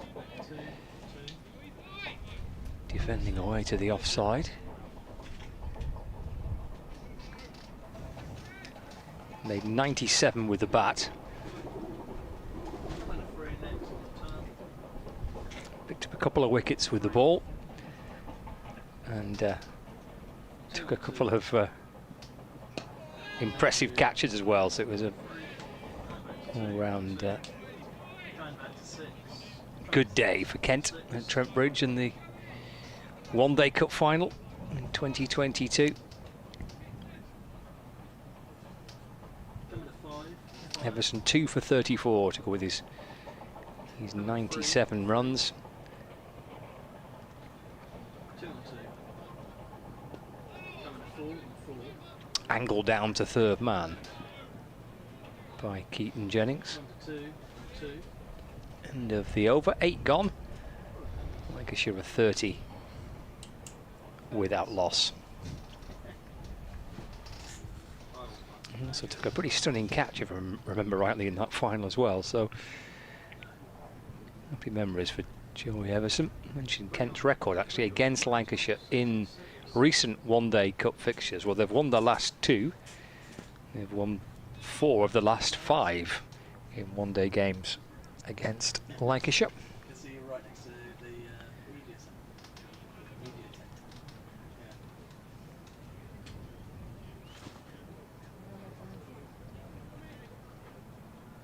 3 on 3. Oh, who's in the way again? Kieran Dingle. His name or shame. Coming for 6. Just a little bit of movement again behind the bowler's arm. A couple of supporters having a natter.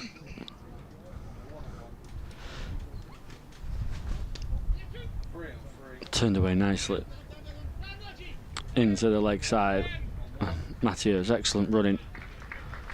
Quickly gets back for a couple.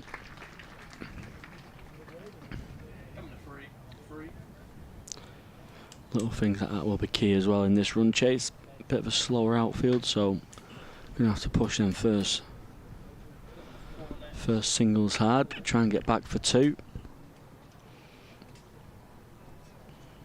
1 on 1.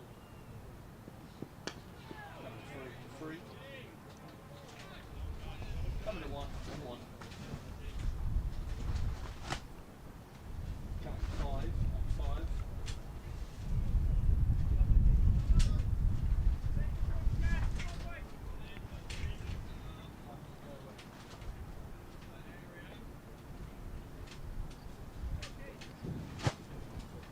4, 4.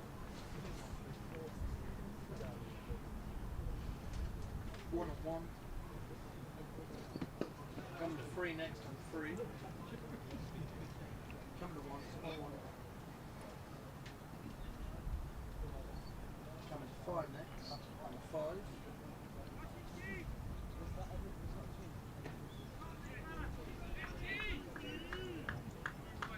Come to 6 next on 6.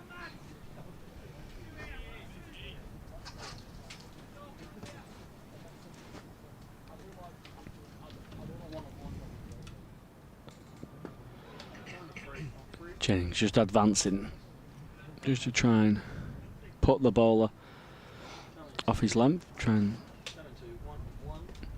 make him force a mistake.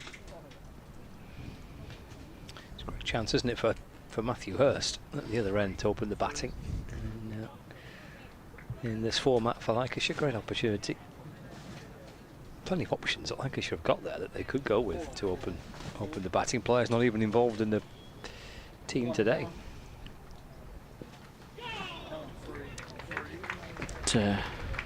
Excellent short delivery from Dudgeon. It's a top edge from Keaton Jennings. Goes sailing over Benjamin's head. And it goes all the way for 4. Coming to 3. 3. Yeah, they've certainly got a few options, haven't they? They've got Michael Jones, who's currently out. I think he's found his spot in the middle, hasn't he? When he's back, I think he's found that sort of 5 and 6 position. And it could be back-to-back boundaries for Keaton Jennings as that one runs away through the point region. This time waiting deep in his crease. Cuts it away nicely through the offside for another 4. The end of a good over from Keaton Jennings and Lancashire. Michael Jones has been called up by Scotland, so he's returned to the Scotland squad for their World Cup League 2 series against Canada and the United Arab Emirates. And so Michael Jones back in that Scotland squad. Scotland head coach Owen Dawkins saying Michael missed our previous 2 tours due to his Lancashire commitment, so it's exciting to have a player of his quality available again for a home series. So the 10th over here. So Scotland have got games against the United Arab Emirates on the 3rd of August, against Canada on the 7th, then back again against the UAE on the 9th, and then Canada again on the 13th. So Jones away with Scotland for that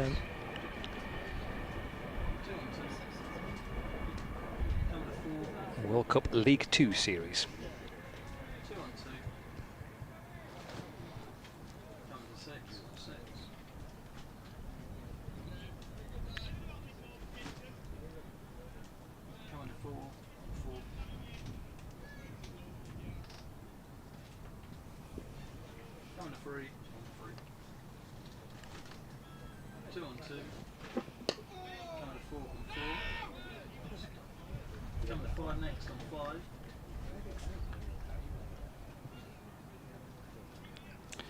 Yeah, going back to that comment about the openers, you got someone like George Bell as well, who hasn't played yet in the Metro Bank One Day Cup this season. Someone that a figure that we're so often used to seeing in this competition throughout the last couple of years.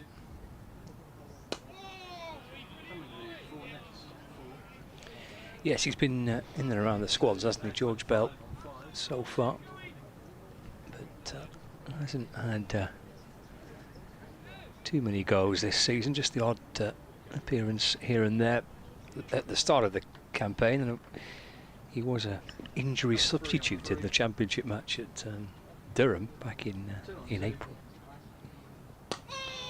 Well, looked like it kept a little low on Matthew Hurst.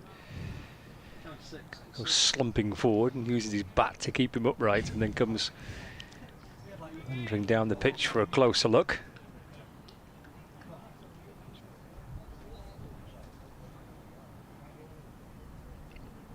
Just gets the toe end of the bat on it in the nick of time.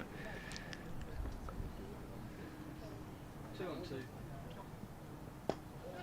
He decides to have a go this time, Hurst, and sends it out towards the long on boundary. Comes back for 2 to complete the power play. First power play, 10 overs gone. Lancashire will be very pleased with that start. 42 runs, and then crucially, no wickets. 42 without loss. Set up by Jennings. Nicely supported by Hurst. He takes a drink unbeaten on 12. Jennings on 30. And a good platform being set here by the 2 opening Lancashire batters. 10 gone, target's 224. Lancashire 42 without loss. Yeah, excellent start from Lancashire.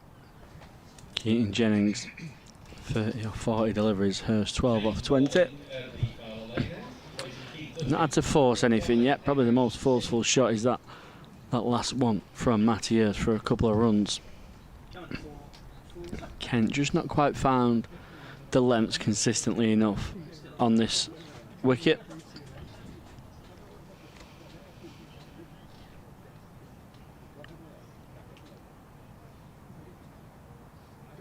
Yeah, the weight was set up by Bailey and Stanley for Lancashire with the ball in the first 10 overs of the Kent innings.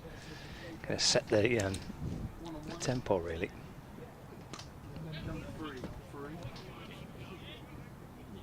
You had the skill, the accuracy, consistency of Bailey, always offering a threat from one end, and then that genuine kind of X-factor pace from Stanley from the other, and with a new ball on a new pitch. It was pretty testing, that, for Kent. And Bailey and Stanley certainly made the most of it.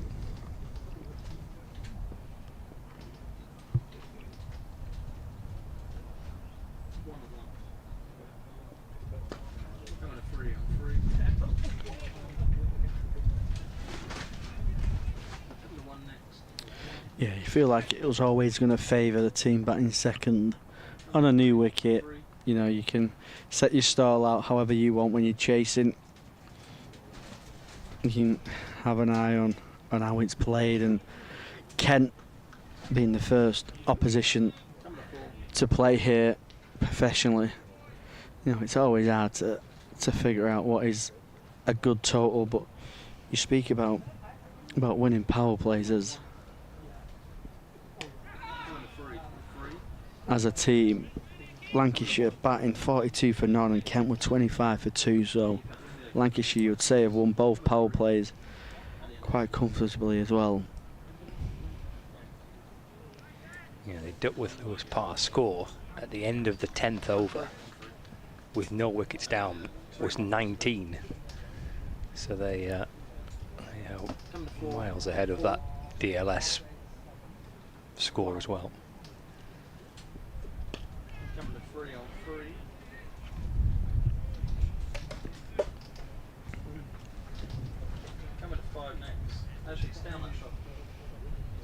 But a couple of quick wickets and things can change.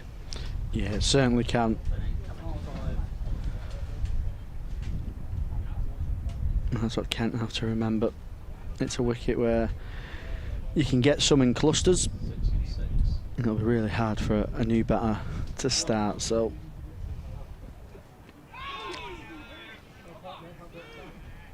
that's a much better length from Kent and Singh. That's just where the uncertainty is for the batters. Don't know if to come forward, which naturally they probably would, or whether just to hang back a little bit because of the extra bounce.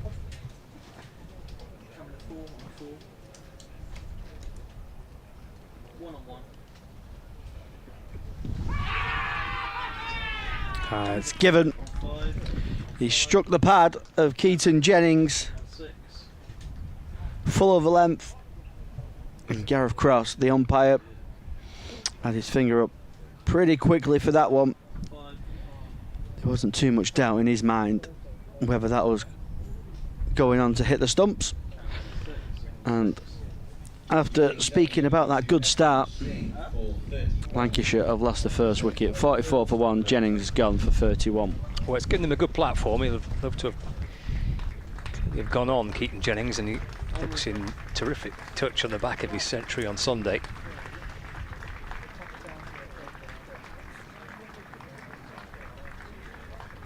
No hesitation really from umpire Gareth Cross. Mukesh Singh strikes. He's had a decent start to the competition this year.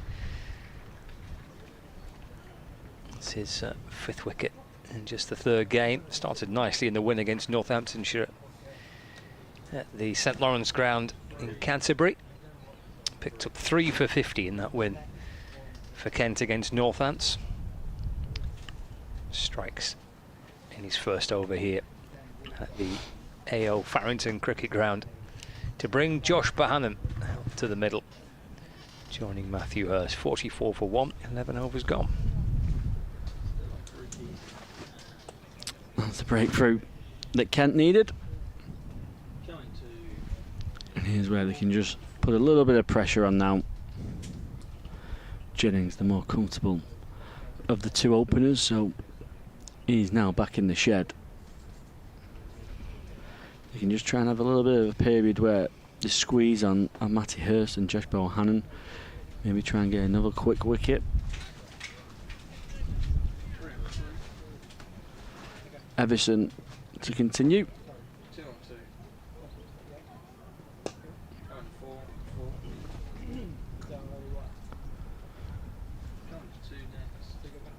Hurst looking pretty relaxed at the crease. Matty Hurst for his 14 off 22 so far.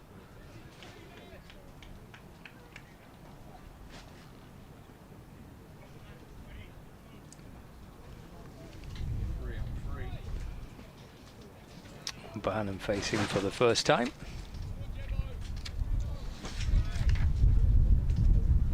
Still the keeper standing up. There's a 3rd man and a deep square leg. Short mid-wicket. Slip catcher as well. Turn to Denley at mid-wicket.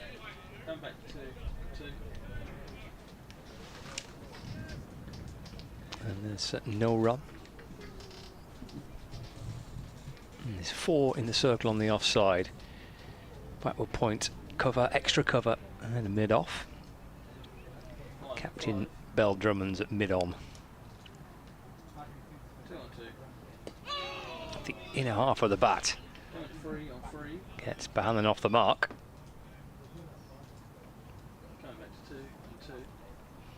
Score moves on to 46 for 1.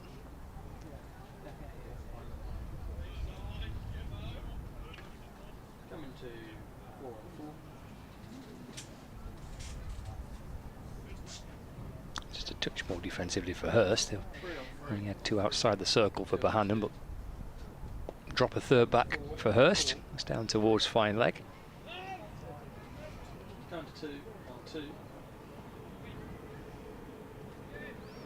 Hurst moves on to 15, 47 for 1.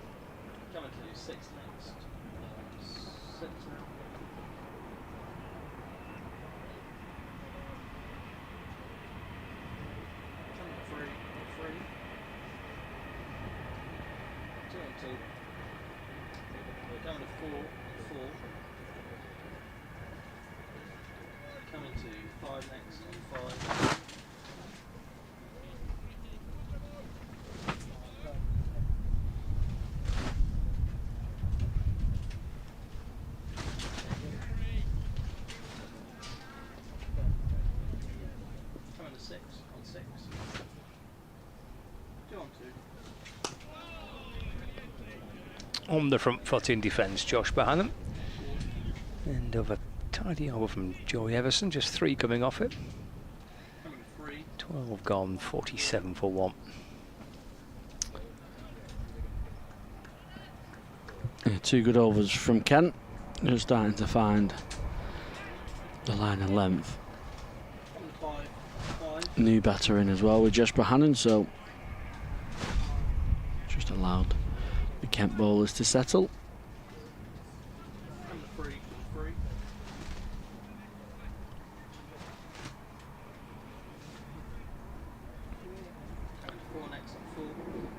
Just one slip in for Hurst.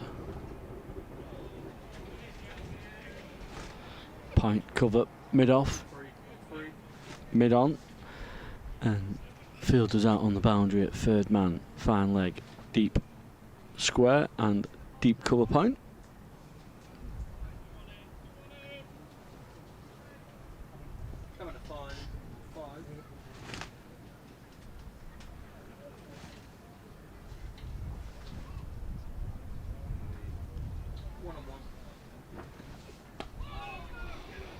Just indicates that one's staying a little bit low. Again on Matty Hurst, and gets enough bat on it to find a single into the onside.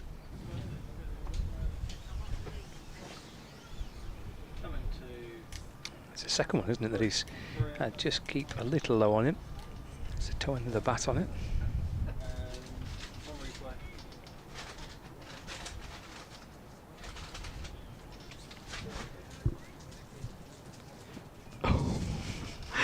And that's less bat on than the one before. I think it was. Enough bat, but just enough. Another catcher goes into the cordon for Bohannon. Yeah, got to stay on the attack here, haven't they, Kent? Need wickets. Yeah, they've got to be positive and aggressive, haven't they?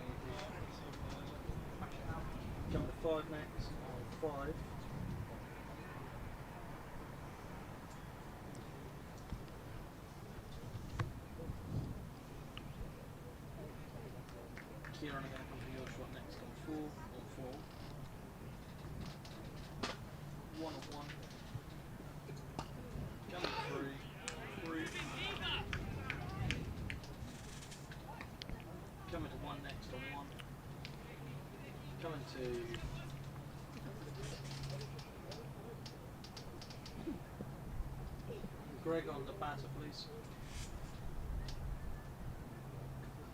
Thank you, mate. Coming free. Coming to 5 on 5. 1 on 1. Coming to 3 on 3. Excellent shot from Josh Bohannon. Taking advantage of a short wide delivery. Plays it down nicely as well, controls it well. Beats the backward point fielder, and he picks up his first 4. I feel like it could be quite an important week for Josh Bohannon as well. Just trying to rediscover a little bit of form for that back end of the season in the Championship. Yeah, he's got a couple of 40s in the start so far. He didn't quite look himself at first, did he, at Sedbergh in the first game against Surrey. It was a little bit scratchy for, I think he might have been none off 15 or 16 deliveries at first, and he got into the groove of things and just got out as he was starting to look into sort of Josh Bohannon full flow as we're so used to seeing. He got 42 as well against Leicestershire off 47 deliveries, so much more. We know how busy he is as a batter. He likes to field bat on ball, likes to rotate the strike as much as possible. He's not got that, I guess, added responsibility and pressure of being captain either. He's the club's vice captain, but George Balderson elected and nominated captain for the One Day Cup, so maybe that just allows, well, one, it gives George a chance to have that kind of senior role in the team, and also just maybe allows Josh Bohannon to concentrate on his batting. And what a fine player he is. We know how hard he's worked too over the course of the last 5-6 years now to force his way into this team. to establish his position in the team, and it feels like he's been batting at 3 for a long time now for Lancashire in this format and in the county championship. So a good couple of weeks here in the One Day Cup could really help his form when the county championship returns at the end of August as well.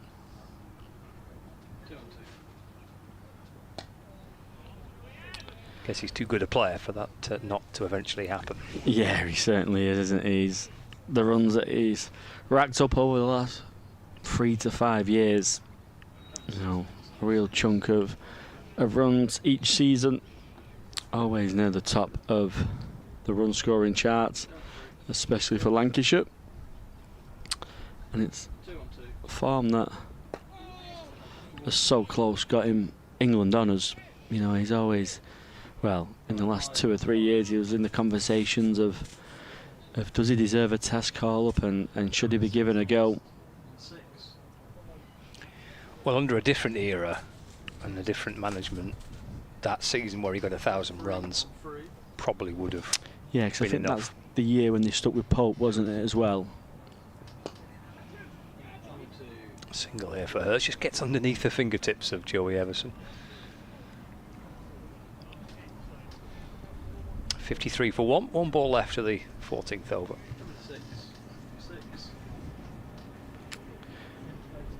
Yeah, full flowing Josh Bohannon is what all Lancashire fans want to see, especially going into the back end of that county championship season.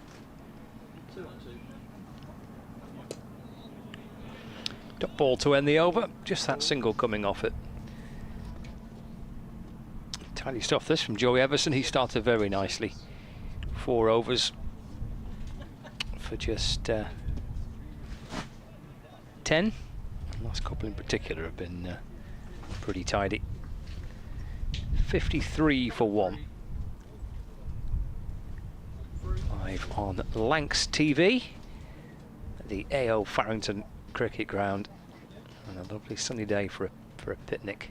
Bring your blanket, have a lie down, bring your sun hat, have a snooze, watch a bit of cricket. Nice setup.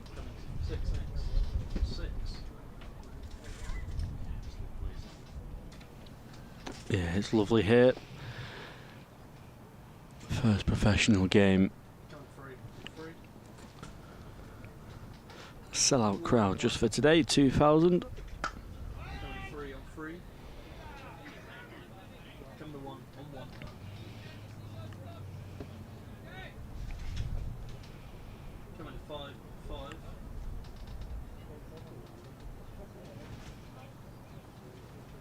There's one other Metrobank One Day Cup fixture taking place today. It's at Trent Bridge in East Midlands. Pocklington picking up 4 wickets for 40 from his 10 overs for Joe Pocklington. So a target of 200 to win for the Notts Outlaws, and they are 90 for 2 halfway through the 18th over.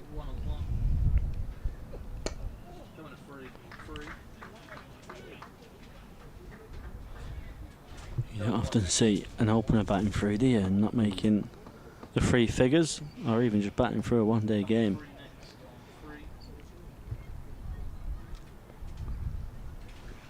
Two wickets that Leicestershire have got, Munsey and McCann. Munsey had a very good blast campaign for the Notts Outlaws.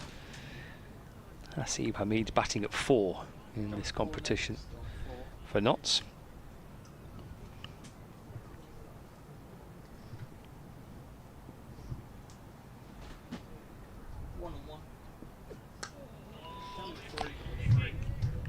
Solid in behind that, Josh Bohannon.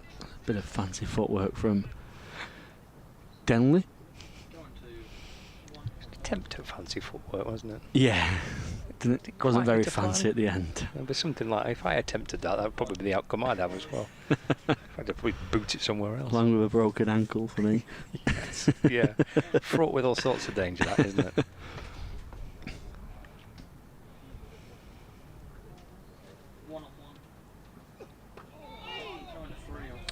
Well played from Bohannon in the end.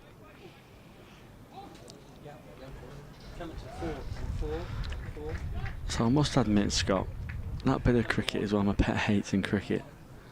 I just think if you're nowhere near going to run him out, what I know they're trying to soften the ball up, but what is the point in throwing? Because if you do hit the stumps, or at least make sure you definitely don't hit the stumps.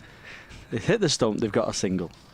As a bowler, that will very much annoy me. Yeah, he annoyed Akash Singh as well, wasn't he? When you look watching his reaction to it, he was best pleased neither.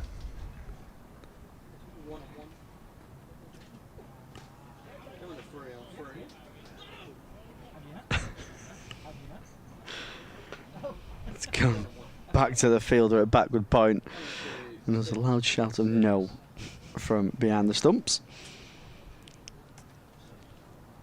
54 for 1 Lancashire. Bohannon 5 of 12, just starting to settle into his work. And Hurst 18 of 33, looks pretty comfortable out there at the moment.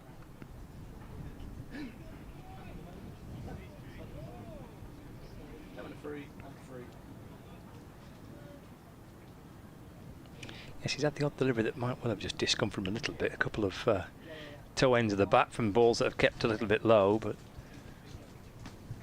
she had a good opening partnership and still going strong. Joey Everson, good start for him. This is his 5th over. 2, coming to 5. Starts with a dot ball as well. Mentioned his performance in the One Day Cup final in 2022. I think that was the season that Lancashire finished runners up in all 3 competitions. 2 on 2.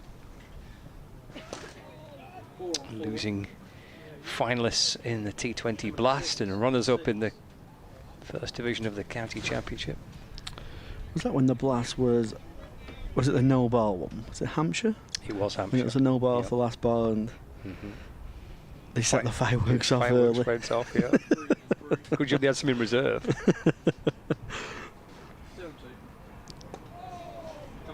It's a bit of a chaotic end to a game, wasn't it? I mean, the chaotic days at the best of times, but when something like that happens.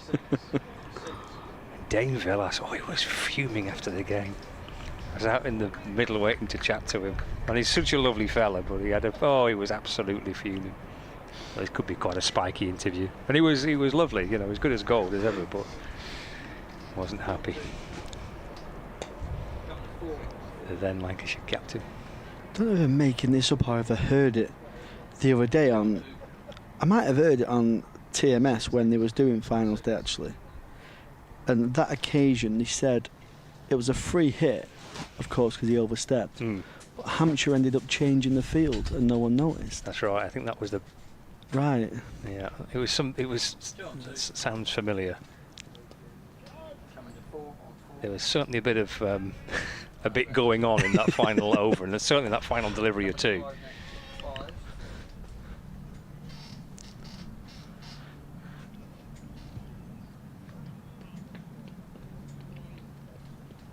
Would have been James Vince, wouldn't it, the Hampshire captain? And you could the atmosphere between the 2 skippers at the end of the game. Down the leg side, it's a great take. He's a wide rather than a stumping.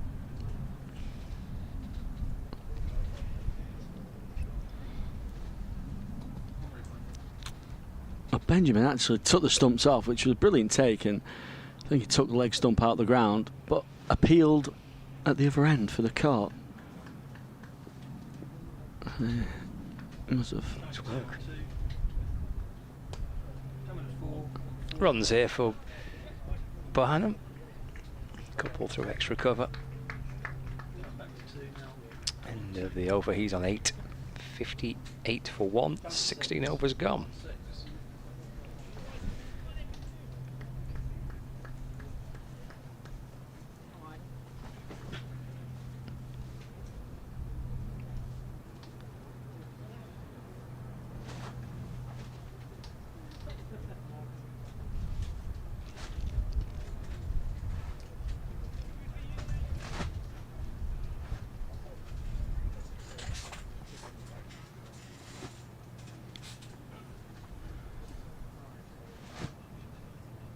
Coming to 5 on 5.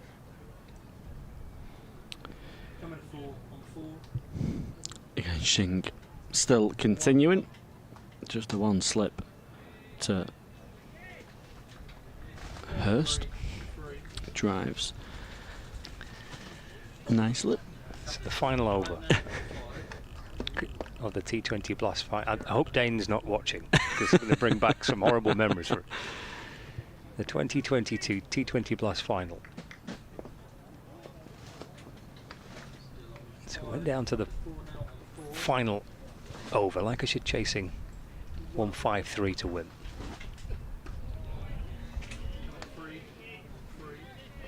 But in that final over, before the no ball, I think this was the bit that was upsetting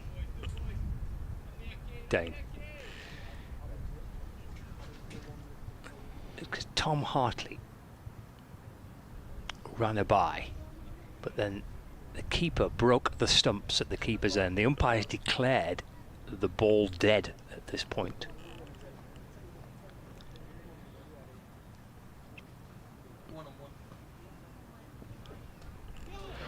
This was edged, and it might go for 4. Oh, a brilliant piece of fielding from Matt Parkinson. He saves a couple of runs. Matt Hurst on the drive. Not quite to the pitch of the ball, but he finds a couple of runs, takes himself onto 20. So Lancashire thought they'd run 2. But the umpires declared the ball dead. Captain Dane Velas arguing that the ball should have been awarded the second run, claiming that the umpires were wrong to call it a dead ball, and that would have given Lancashire the T20 Blast title. Driven again. Oh, and it's a chance. It's a tough chance at backward point. It's one-handed, diving to his right. He gets a full hand on it, but it just doesn't stick. Matty Hurst again, trying to drive down the ground. Just bounced a little bit, found the outside edge, but he gets away with it, and he finds a single as well. Because that would have tied the game. But this was where it got a bit complicated, because the rules were the first decider in a tied game. It wasn't a super over. It would have gone for most wickets lost.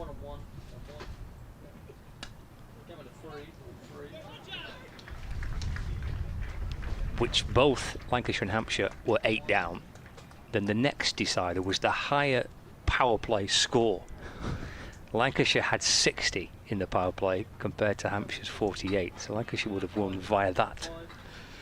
I hope Dane isn't listening.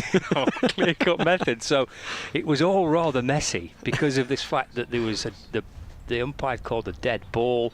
Lancashire felt that they'd successfully run 2. That would have seen them winning the title via that method of having a better power play score. Tucked off the hip from Hurst, who gets a couple. And in the end, Hampshire winning it, thinking they'd won it but that it was a no ball. And eventually Nathan Ellis then had to bowl it again after Hampshire had celebrated. Fireworks went off. Had to bowl it again, but anyway, in the end Hampshire won. But yeah, it was a bit messy. Tricky one to explain at the time, even more tricky to explain 4 years later. Was you on the comms as well, Scott? I was. Was you? Not a clue. Actually, to be fair, we had 3 of us up in the commentary box, and someone was going through the rules and regs. So I think we were. I think it may have been the TMS scorer that told us that this is how the match will be decided if it ends in a tie. Right. So there was a degree of clarity, but it took a lot of digging out the ECB rules and regulations just to double check. Anyway, if you're watching, Dane, I hope you're well, and that's not brought back too many horrible memories. But they finished second in the Blast that season, second to Kent in the One Day Cup, Kent were brilliant on the day. They certainly deserved to beat Lancashire at Trent Bridge in that final, and then runners up in the first division of the county championship as well back in 2022. Feels like a lifetime ago, is that? I don't think that was my first year. That might have been my first year. Just starting the comms. Yeah, it was a really sort of successful but unsuccessful year a little bit for Lancashire. Bowling change from the Lostock Hole end, and some leg spin for the first time. It's Parkinson to Bohannon. Coming to 4 on 4. And Bohannon off the back foot, punches away through extra cover. Coming to 6 on 6. And 4 for Bohannon takes him on to 13. And Lancashire is 68 for 1. Yeah, a bit of a loose nut from Parkinson. A little bit too slow for that kind of line and length. Give Bohannon plenty of time to rock back and slap that through the offside for 4. Chapped away again by Bohannon. Single this time. Bohannon and Parkinson would have played a lot of cricket together, maybe against each other in representative teams in age group cricket as well. 3 on 3. 2 on 2.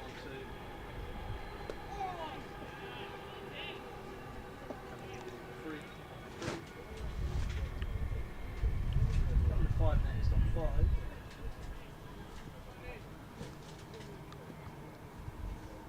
2 on 2. Coming to 4 on 4. Gonna run down towards third man. Coming to 2 on 2. Single takes Hurst to 24. Lancashire going along quite nicely here. 70 for 1. 4 balls into the 18th over. 2 on 2. Coming to 3 on 3. Tumbling stop by Nikesh Singh. Coming to 2 on 2. Coming to 4. Both Bolton boys, I think. I think Bohannon's a Bolton lad as well. They'd have been happy at Wembley a couple of months ago. Bolton finally getting out of League One. Coming to 4 on 4. Coming to 2. End of Parkinson's opening over. Coming to 6 next on 6. Runs off every delivery there. Started with the 4. 71 for 1, 18 gone. He naturally bowls it slower than your average spinner, does Matt Parkinson. He relies on his flight and his dip, a little bit of drift. So you just have to make sure his length's perfect with the pace that he is bowling. On a slower wicket, it'll just be too easy for the batters just to rock on the back foot and play him off the back foot. So he needs to be dragging them forward and just challenging the outside edge. Let's see Stewart returning. This time he's going to come on from the Fowler end. It's a vicious bouncer down the leg side. Signalled a wide over Bohannon's left shoulder. I was surprised that Stewart didn't actually have this end from the start. Taller, a little bit more hit the deck than Dudgeon. I think this end might suit him if it plays the way it did for Stanley and Blatherwick. If Stewart can find that length, could just cause a few issues here for Bohannon and Hurst. Coming to 3 on 3. Coming to 1 next on 1. Coming to 3 on 3.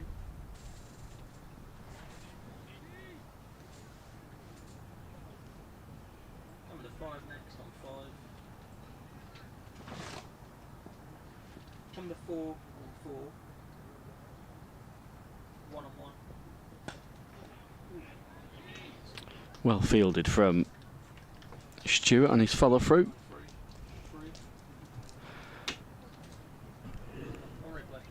Could have very easily ran away for 4 if it wasn't stopped. Or it could have clattered into the stumps as well. Matty Hurst racing to get back.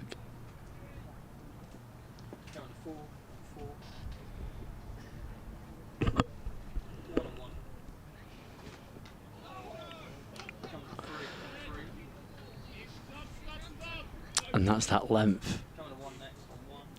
Where just the uneven bounce is the challenge for the batters. That one's not got up. It's hit the toe of Josh Bohannon's bat. He's got it away for a single in the end. 4 on 4. You're going to have to stay switched on this Lancashire pair. 1 on 1. 3 on 3.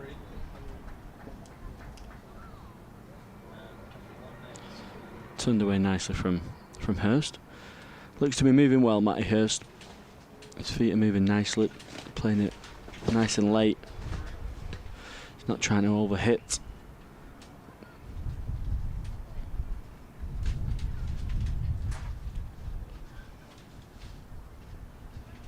Going 4 on 4. 1 on 1. Josh Bohannon on the pole. And he's played that really nicely. He's got up on one knee, swivel pull. He's got it fine enough. He beats the long leg fielder. And he finds himself 4 runs. That moves himself on to 20.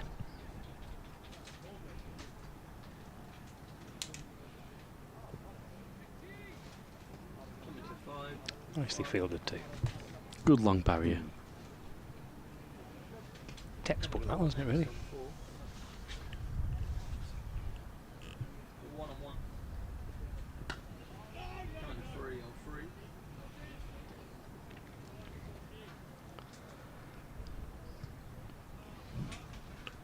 Challenging over, but well played from Bohannon and Hurst, who finds 7 off it, thanks to a wide as well.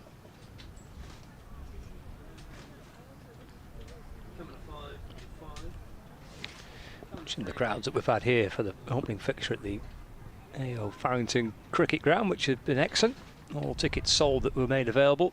This limited capacity crowd for this first game, but I was reading during the interval that Friday's match between Yorkshire and Durham at York has been sold out. Yeah, I've seen that as well. Some good crowds around there. Fever's well and truly Absolutely is. Spreading across the country. Well, I asked you last week at Semper whether you were feeling the fever. I did for about 80 overs. 80. Only 80. And then the fever went.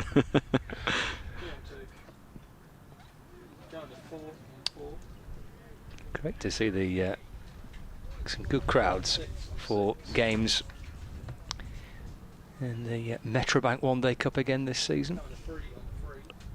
The Stokes effect is an absolute bonus, isn't it? Yeah. As well. He's striking it pretty nicely as well, isn't he? So yeah. That'll be good on Friday at York for the Yorkshire-Durham game. The game's sold out. We're back here on Thursday. Similar crowd expected for the Notts match.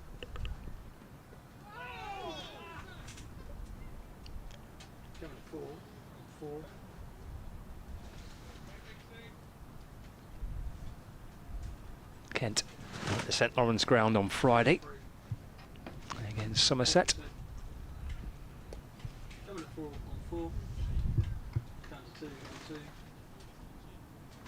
And there are right some wrongs of the whole thing, but there is enough cricket for everyone to enjoy the type of cricket and the format of cricket that they want to watch. The 100's not for you.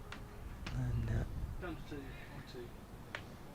50 over competition through the course of the next couple of weeks is offering some very good cricket to watch. Some very good teams, as we mentioned earlier on, but perhaps not quite as experimental as it was to a degree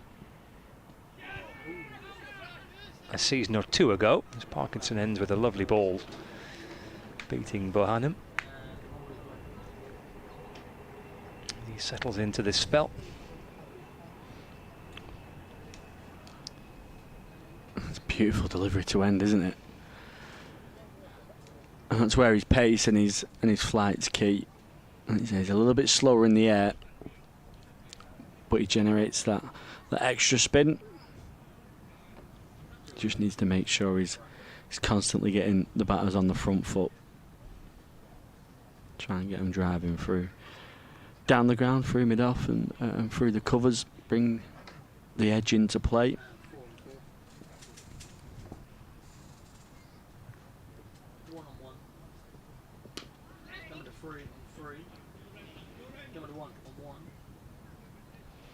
Some of the grounds being used as well in the next few weeks are just terrific, aren't they? You look at the games tomorrow: Durham, Glamorgan at Gosforth, Sussex, Essex at Arundel, Yorkshire, Worcestershire, the first of a couple of games there for Yorkshire at York.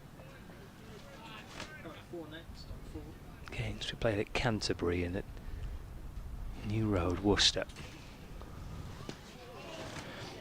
Repton School as well. Repton School, yeah. Derbyshire, Glamorgan at Repton School.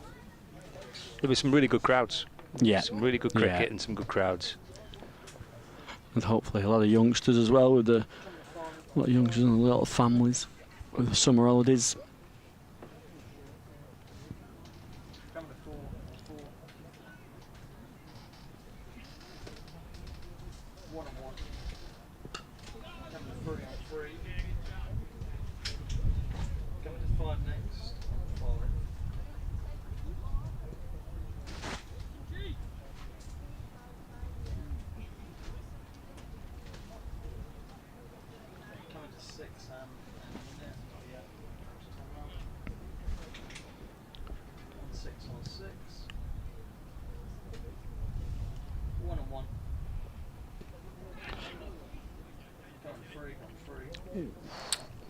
Bannon there taking a bit of a nasty one. Maybe on the hip. Right on that. Potentially right on that bone, just missing the thigh guard. Bit of a tickler, the one that you don't want.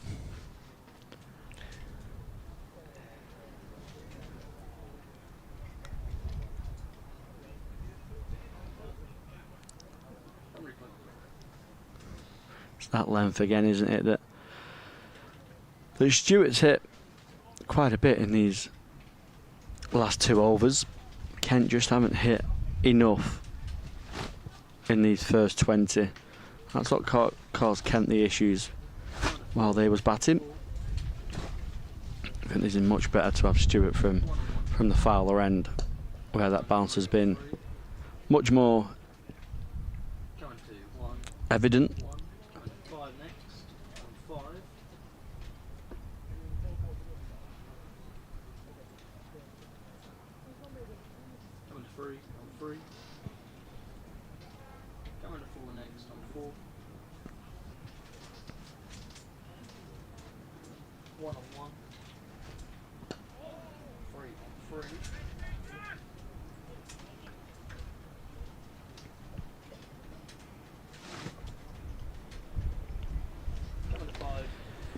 $80 for 1, Lancashire.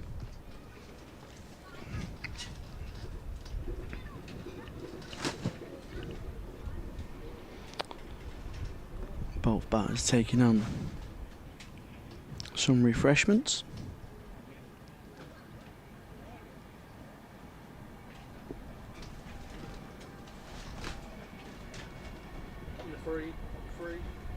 Been a nice breeze all day, but the temperature's still pretty warm. Yeah, it's quite muggy, isn't it? Quite a humid day.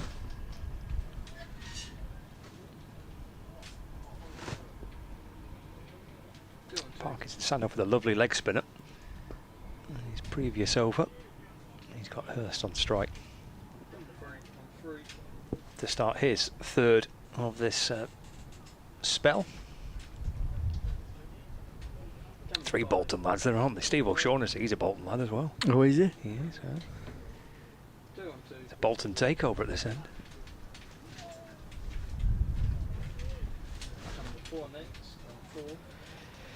Just getting a bit of spin from this wicket here now, Matt Parkinson. So Kent here maybe just thinking if we can have a good little period here of Parkinson and Stewart, get 1 or 2 wickets. Yeah, put a slip in place. That's tossed up by Parkinson. Yeah, it's that final ball of his last over to Bohannon, the one that he did grip and it spun past the edge. See there, slip catcher in place. Ball just maybe starting to grip and turn a bit for Parkinson. Oh, where's that one did? Bohannon's played it well not to get anything on that. Yeah, just going to have to be careful there now, Lancashire. Just trying to turn into that leg side for that easy single against the spin. It's a little flatter this time from Parkinson. Coming to 5 on 5. Coming to 10 on 5. 2 on 2. And he's whipped into the onside. And they come back for 2. And they managed to squeeze a couple out to end the over. But he's in the game here, Matthew Parkinson. Settling to his spell and getting a couple to spin. End of the 22nd over. 83 for 1. Bohannon 22. And that's on 28. Good cricket all round there for Lancashire. Bohannon getting really deep in his crease, allowing the ball to spin before turning it away into the leg side. He timed it perfectly where himself and Matthias could sprint through for a couple of runs. A couple more ice creams making the way to some very happy people. Oh, but it's not too far a walk. It's starting to melt those ice creams.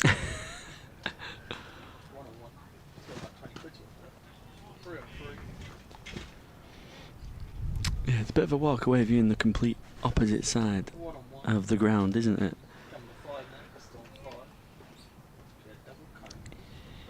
Yeah, the refreshments. This is what we were saying before about people kind of settling into a new ground, trying to work out where best to sit, because everything's really at this end. Yeah.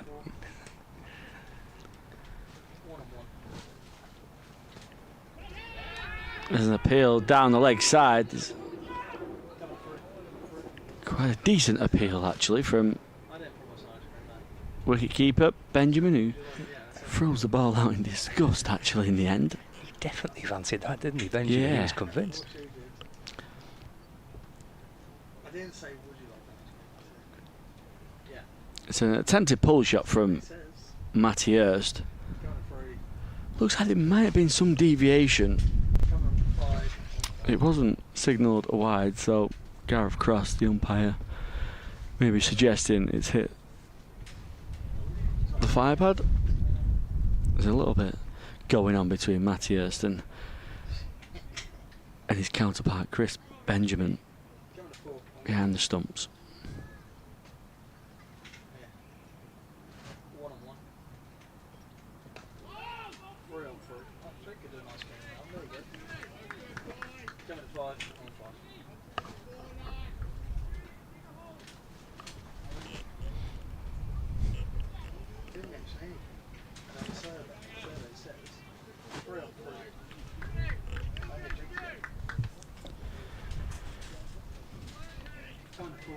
There's a bit of needle out there. Still going on. Not too sure Matthias needs to get too involved in that with the way he's batting at the moment. He looks pretty solid. 28 off 55.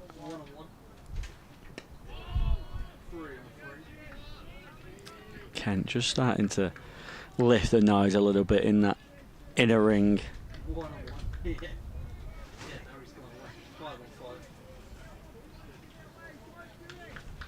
There's a bit going on, wasn't there? Yeah. Hurst doesn't want to give this away now.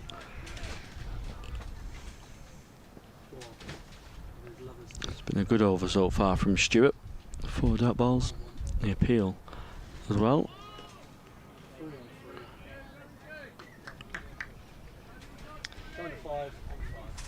Yeah, probably the last thing that Lancashire need, that isn't it? Try and get but maybe Kent just trying to get under the skin a little bit and try and Going to 3 on 3. distract them.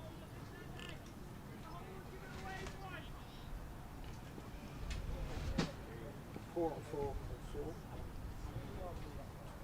1 on 1. Yeah, end of a good over from Stewart. A maiden. He's through 6 now, so it'll be interesting to see how long Bell Drummond keeps him going for. Well, they've just got a little bit of something going here, haven't they, Kent? And they feel that maybe they can try and get under the skin of the Lancashire players. It's had a good spell from Stewart, as you mentioned, Callum. He has bowled 6, so that whether he goes on or not, but he's bowled 3 overs in the spell for just 8. Parkinson's bowled 3 overs at the other end, getting the ball to grip and spin a bit. So they just maybe feel they've got something going here. Trying to put some pressure on Lancashire. I'm sure there's a little bit of chirp out there as well. I'm sure Matt Parkinson's quiet. Yeah, the Bolton lad will be nice and quiet. That's a good little period from Kent. It is. A couple of quiet overs, just a little bit more happening with the ball, with the spin of Parkinson and the bounce of Stewart, so they'll be hoping that they can just counter that and try and make a wicket or 2 out of that good period. He'll be loving this one, Parkinson. He's right in the heart of it here. Just a fraction 2-4 when driven down the ground for a single. 2. Coming 6 next on 6.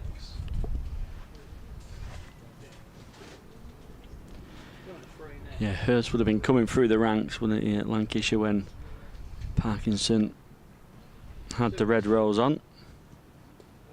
Coming to 3 on 3. Going to 2. No, coming to 4 on 4.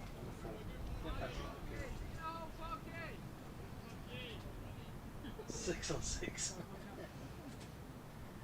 2 on 2. Throws that wide. And a run away for 4. That'll just ease the pressure. Welcome boundary for Lancashire. Slicing it out through backward point for 4. He moves on to 32. It's a real gutsy little 32 this as well. Yeah, he just tried to throw it really wide and slow as Parkinson, but sadly it was too full really to get any turn. Takes a single off the back foot, pushing it through mid-on. Yeah, a real release of pressure, wasn't it, that 4 ball? And a single afterwards. Good cricket from Hurst. He doesn't seem to be getting involved in all the chatter out there just yet. A little bit of hesitation, but they do agree eventually on a single. Pick up and throw towards keeper Benjamin. Managed to jostle through for 1. A decent over that for Lancashire. 24 gone. 90 for 1. Target's 224. And partnership with 46 runs now between Josh Bohannon and Matthew Hurst. Going to 4 next on 4. Yeah, they both battled really well. Stewart is going to continue. Maybe he's last in this spell. Can he get the breakthrough for Kent? He very nearly did. That one not quite bouncing, not quite getting up as high as Bohannon expected. Playing from the crease. Tries to punch it away into the offside, but goes under the bat. This is his 7th, isn't it? Would you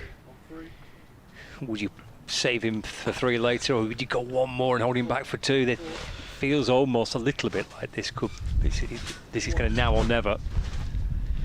Yeah, it feels like this is the hour where him and Bell Drummond have gone, just give me one more, and maybe if I don't get a wicket, change it up. But like you say, it's 91 for 1. I'm not saying Kent are out of this game, they're certainly not, but you feel like they need a wicket in the next few overs just to put a little bit more pressure on Lancashire and get a new batter in.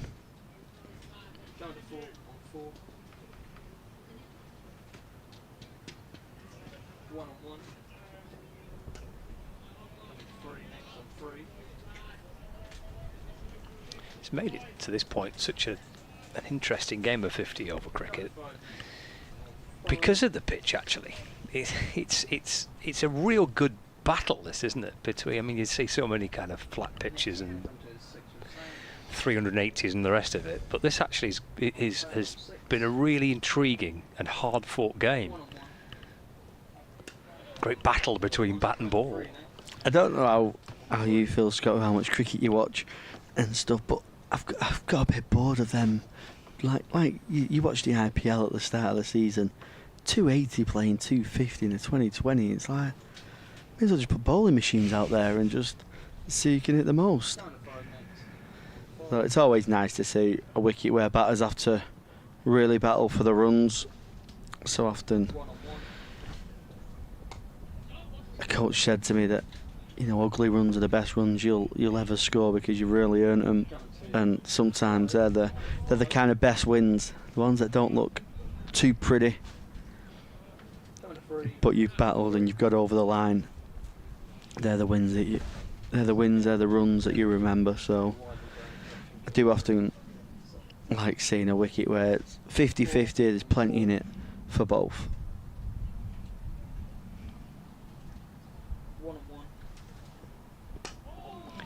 I agree, and there probably is a place for both, isn't there? You mentioned kind of some of the scores and that we've been seeing in the IPL in the last few seasons. Well, that's kind of fine, isn't it? That's if that's what you want to see in that particular format, in that particular competition, great. But there's also plenty of room in this sport for other ways of playing games of cricket and other ways of scoring runs and winning games.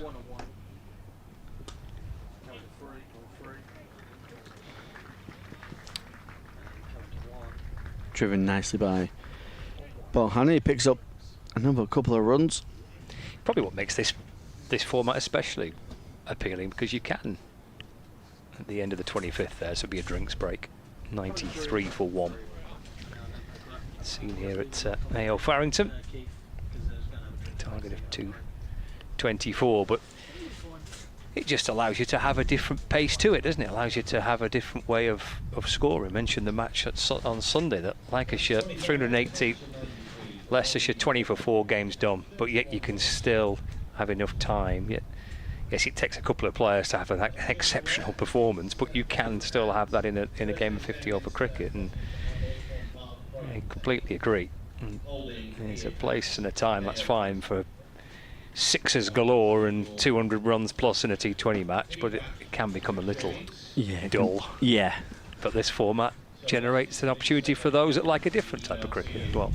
Yeah, it's brilliant to watch, don't get me wrong, at times, seeing how clean the batters can strike it and how consistently they do, but like you say, at times it's always good to see a wicket that does just offer a little bit more for the ball, especially in the white ball format, because you don't get too much assistance from the actual ball itself. You know, red ball, the red Duke's ball will swing a little bit more, and it might swing for 30, maybe 40 overs. Whereas the white ball will often only swing for 5, 6, 7 overs maximum. So, it's always nice to see a little bit out of the pitch. To surmise that, whatever you heard of it, you're going to get an email with a feedback form. We'd appreciate you filling that in for us.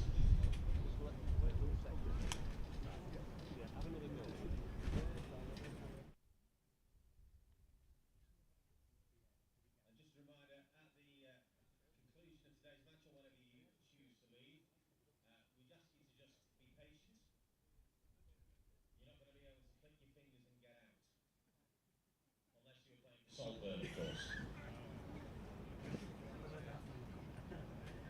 So if you have parked on the ground today, on site, we'll ask your patience ahead of your exit and your journey home.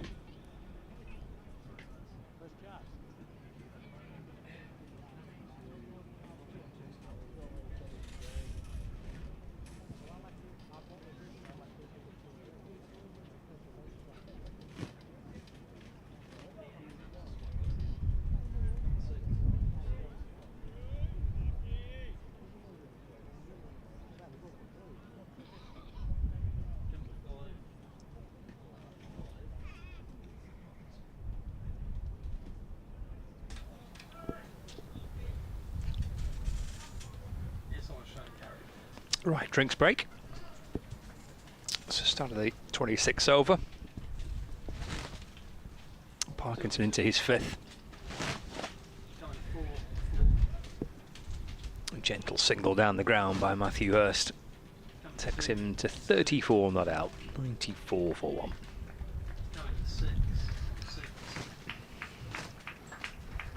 And that single is the 50 partnership as well.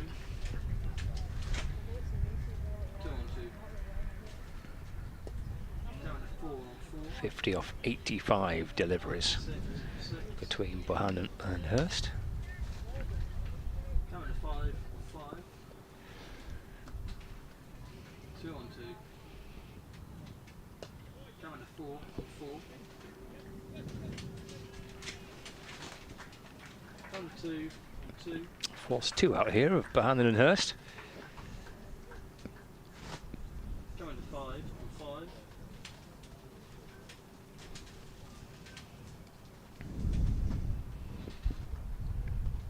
On 2. 4 on 4. Down to 2 on 2.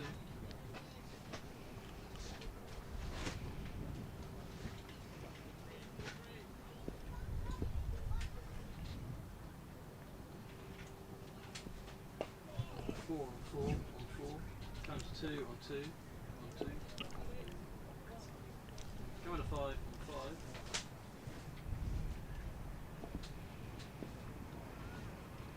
2 on 2. 4 on 4. 1 through mid-on for Bohannon. Takes him to 29.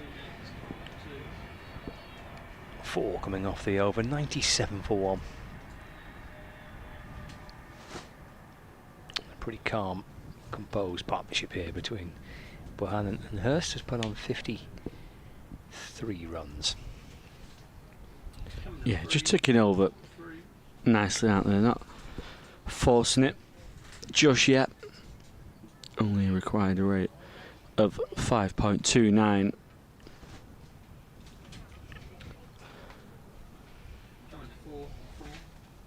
Stewart is going to be given another over. Maybe his last one. Can he get the famous wicket after drinks? Yeah, it's a good effort, this, isn't it, by Stewart? 5th on the spin, but this will be his 8th in total. He's been quite effective. He's looked like the ball that's troubled the two batters most, especially from the Fowler Lane end.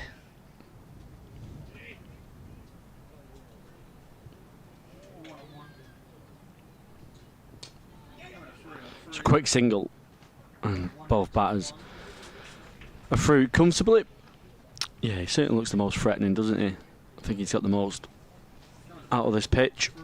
He's looked the ball that's similar length to Blatherwick and Mitchell Stanley from that Fowler end.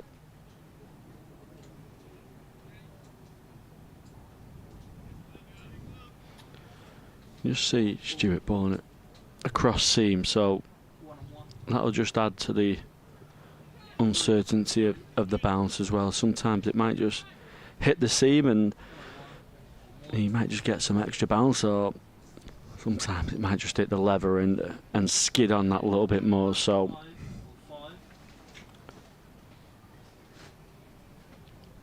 that's a challenge as well.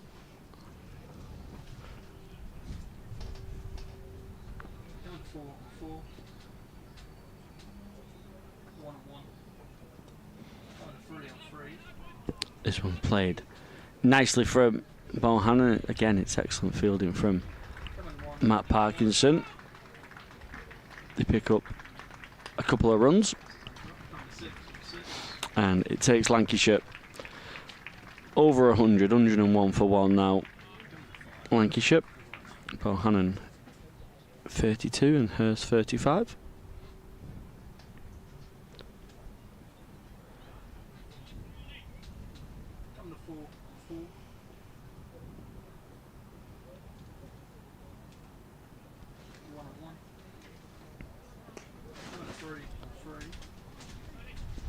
He's going to push hard to Parkinson. And he gets a 2. Parkinson, not the strongest throw in the field, so Bohannon really pushing that first run hard, and he gets back for 2. It's really good from Lancashire's vice-captain.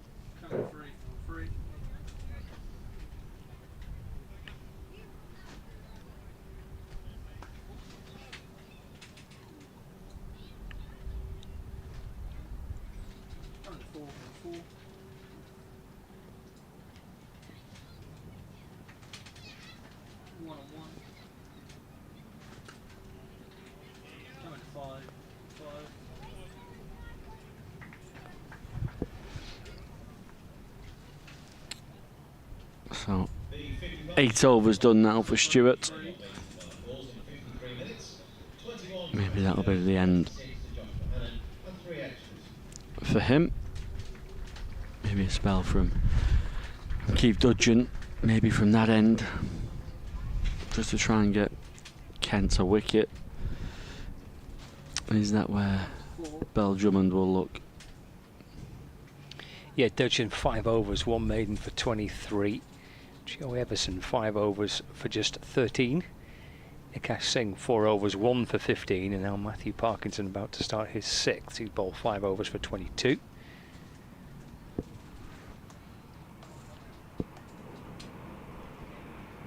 Something catching the batter's eye behind the bowler's arm.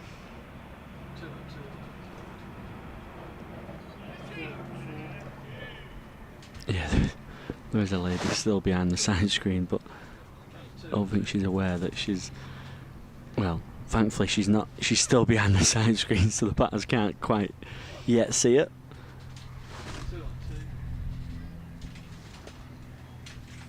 And this goes back and cuts. Takes a single. Moves to 36, 104 for 1.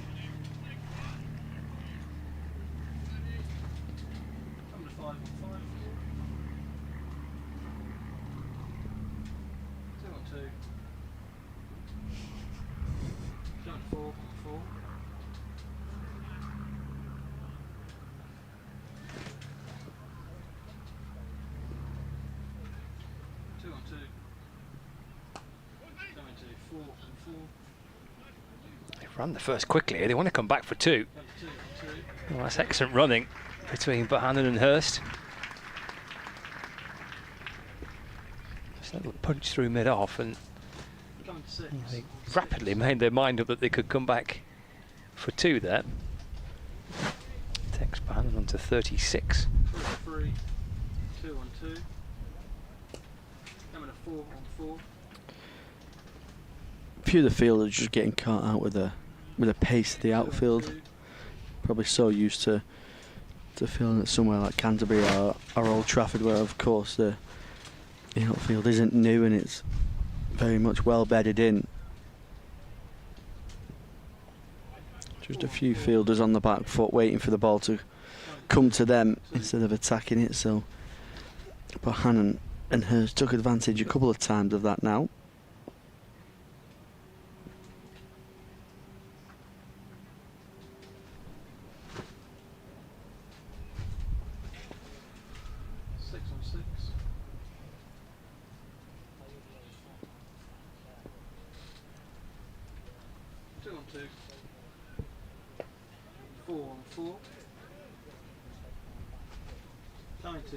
Hurst can't find a way past backward point.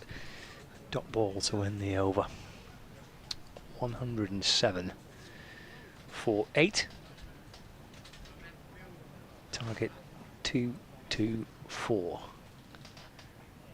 And presumably here, with Grant Stewart just a couple of overs up his sleeve, could see a bowling change. Yeah, I wonder if we'll see one from both ends actually, just to try and create something for Kent. Parkinson isn't bowling badly at all, but it just feels like he isn't creating too much at the moment. He's just going through a few stretches as well after his last delivery, then just grimacing a little bit, and he's just sent someone else down to deep third to do that position. I don't know, he's just got a slight niggle.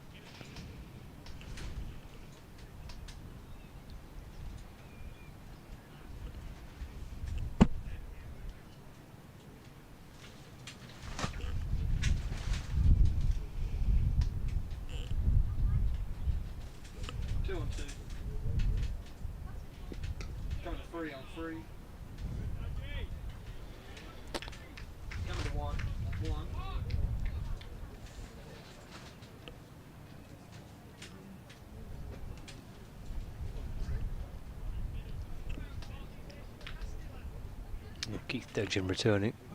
Only ball 5 overs in the power play. The first 10 overs. The attack from the Fowler Lane end.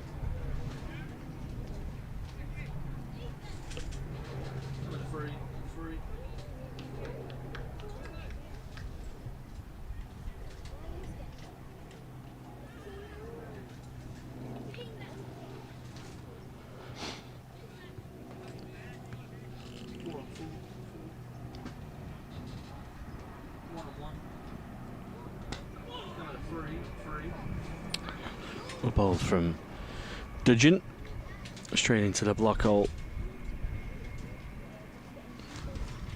Joshua Hannon digging it out into the onside.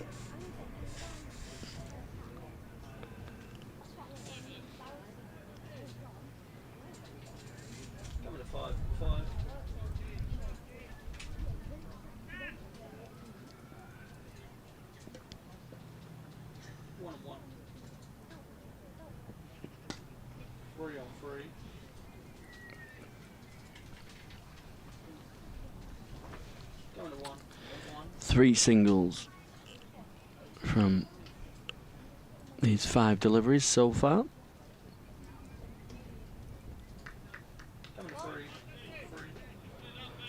Matthias has just slowed down a tad, 37 off 69. Just not quite finding the gaps as regular as he was at the start of his innings.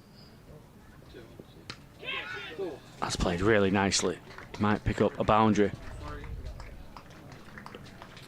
I think it's been kept in.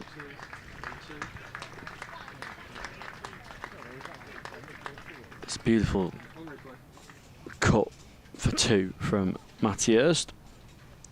Probably deserved a 4, but it was some excellent fielding. I think it was Dawkins who... It was, yes. Yeah. A good stop, isn't it, that? He's got little room to work with there, has he? Right by the boundary. He's a really tall lad as well. I think He just releases it as well, just as he falls over the rope. Excellent from Kent's opener.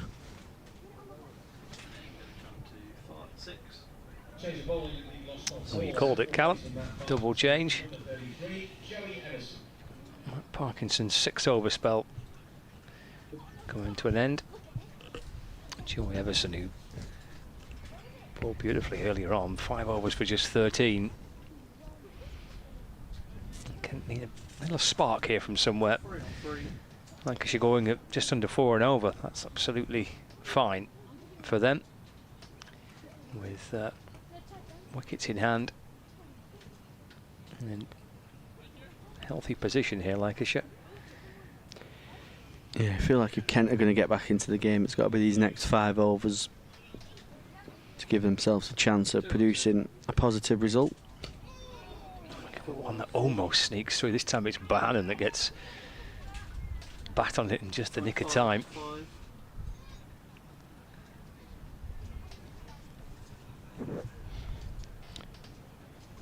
Everson was very much stump to stump, wasn't he, for the first 5 overs, none for 13 of his 5. So a lot of control.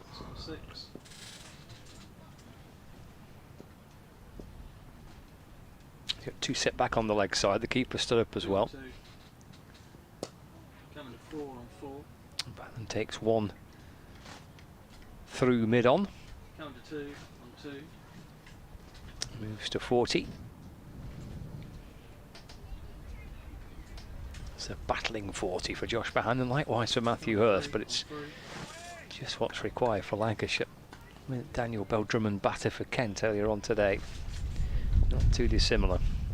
2 on 2. Coming to 4. Single through point this time. Coming to 2 on 2. Hurst moves to 40. Yeah, Finch and Dudgeon probably the only 2 that I really felt like free flowing, and they, you know, they had to be really positive to produce that kind of innings. Like we said earlier, I think it's a real grind it out kind of wicket. Coming to 4 on 4. Flick off the hip. Coming to 2. Single takes Bannon to 41. Dealing happily in singles at the minute, Lancashire 115 for 1.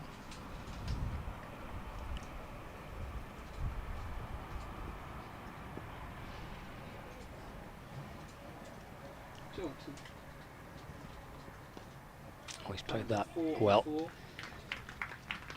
it late, just trying to cut it down to third man. It's a good stop at backward point.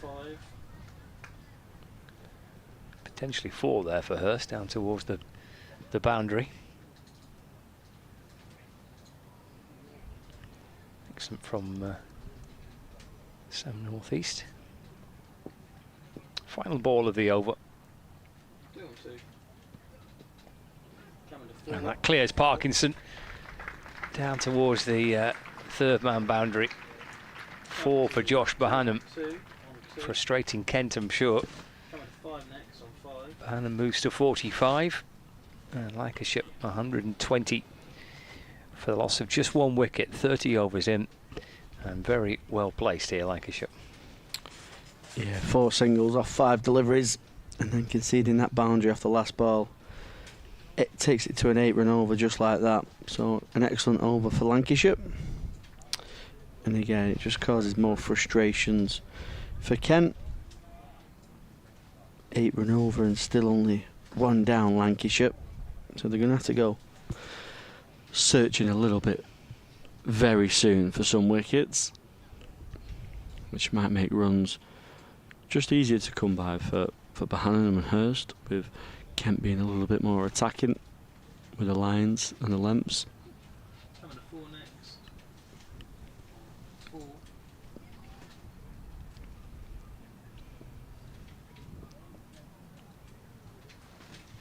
1 on 1.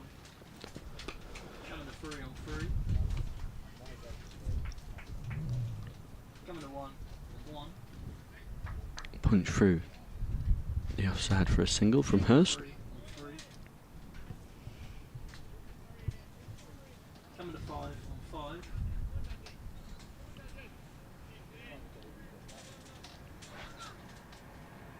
4 next. 4. 1 on 1. Coming 3 on 3. Coming to 5 on 5. Wasp giving 97% chance for Lancashire to see this game out. Sure, not too many people will disagree at this current state. 121 for 1. Plenty of batting to come as well.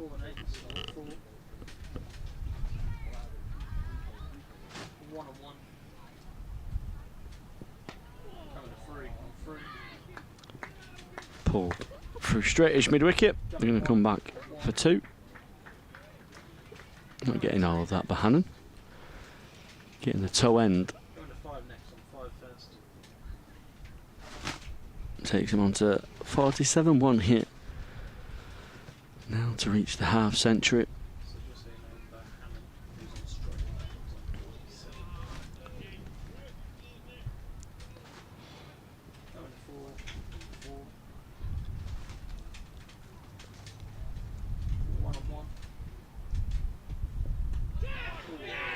Oh, Bohannon again gone in the 40s. 3 in a row now for Josh Bohannon.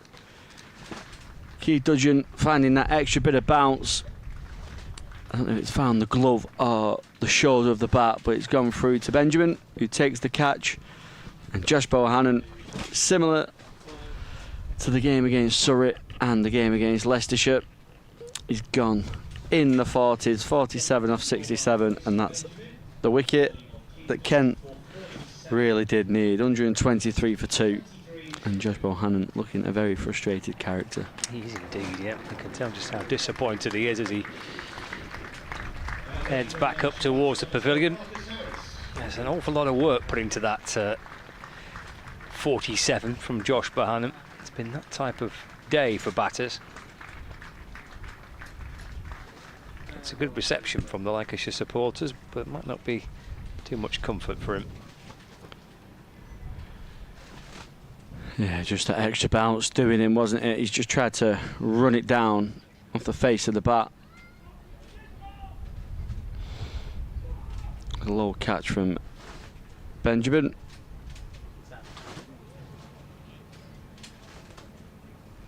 There's a much needed wicket from Kent. It brings the left-handed Australian Marcus Harris into the crease. Who's coming off a couple of very fine knocks and a couple of aggressive knocks as well. One at Sedbergh and a 70-odd at Leicestershire on Sunday.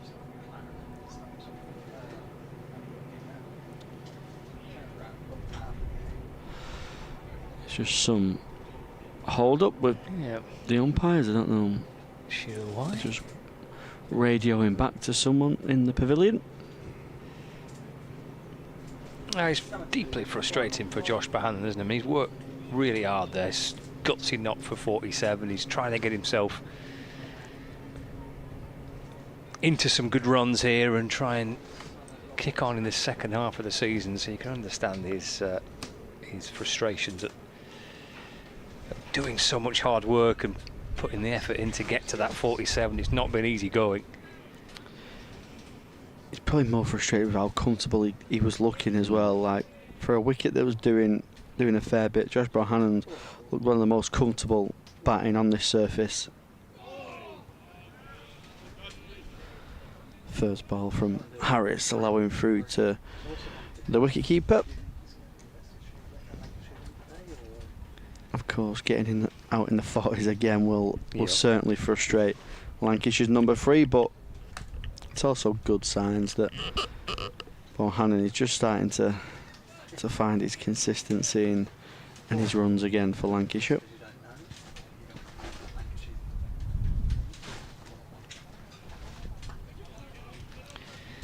Just open up an end too, doesn't it? I guess to further compound it for Bohannon.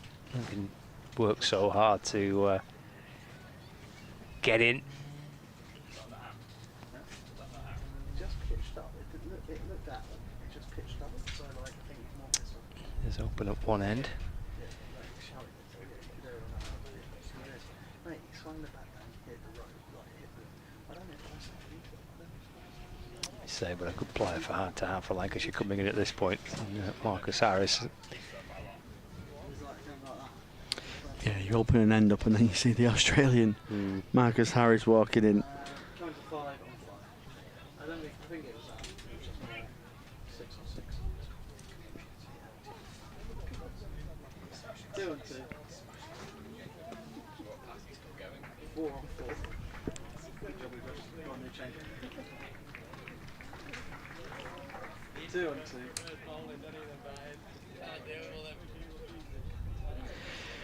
Driven nicely from Matthias. Full delivery from Everson. Allows Hurst to drive through the offside for a couple of runs. 2 on 2. 4 on 4. Coming to 5 on 5. Give Kent a lift. Need a little bit of something, didn't they? Partnership, but it's going along quite nicely for Lancashire. Probably need a couple more on the back of it, mind you. Can prize out Harris with not too much damage done. 2 on 2. 4 on 4.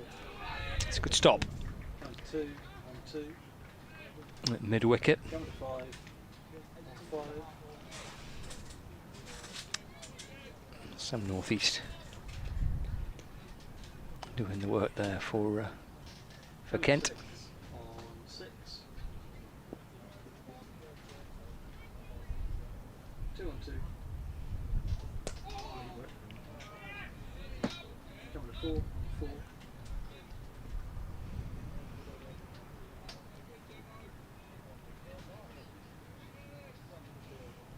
Coming to 6 next on 6.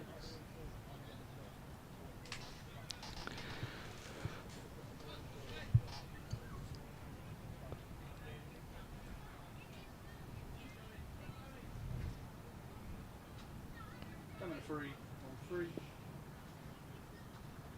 2 on 2. Coming to 4 next on 4. Coming to 5 on 5.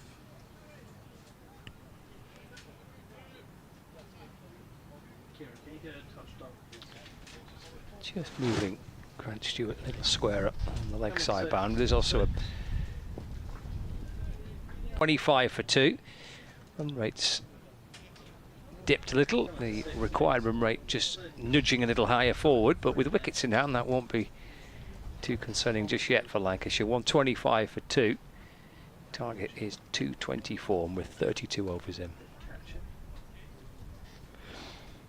Yeah, well backed up from Everson.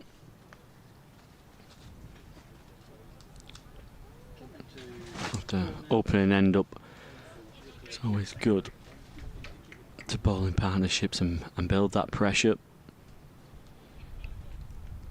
Tudgin going into his 8th over as well now. Round the wicket to Harris, the left-hander.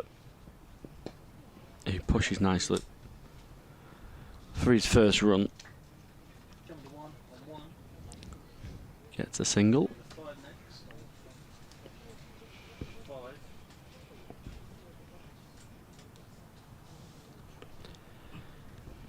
Hurst 44 off 79. So the run rate required is currently 5.5 and over.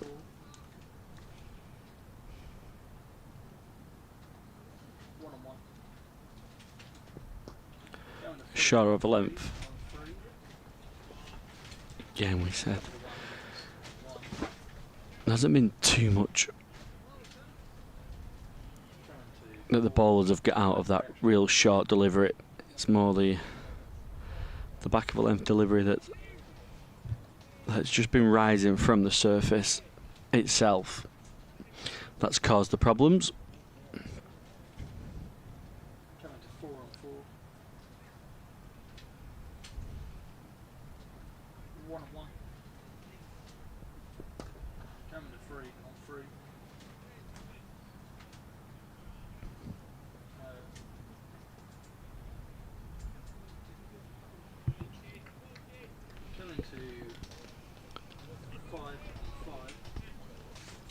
Just a one catcher for Harris.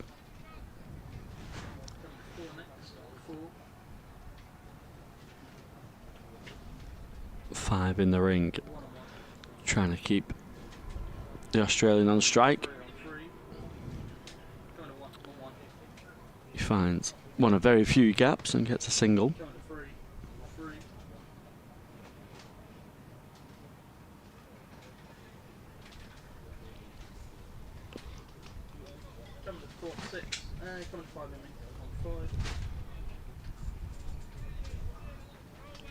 Going to 4 next on 4.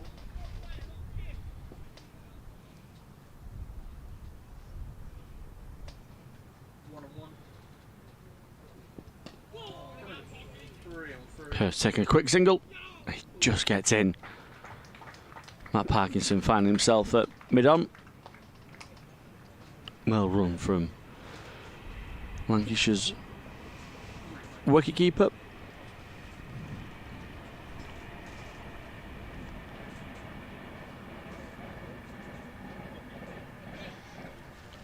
Good effort, wasn't it, from Parkinson?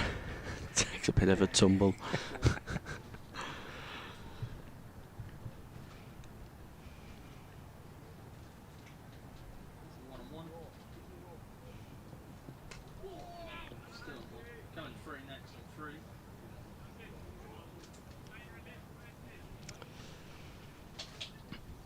Another good over from Kent, just the 3 runs coming off it.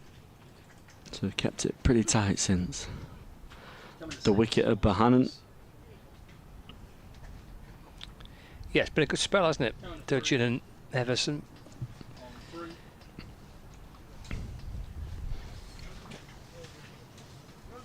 Still feel like they need just one more in these next couple of overs, Kent, if they've got any real chance of clawing this game back into their favour.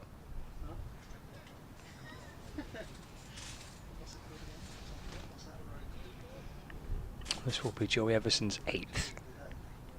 He's about to send down.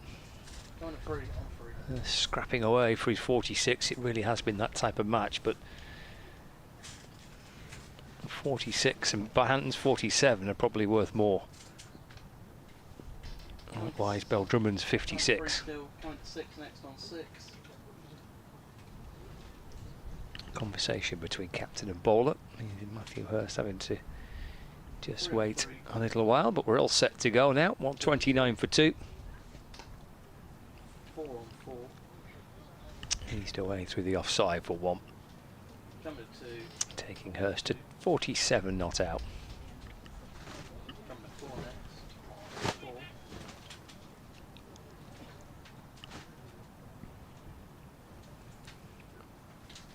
3 on 3.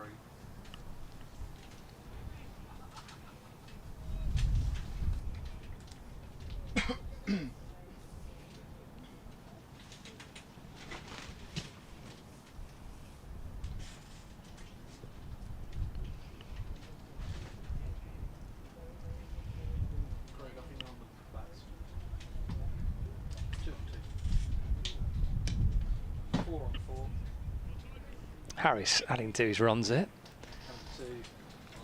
Fiddles that one away through the onside and comes hurrying back for 2. 2 solid starts in the One-Day Cup this season for Marcus Harris. 60 in the match against Surrey, which Lancashire lost at Sedbergh School. 71 in the game on Sunday against Leicestershire in a winning cause. 2 on 2.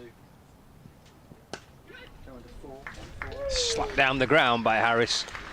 He'll double his score from 4 to 8 with that boundary. 136 for 2, and that feels like the first boundary for some time. Yeah, it does, doesn't it? It's a real slap down the ground, back of a length from Everson, wide of the stumps, just allowing Harris to get his hands through the ball. Straight away, long on, goes back onto the boundary. Drops it into the onside.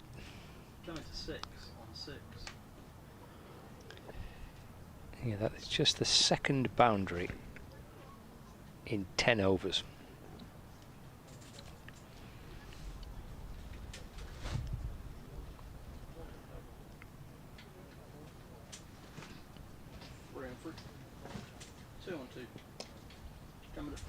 Chipped out towards the leg side by Harris for a single.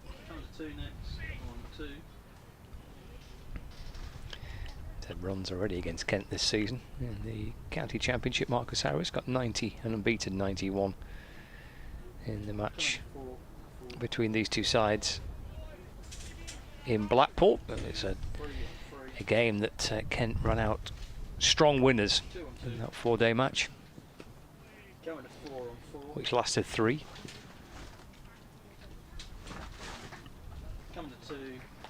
Two to Harris, which pushes him to 49 not out. End of the over, 139 for 2. Yeah, good over from Lancashire. Might be the end of Everson again. Might just save 2 overs.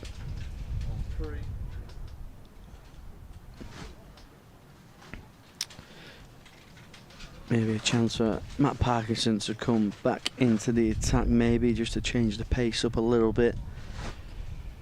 See if they can try and force a false shot. Well, with Dudgeon only having 2 left.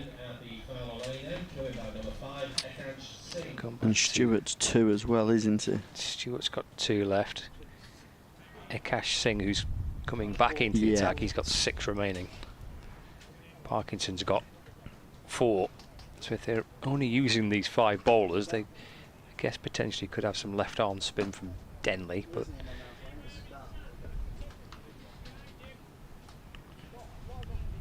just the 5 bowlers potentially being used here. So Akash Singh will bowl a reasonable spell here. It's possible from the Fowler Lane end. Going to come round the wicket to Harris.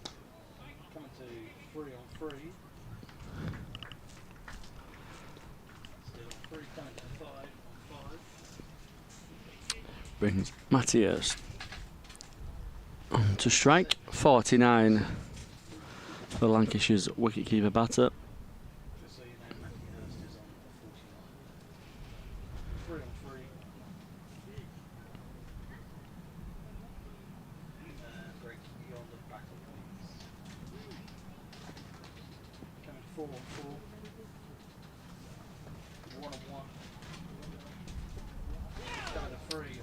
And that'll be Matty Hurst's 50.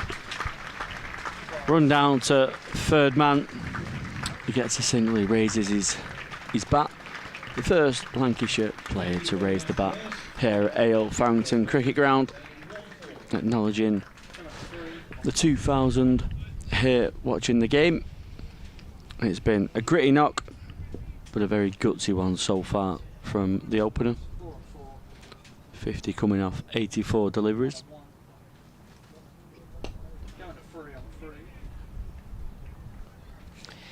Yeah, it definitely has. And potentially an important knock as well, an important few weeks for Harris, Hurst rather, at the top of the batting lineup in this competition. It's a good opportunity for him. He's had an indifferent couple of weeks, in truth. He's been a little bit in and out of the blast side, but runs in the next few weeks here in this format will help, no doubt.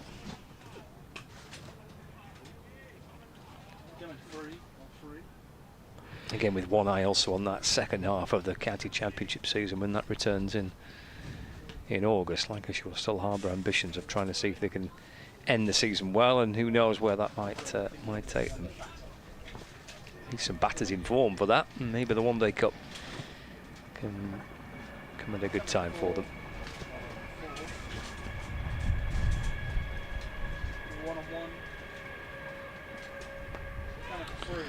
Steps inside the line of that.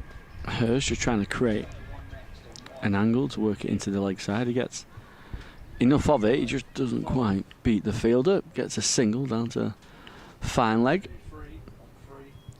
Yeah, scores of, was it 2 at Sedbergh when he's bowled off his pad, and 22 against Leicestershire. So he'll be happy that he's pushed his start onto a half century, and his next challenge now is to see Lancashire home.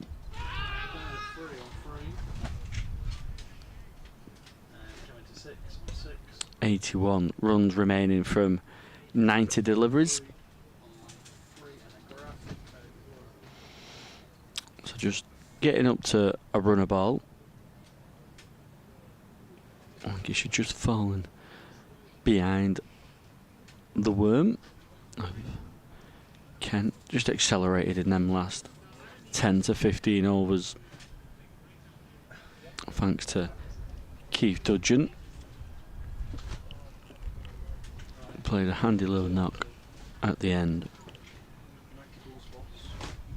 Yes, he did. We thought maybe at the halfway stage that innings from Dudgeon might well still be crucial runs for Kent.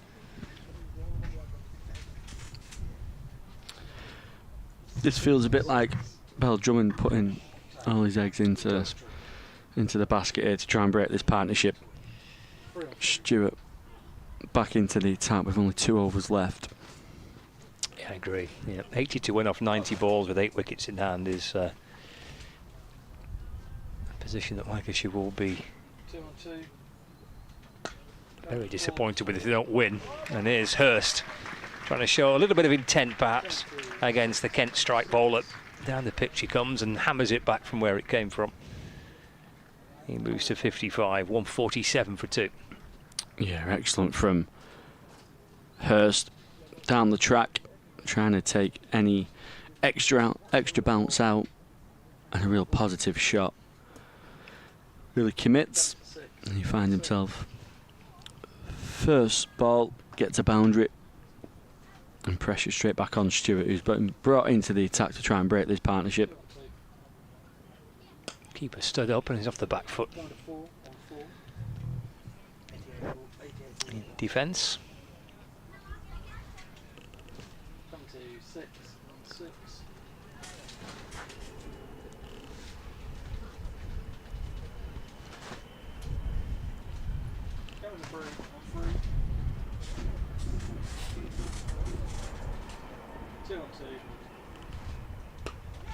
Oh, he's hit that straight down the throat of mid-off. Daniel Bell-Drummond takes the catch. Kent and Bell-Drummond going back to Stewart to try and find a wicket, with potentially hopes fading. Hurst has slapped it down the throat of the Kent captain. He's gone for 55. Yeah, the gamble bringing Stewart back on and using what could be his last couple of overs so early on in the game has worked so far. Matty Hurst picking the skipper out. A slower ball from Stewart. Hurst just not quite getting under it enough. Timed it nicely, but at a lovely catchable height for Daniel Bell-Drummond. And it's the 3rd wicket for Kent. And again, they find themselves now with 2 new batters at the crease. There's going to be Rocky Flintoff, who joins Marcus Harris.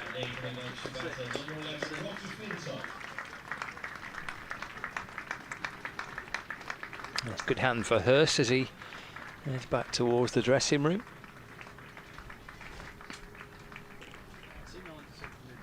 Just a little sneak here for Kent with that wicket.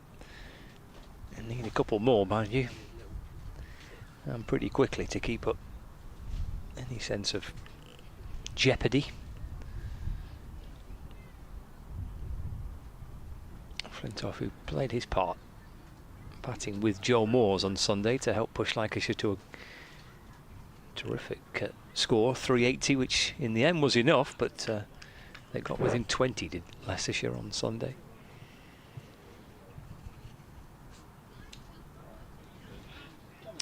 Comes and joins Marcus Harris. So 147 for 3.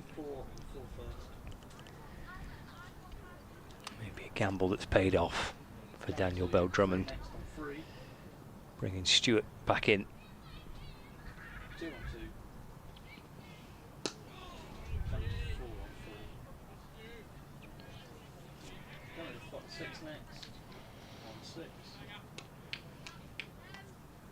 Good to see Rocky Flintoff in the Lancashire colours. Been a little bit in and out with injuries and commitments away with England Lions and 19s and the youth test. Yes, Flintoff and Moores both missed the opening game in this competition, didn't they? They were both away with that youth test for England. Both rocked up at Sebra in their England training gear. I think the poor lads only got there quite late, didn't they, the night before?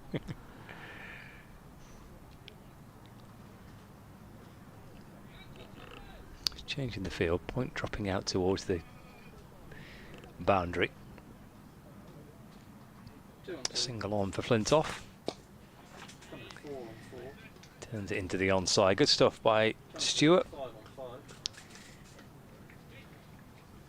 I guess question for Captain Bell Drummond. Does he give him a 10th and say that's your work done for the day, or does he change it up? He's going to have to find still 4 more overs out of Matt Parkinson.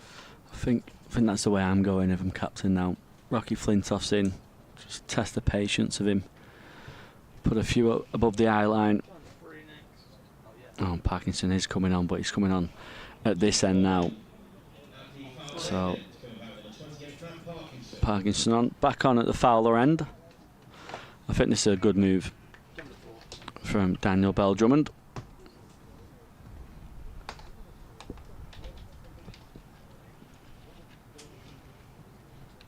Spinning it into the left-handed Harris. First up. Again, just short of a length, so Harris finds a single easily enough. Now this could be a nice little battle. Matt Parkinson versus Rocky Flintoff.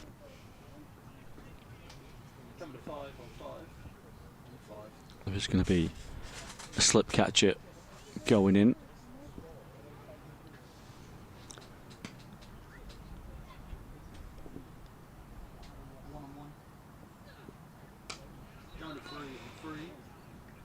Not quite the length that Parkinson would have been hoping for. Again, a little bit of a drag down back of a length. Flintoff, plenty of time to punch that into the offside. He finds his first run.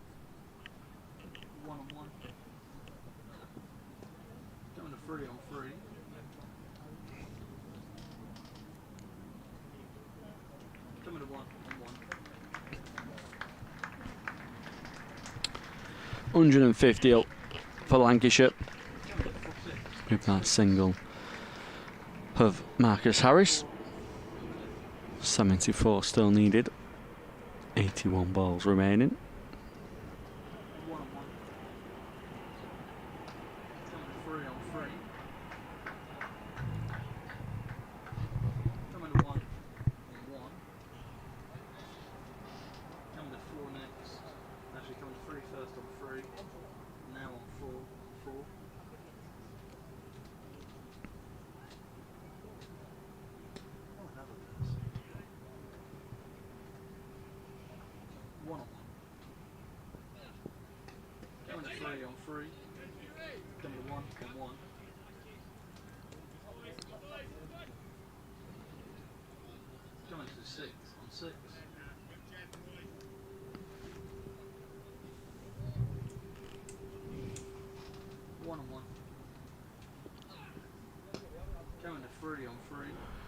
Cut away nicely through the offside for Harris, who gets another single. It's 5 off that Parkinson over, so that Parkinson also 3 overs remaining.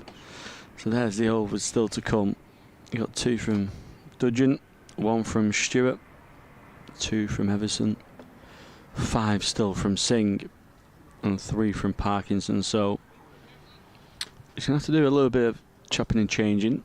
Coming to 5 next on 5. So looks like Stewart is going to bowl out. Coming to 3. Yes, he is, yeah. This will be his 10th. And the final.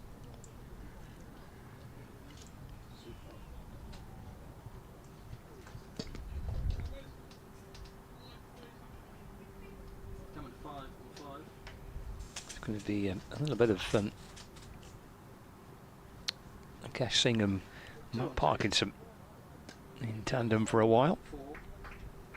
Single for Harris. Coming to 2 on 2. Tucks him in towards the leg side for 1. 1-5-3 for 3. And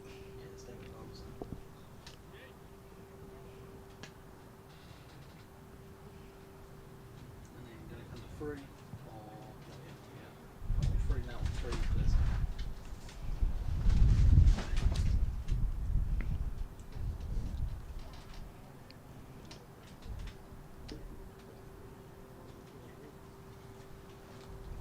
Two on 2. Coming to 3 on 3. Coming to 2 next on 2. Coming to 5 on 5.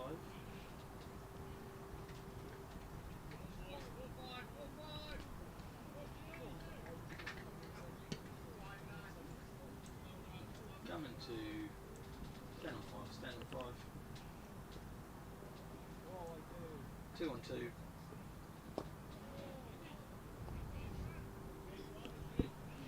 Around the wicket there, Stewart to the left-hander Harris. Coming to 6. Almost sneaking through.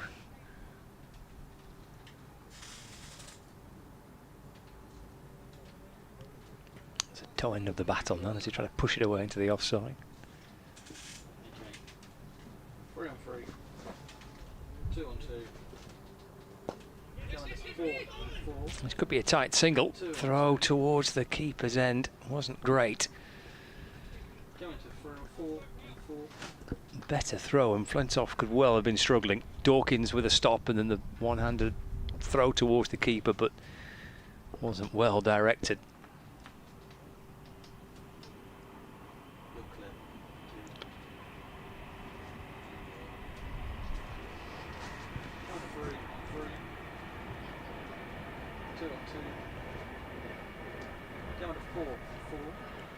It's gone fine down towards the fine leg boundary, and it's gone for 4. Nicely glanced away by Flintoff. He moves to 7.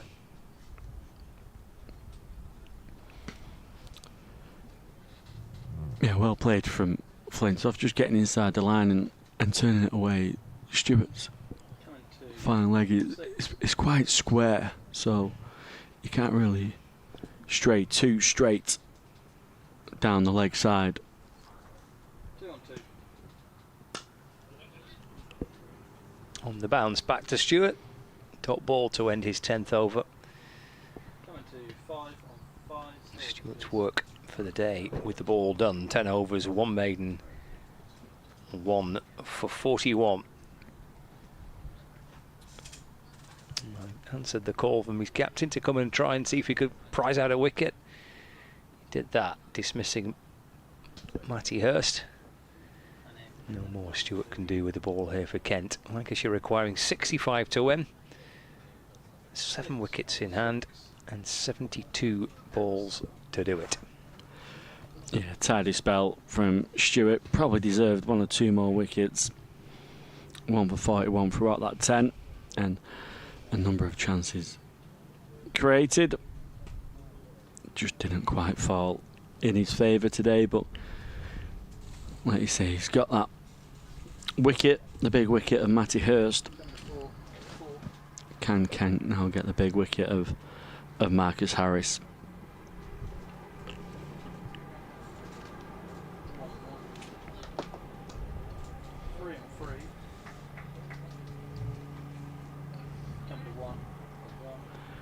Harris using them wrists to good effect. Slapping that down the ground.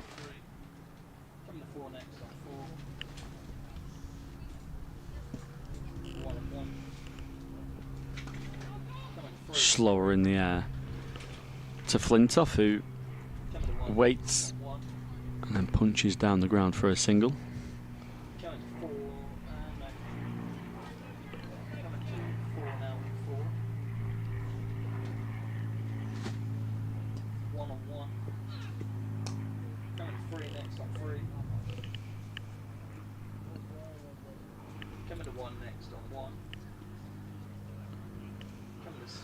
Good from Lancashire, trying to keep the dot balls to a minimum. I know at some stage Kent will have to gamble and bring a couple of extra fielders in the ring.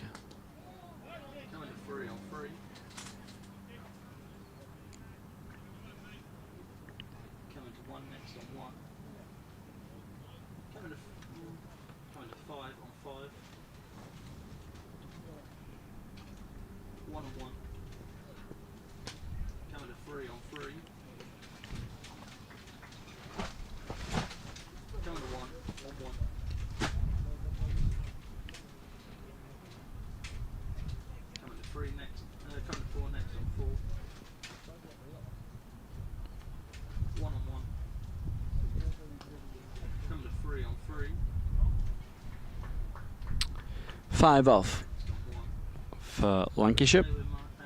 5 singles.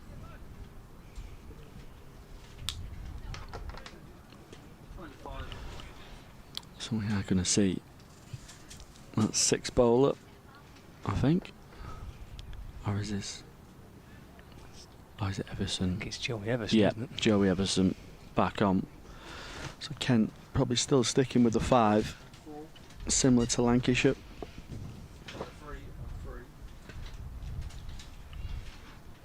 Elsewhere in the one-day cup victory for the Notts Outlaws, up against the Leicestershire Foxes at Trent Bridge today. Leicestershire finishing on 199 all out from 48.2 overs. The Notts Outlaws in reply 200 for 5, so a 5 wicket victory.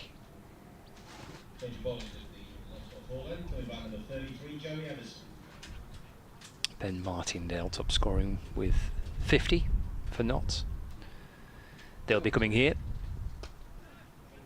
on Thursday as Harris slaps it out towards mid-wicket.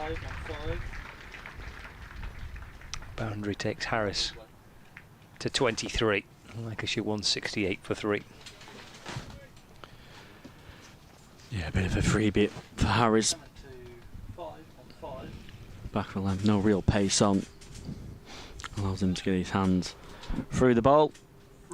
Boundary off the first ball of the over as well. Always a good start in a run chase. And the next delivery, a little punch down the ground for 1 and takes a single. Harris to 24 now.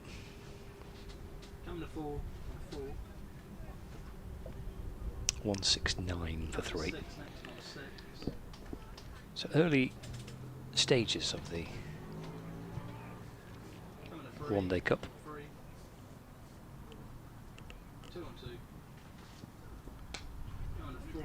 Flintoff might fancy a couple here. Yeah, he's going to turn and come back for 2. 171.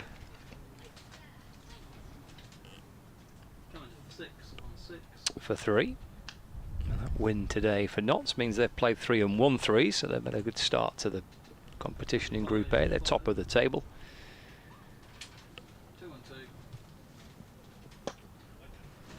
So they're coming here to Farrington. The old Farrington on Thursday. Somerset currently second in Group A. 2 wins from 3 with 8 points. Surrey a third. 2 wins from 3 with 8 points. Leicestershire 2 wins from 4, 8 points. And Lancashire in 6th.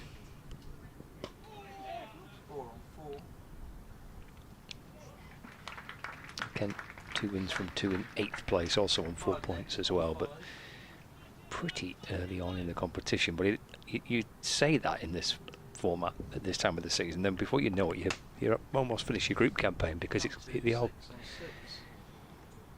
back-to-back games is Thursday, Sunday coming up, for example. Friday, Sunday, I think it is for Kent. Harris pulls that out towards deep backward square leg for 1. He's busy over that, helped by the boundary off the first ball of it, and then they've forced some singles and a 2 as well. So some good running in the middle of that as well. Pretty productive over that for Lancashire. 173 for 3. So 10 overs to go. 51 runs required to win. Yeah, just going a little bit flat out there for Kent now. There's a few conversations about who to bring on, who could we try and gamble with to get the breakthrough. Change of ball in, out the foul lane in, coming back number 5, Ekhan Singh.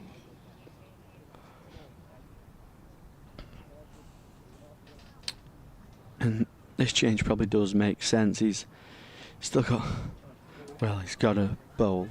Actually, I thought he only had 4 overs left, but in fact he still has 5 overs remaining. So if it does go all the way, Singh does need to be introduced now, which Daniel Bell-Drummond has brought him back on at the foul end. Yeah, Akash Singh, and has got quite a bit to do yet, hasn't he? Parkinson's got a couple still to go. He strays on the pads. Marcus Harris first up, and it's flicked away lovely for 4. So starting another over off with a boundary, and just seems to be just tailing away from Kent now, doesn't it?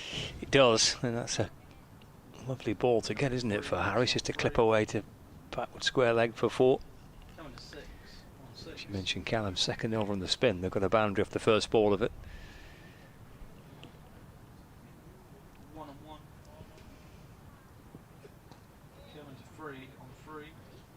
And this is what they did so well in the previous over. Then Himble just to keep rotating this strike. Scored off every one of the following 5 balls, and it turned out to be an over that which yielded 9 runs. Just don't think they've hit that length enough, have they, Kent, that Lancashire found so consistently, and that worked so well for him into the pitch and getting the batters hitting square. So it's fuller of a length again, and Rocky Flintoff doesn't need a second invitation to hit that for 4. Full toss, punch beautifully down the ground. A little bit of signs of his dad in that shot. Hold the poles, full face of the bat. Gorgeous shot, isn't it? Through straight mid on from Flintoff.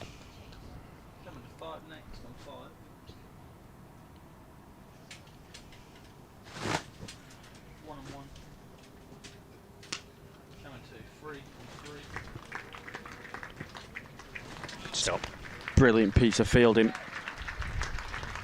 from Jaden Denley down there at the deep cover boundary, running around from deep cover all the way to backward point. I think Flintoff at first probably thought he's got 4, but it's an excellent stop.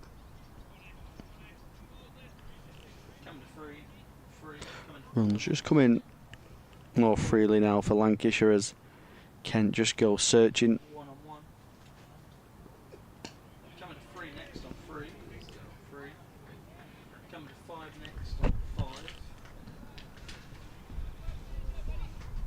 He's not had a ball, has he, Denley? The weather. I mean, I think he has bowled this season in the competition for Kent. Yeah, picked up a couple of wickets as well. Looks like they might just go with the 5 bowlers.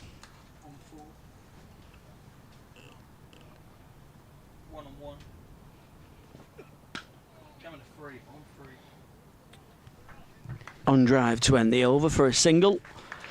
Yeah, maybe they might get forced into maybe just bowling him after that over from Akesh Singh.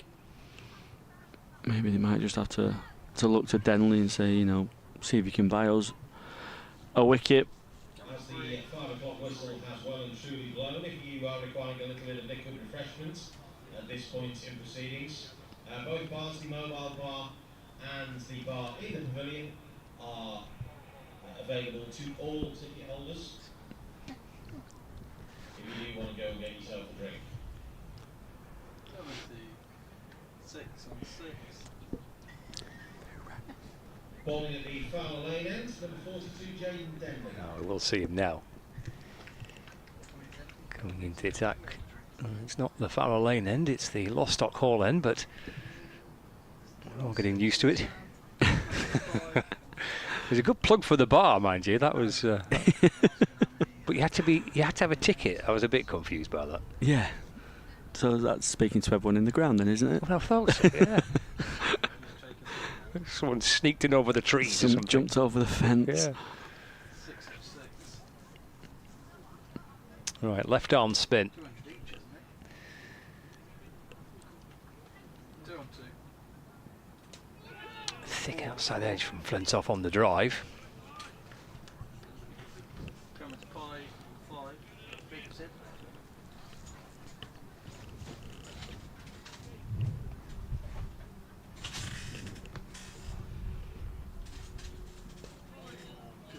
Coming to 3 on 3. Coming to 5 on 5.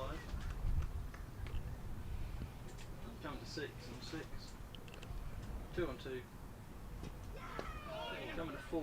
Just push through a little quicker that from Denley. 2 on 2. Nice start from the spinner. Single for Flintoff moves him to 20, 186 for 3. Going to be the senior Denley next year, isn't he? He is. Joe hanging up the boots after this season. A brilliant career for Kent and England. 2 on 2. Coming to 4 on 4. Coming to 2 on 2. 37, 50 books. Coming to 3 on 3. Huh? 2 on 2. Yeah, everything's on red, so it looks fine. Hits it back over the bowler's head. Flintoff nicely struck. He's hit straight beautifully early on in this innings. Lovely on drive in the previous over.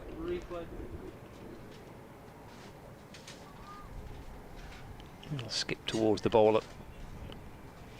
Back over umpire O'Shaughnessy's head. Takes him to 24. 2 on 2. Coming to 4 on 4. Happy to take 1 to end the over and keep the strike as well. 32 will win it now for Lancashire. And they've got plenty of time and plenty of wickets in hand to do it. 48 balls left, 7 wickets remaining. Yeah, excellent cricket from Rocky Flintoff. Didn't try and overhit as well for that boundary down the ground. A couple of steps down. Nice punch over the top. And then just catching Daniel Bell-Drummond on his heels a little bit. Gets through for a quick single. And he's found himself 25 of 23, so he's got into the groove earlier. Flintoff. Akash Singh going to continue.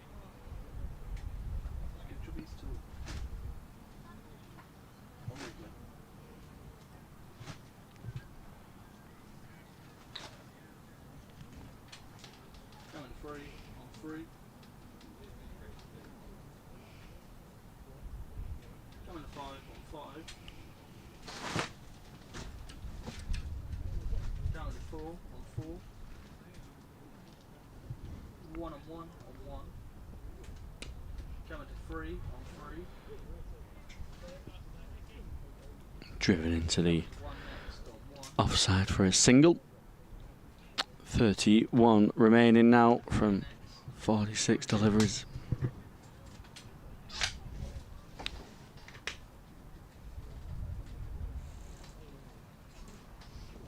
Coming to 6.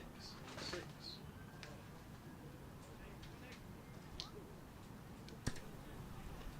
4 on 4. 1 on 1.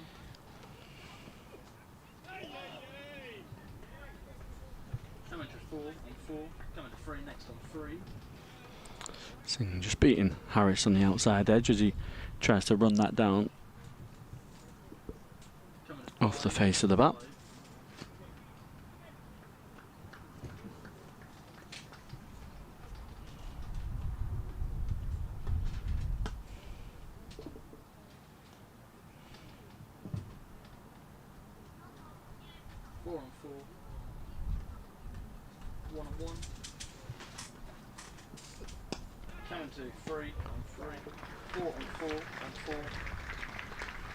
Driven nicely from Harris. Harry Finch doing the fielding out there. He stops it and keeps it down to a couple. Yeah, it was a lovely shot, wasn't it? Just kind of eased it away, didn't have to force it. Pushing away through extra cover. We spotted it as Sedbergh, didn't we? How well he opens up his hands through that offside just to manoeuvre the gaps. Does Marcus Harris. This time going to the right of Finch, but only a single. Coming to 5 on 5.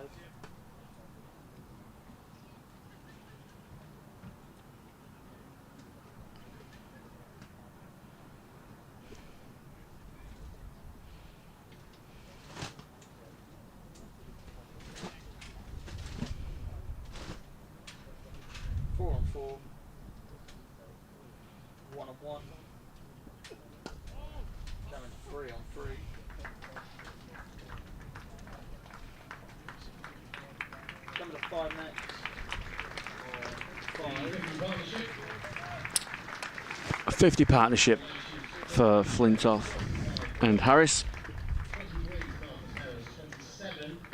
197 for 3 now. Lancashire and cruising to victory here at AO Farrington Cricket Ground. 50 coming off 45 balls, so it's coming good time. And it's just killed any signs of hope for Kent after that wicket of Hurst. Yeah, there was just a little tiny sniff, wasn't there, really? And Hurst got out. I'd be thinking that just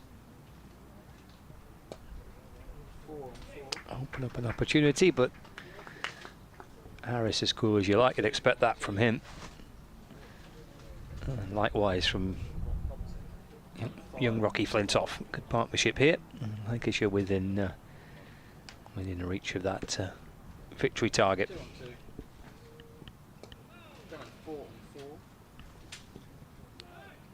Tried to push for 2 then. In fact, they might come back for 2 because it wasn't picked up cleanly. So they have managed to snatch a second, but maybe just signs of Kent tiring and knowing that the writing's on the wall. Yeah, good intensity though as well to run that first single hard from Harris. Yeah, they set off wanting to, didn't they? Put some pressure on the fielder. 2 on 2. Down the pitch comes Harris. That's flashed away through the offside for 1. 200 on the board for Lancashire. 201 for 3. 23 more required. 2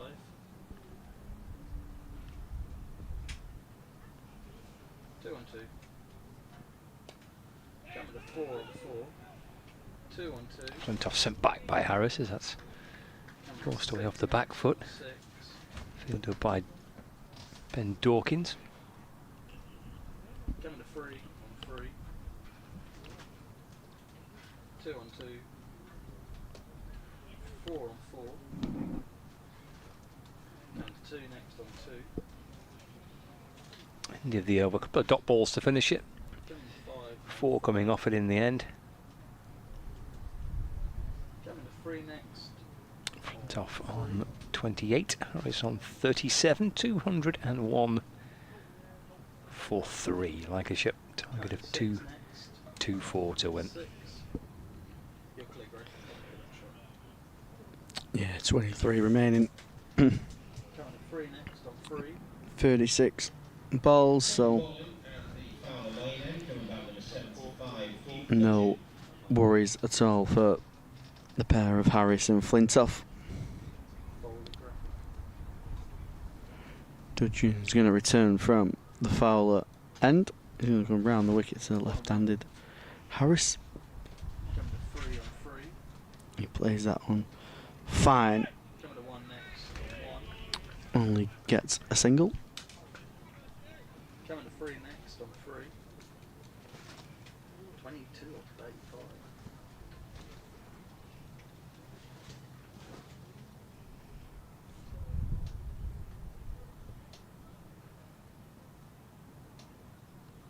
Coming to 4 on 4.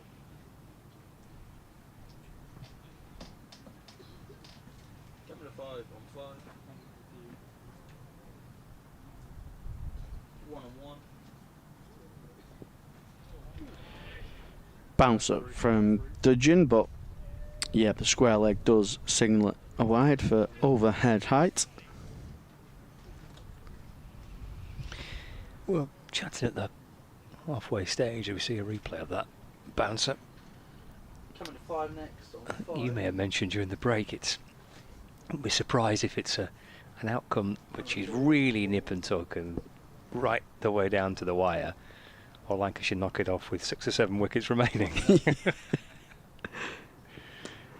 It is, but I think that's probably born from the fact, as we mentioned at the start of this innings, that we should chat to a dozen people during the interval, and predictions range from one extreme to the other. It was perhaps the sense of the unknown about the whole setup as to whether or not 223 was going to be a good score or not. In the end, it's not proven to be the case, has it? But a lot of second guessing going on during the course of the interval from pretty much everybody involved.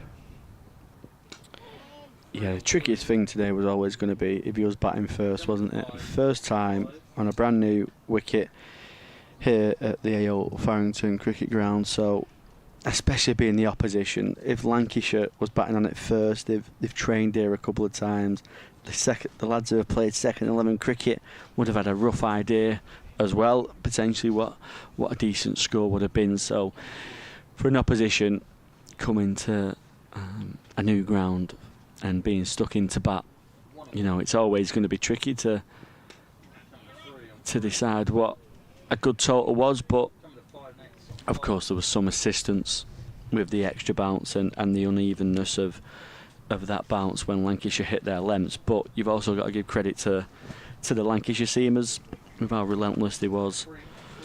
I think their seam attacks just fared a little bit better because the seamers just more hit the deck kind of seamers with Stanley and Blatherwick and Bailey, whereas it's probably really only Stewart that's really hit the deck for Kent and found anything out of this surface in terms of that bounce. So I just don't think Kent have quite hit their line and lengths that was probably needed for this wicket, but it's hard to do as well when you know you're defending a low total. You know, it's hard to be relentless on that length because you do go searching for wickets. It's natural to go searching, especially with a new ball when you're getting a little bit of swing in the air. So I think Lancashire batted really well though. I think the way Hurst and Jennings was going about it, and then Hurst and Bohannon continued, a 50 partnership between them, and then a 50 partnership between Harris and Flintoff. It's been really calm and measured from Lancashire, and so far a real good run chase. Coming to 3 on 3.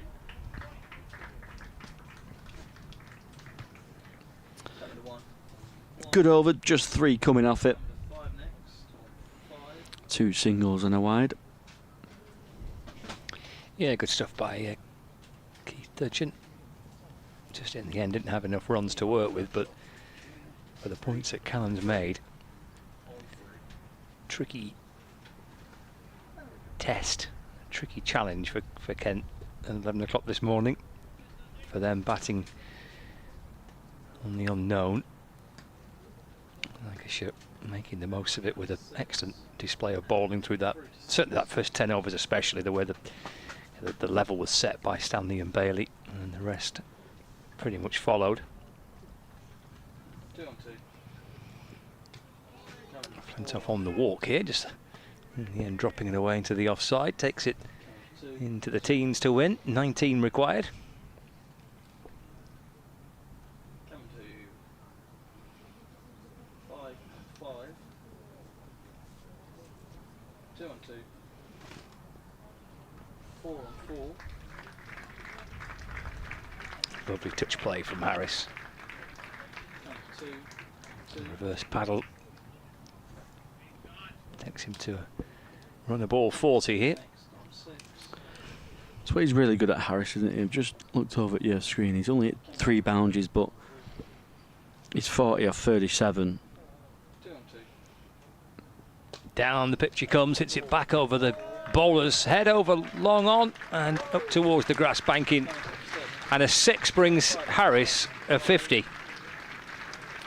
Correction, moves him to 46, not out. It's just ruined my stats, what I was reading out about his boundaries. Building up nicely for that, wasn't it? I was. But 4 boundaries and he's on 46 at over a run a ball. Drags that down the ground for 1, takes him to 47. Shows how well he manoeuvres the field, doesn't he? And he scores in different areas. And, you know, a sign of a player that doesn't overhit. He accumulates as well.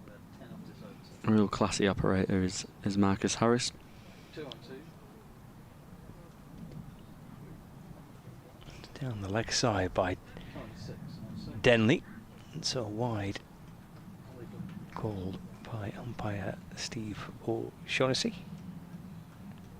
1 on 1. Going to 3 on 3. Coming to 2 on 2. At the other end, Keith Flintoff 31 now off 36 has equally gone about it in a not too dissimilar way. He's only hit 3 4s as well in this innings. Could be a stumping here. Oh, it is. It's an ugly end in truth for Harris in what is a very fine knock, which has got Lancashire to within touching distance of victory. He's gone for 47. Left scrambling around on his hands and knees. Stumped by Benjamin. Denley gets a wicket. 8 required to win. Lancashire almost there. Harris has played his part. He won't enjoy the way it ended, though. Yeah, it was a bit of an ugly end, wasn't it? He's all over the wicket. 2 stumps out the ground. I think he just tried to finish it in a bit of a flurry, hasn't he? He fancied his chances to take Denley down the ground over the top again, but it's very well bowled actually from Denley. He's seen Harris coming. He's pushed it a little bit wider, a little bit of air, and just kind of pushed it out of reach of Harris. So very well bowled from the Kent youngster, and it brings another terrific youngster to the crease, Joe Moores.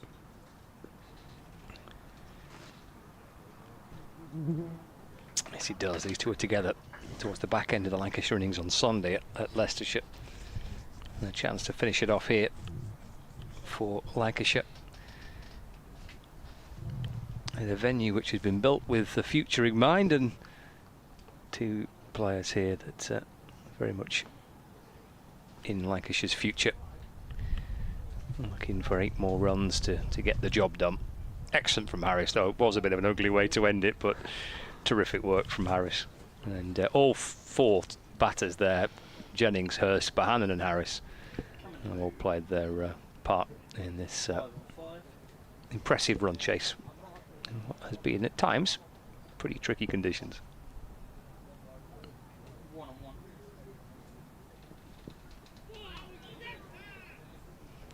Flintoff taking on the short ball.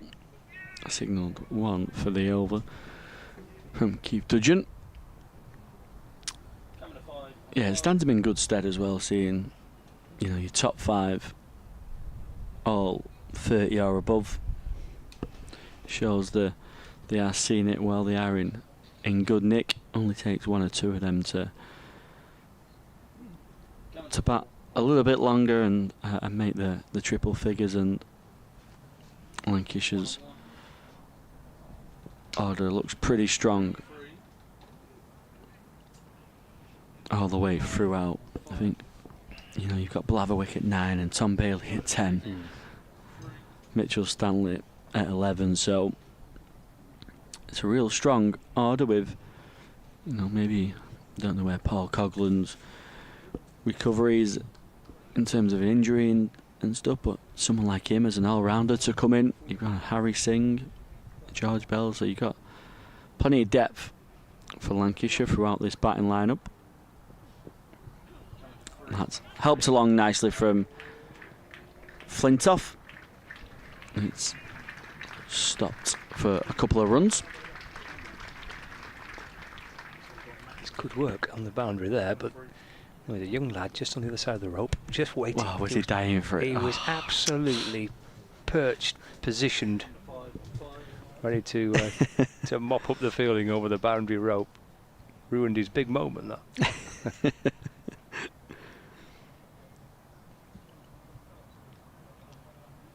Just a 6 to win now. That's a beautiful on drive from Rocky Flintoff. Potentially the shot of the day. So late in the day as well. Only 2 more now to win, but beautiful shot from Flintoff. He's held back, waited for the ball under his eye line, and he's punched it through mid-on for 4. Just a little holding of the pose as well from Rocky at the end there, wasn't it? Lovely Reminds shot. me of his dad when he used to drive straight down the ground. Yep. Kind of ran as well with the, with that little front face of the bat showing the ball up.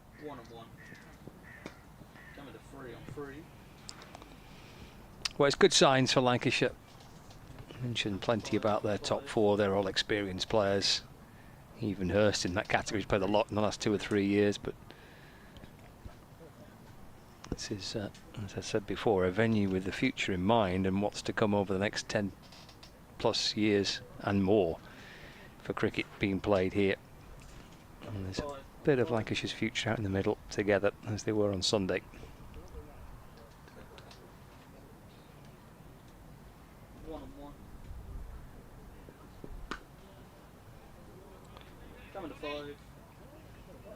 It's the end of the 47th. 2 to win for Lancashire. 2-2-2 for 4. Yeah, I like the balance they've got to the outfit, to the squad. You know, both with bat and ball. They've got some, with the bat, got some real hitters and some explosive players, but also some classy, experienced touch players as well, mixed in. And same with the ball. They've got some lads who can bowl a heavy ball and hit the pitch hard with that white ball that doesn't offer too much assistance. And they've got 2 young operators with the ball in terms of spin department as well, with Arav Shetty and Charlie Bernard. So I think it's really exciting for Lancashire and Lancashire supporters throughout this competition. They'll fancy the chances to go deep into the tournament. Denley to start what could be the final over of the match. Coming to 3 on 3. 2 on 2. Coming to 4 on 4. 3 on Single 3. brings the scores level. Coming to 2 on 2. Flintoff with a chance to hit the winning runs.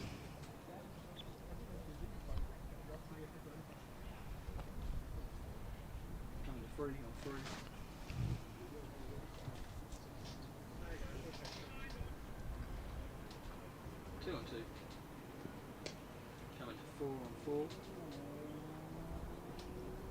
Coming to 5 on 5.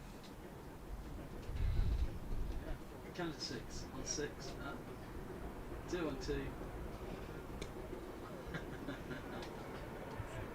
Coming to 6 on 6. We've got 14 old balls to defend still. Might bring it all the way down to 40. That's nice. 2 on 2. 4. That'll do it.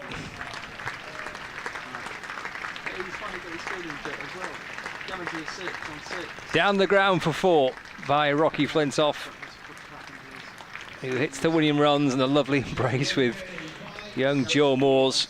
And there's a glimpse of Lancashire's future at Lancashire's brand new home, the first game here at AO Farrington Cricket Ground. And it's a happy start. It's a Lancashire win to start life off at their new second home. And Flintoff's 41, impressive, stylish and mature knock to make sure the job was done. A 6-wicket victory for Lancashire over Kent. Yeah, really nice pictures at the end, wasn't it, of Flintoff and Moores embracing after a very good victory. The first ever victory here at the AO Farrington County Ground. So brilliant from the youngsters of Lancashire, and I think we'll be seeing a lot more of them in terms of winning games of cricket here and also at Emirates Old Trafford throughout the coming years. A real mature knock from Rocky Flintoff there to lead the chase home, and some real positives for Lancashire, both with bat and both with the ball. So all round a pretty perfect day for Lancashire. Yep, for the players on the pitch and for the staff and officials connected with the club off the field as well. It'll be, I'm sure, a very satisfactory feeling to have successfully staged this first game here. Everyone's chipped in.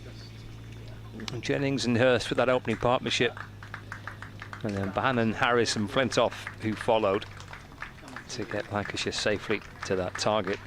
The loss of just 4 wickets.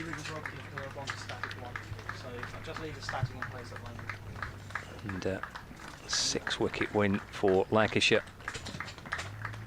Wickets for Dudgeon, for Stewart, Singh and for Denley.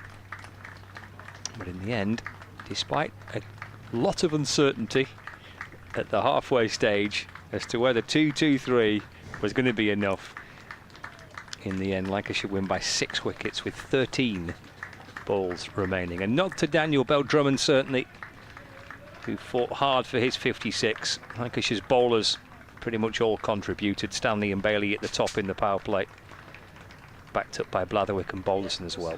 So back-to-back wins for Lancashire, back-to-back defeats for Kent, having lost against Gloucestershire at the weekend. They'll be hoping to respond in Canterbury at the back end of the week, and Lancashire are back here on Thursday for a game against the Notts Outlaws as well.